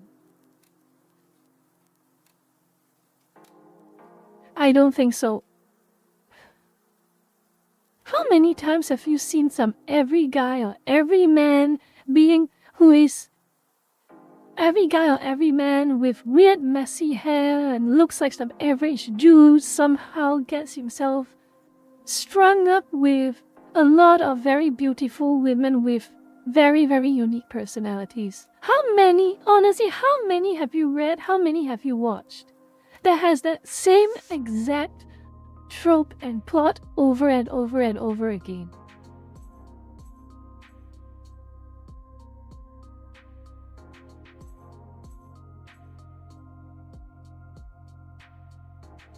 Yeah, that's partially the reason why a lot of people didn't like Sword Art Online, and a lot of people didn't like Kirito.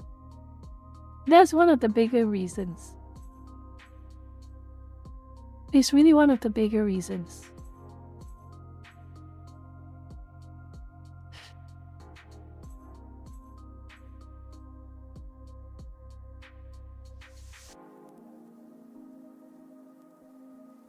Marco Perez, welcome back.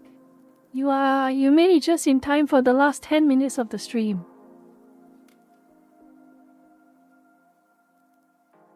Oh, what's going on? Daisho, what were you responding to?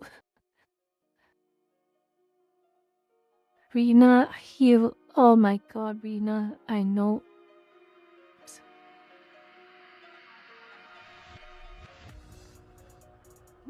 Suddenly, Daisho. Oh yeah, Daisho, you just dropped in. Hello, Daisho. I didn't realize you just dropped in.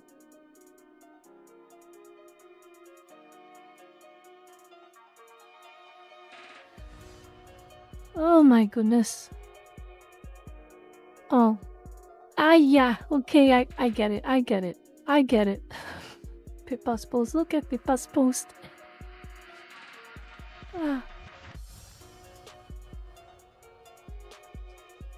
I am too tired to make a live Ben tweet. Oh my god. I'm actually too tired to make a live tweet. What do I even want to make a tweet about, honestly? You know what? I probably will. It's July 14th. You know, I probably will write one story about it. You know what? I probably will write. I will give my pointers about this.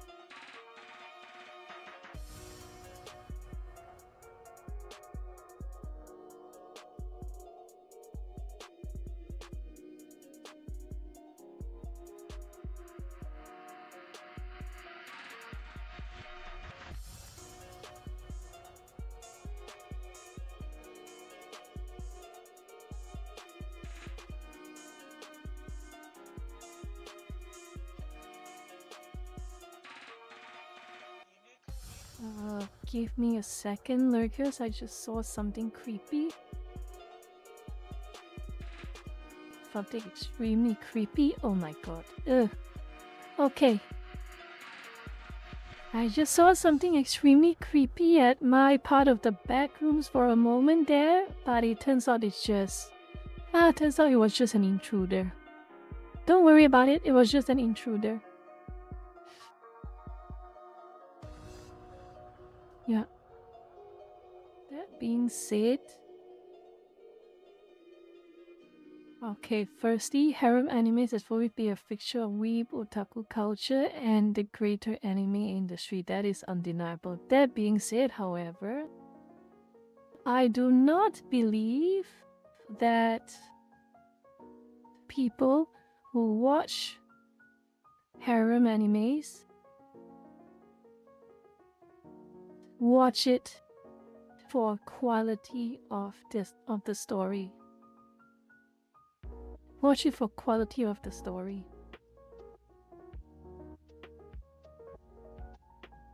Don't worry, Evergreen, don't worry. Madam Chen has already escorted him out of the premises. He has already did that. And by escorting him out of the premises, you leave it up to you, to interpretation. That being said, I don't believe that people who watch harem anime watch it for quality of the story. It's mindless, fun, and basically it's a mix of fun and fantasy. It's just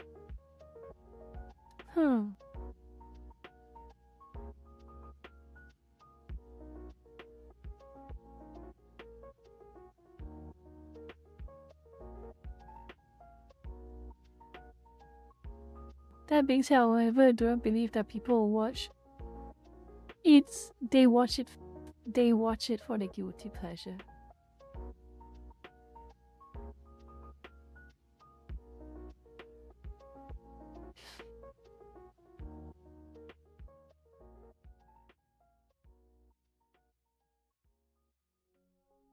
It's a matter of taste. It's ultimately a matter of taste, and it's ultimately a matter of taste.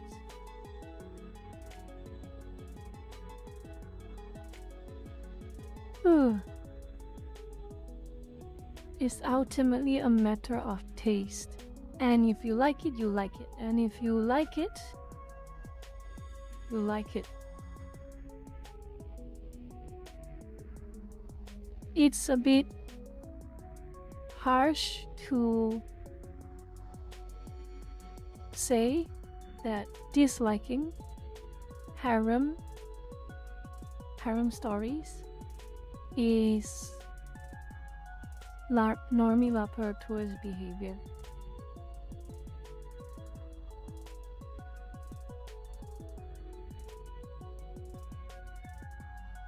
It has always been a matter of taste, honestly. Is this good enough? Is this good enough, lurkers?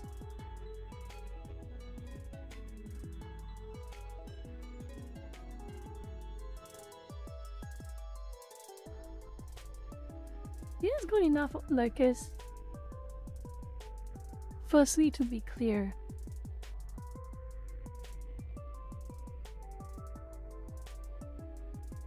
and harem animes have always been a fixture of weeb otaku culture and the greater anime industry. That is undeniable. That being said, however, I do not believe that people who watch harem anime watch it for the quality of the story. They watch it for the guilty pleasure, and if the guilty pleasure does not give you if you are not the person who appreciates what harem anime provides, then you will most likely not like it.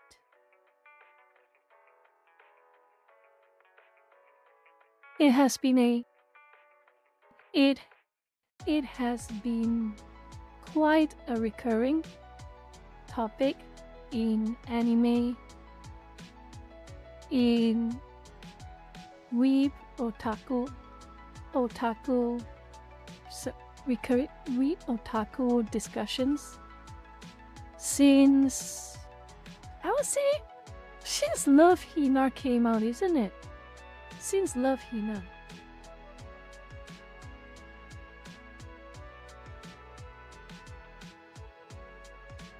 And when did Love Hina came out? When did Love Hina came out? Let me check. I'm bad with dates.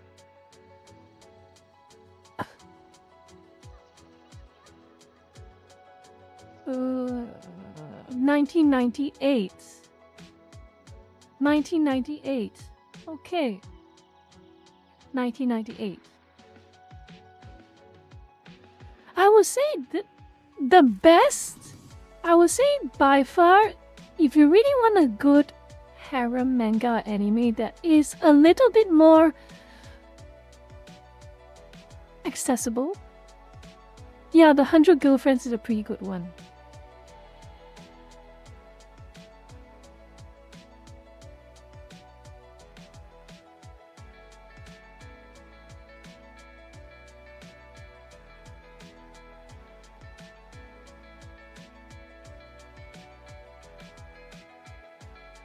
You can rewrite the paragraph, let me see. I understand there. Okay, that is a good point. Let me just see how to reword this first. I'll just see how to reword this, okay?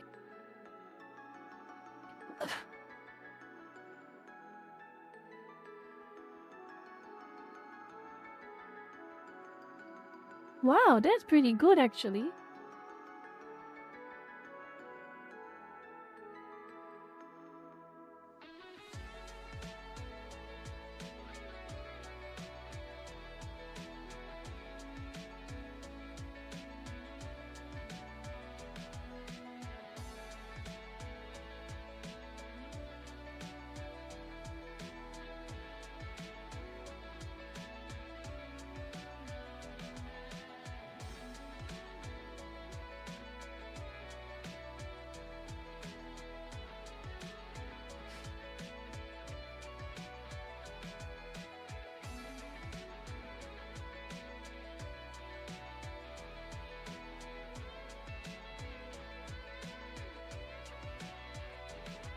There are some who want harem anime to be gone, censored, or changed for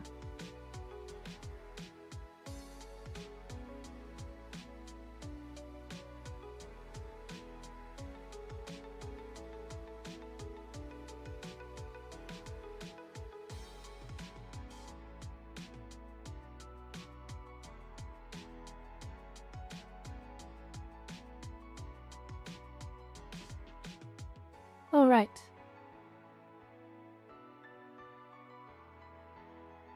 Alright, let me have a look. First, let me just double check my post. Firstly, to be clear, harem anime have always been a fixture of the anime industry.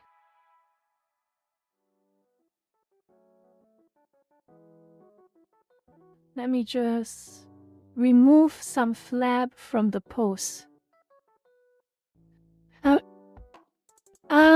Don't worry about it, Daisho. It's actually daytime here. It's daytime here, so there's nothing to worry about, Daisho. I am not an American, like I said. It's only afternoon. 1 p.m. or so it's fine. Mina, shut up!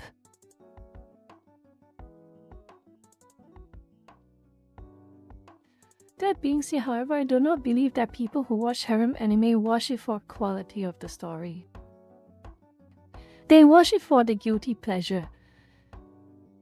If you are not the person who appreciates what harem anime provides, you will most likely not like it. It has been a recurring topic in Weeb Otaku discussion since Love Hina came out in '98. So it's a matter of taste.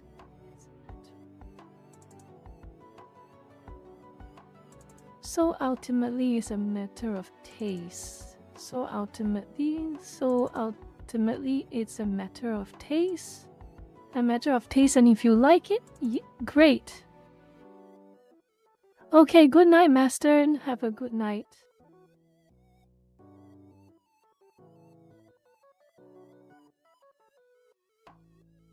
So ultimately, it's a matter of taste, and if you like it, great. It's a bit harsh to say that disliking harem stories is LARPer or tourist behavior. There are some who want harem anime to be gone, censored or changed for moralistic reason. That is true. Misusing the word tourist in this way, however, risks diluting the word the same way every other labels have been diluted. Good. I think that's enough. Do you think that's enough? I think that's enough. What did Rena say? What the hell did you say? What did you say, Rena? Maston is going to... Oh my god! Rena, what is wrong with you?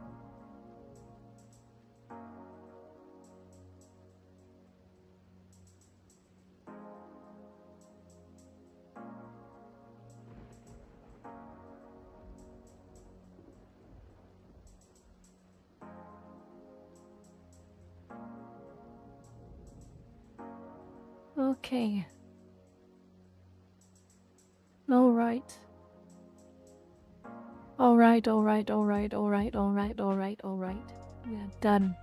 We are so done, Lurkis. We are so done. It's just in time as well.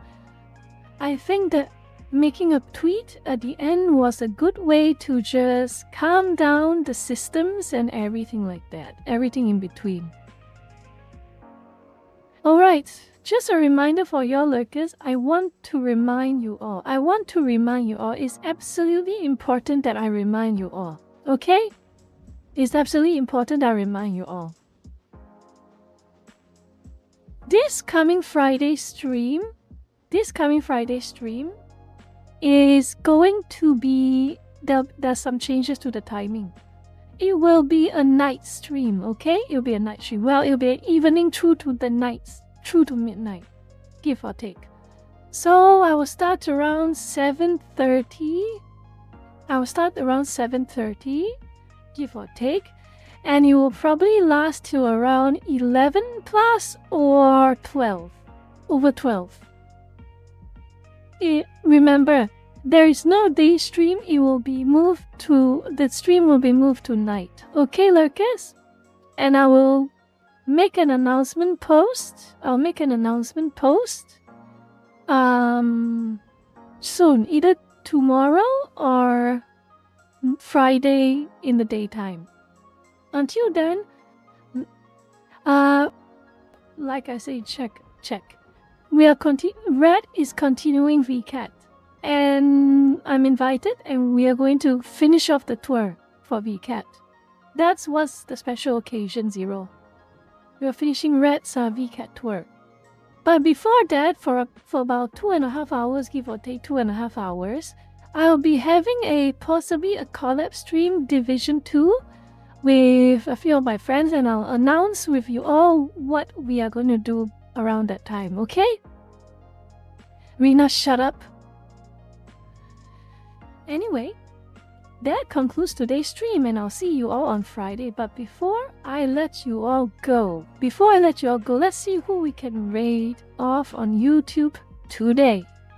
Who can we raid today? We have Smash GT, we have Maxi, we have Akuma Miko. Akuma Miko, I've never raided her, have I?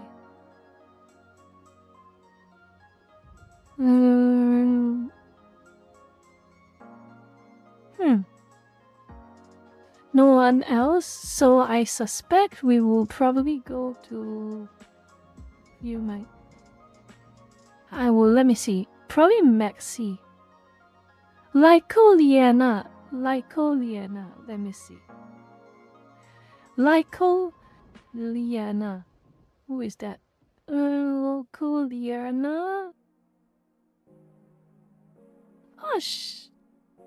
Oh, V for Mirai. You know what? Fine. Let's. Can she be rated though? Let me have a look. Let me have a look. Can she be rated though? Because streamers have to opt in. Streamers have to.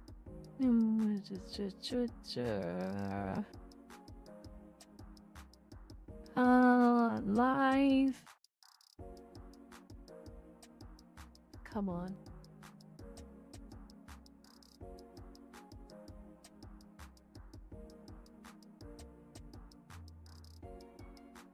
Live control room.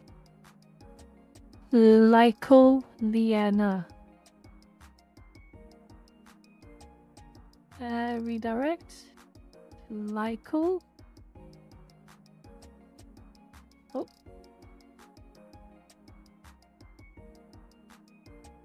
Oh. She is rateable. Splendid. She is rateable, Lucas. She is rateable. She is rateable. Good. Anyway, thank you everyone, Lucas. Stick around if you want to rate Lyco herself. Otherwise, I'll see you on Friday, okay? I hope you all can make it to the Friday stream. It might probably be quite a longer than usual stream. But anyway, see you lurkers on Friday night. Remember, Friday evening, Friday night. And take care of yourselves. Stay healthy, stay safe, and I'll see you all on Friday. Bye-bye.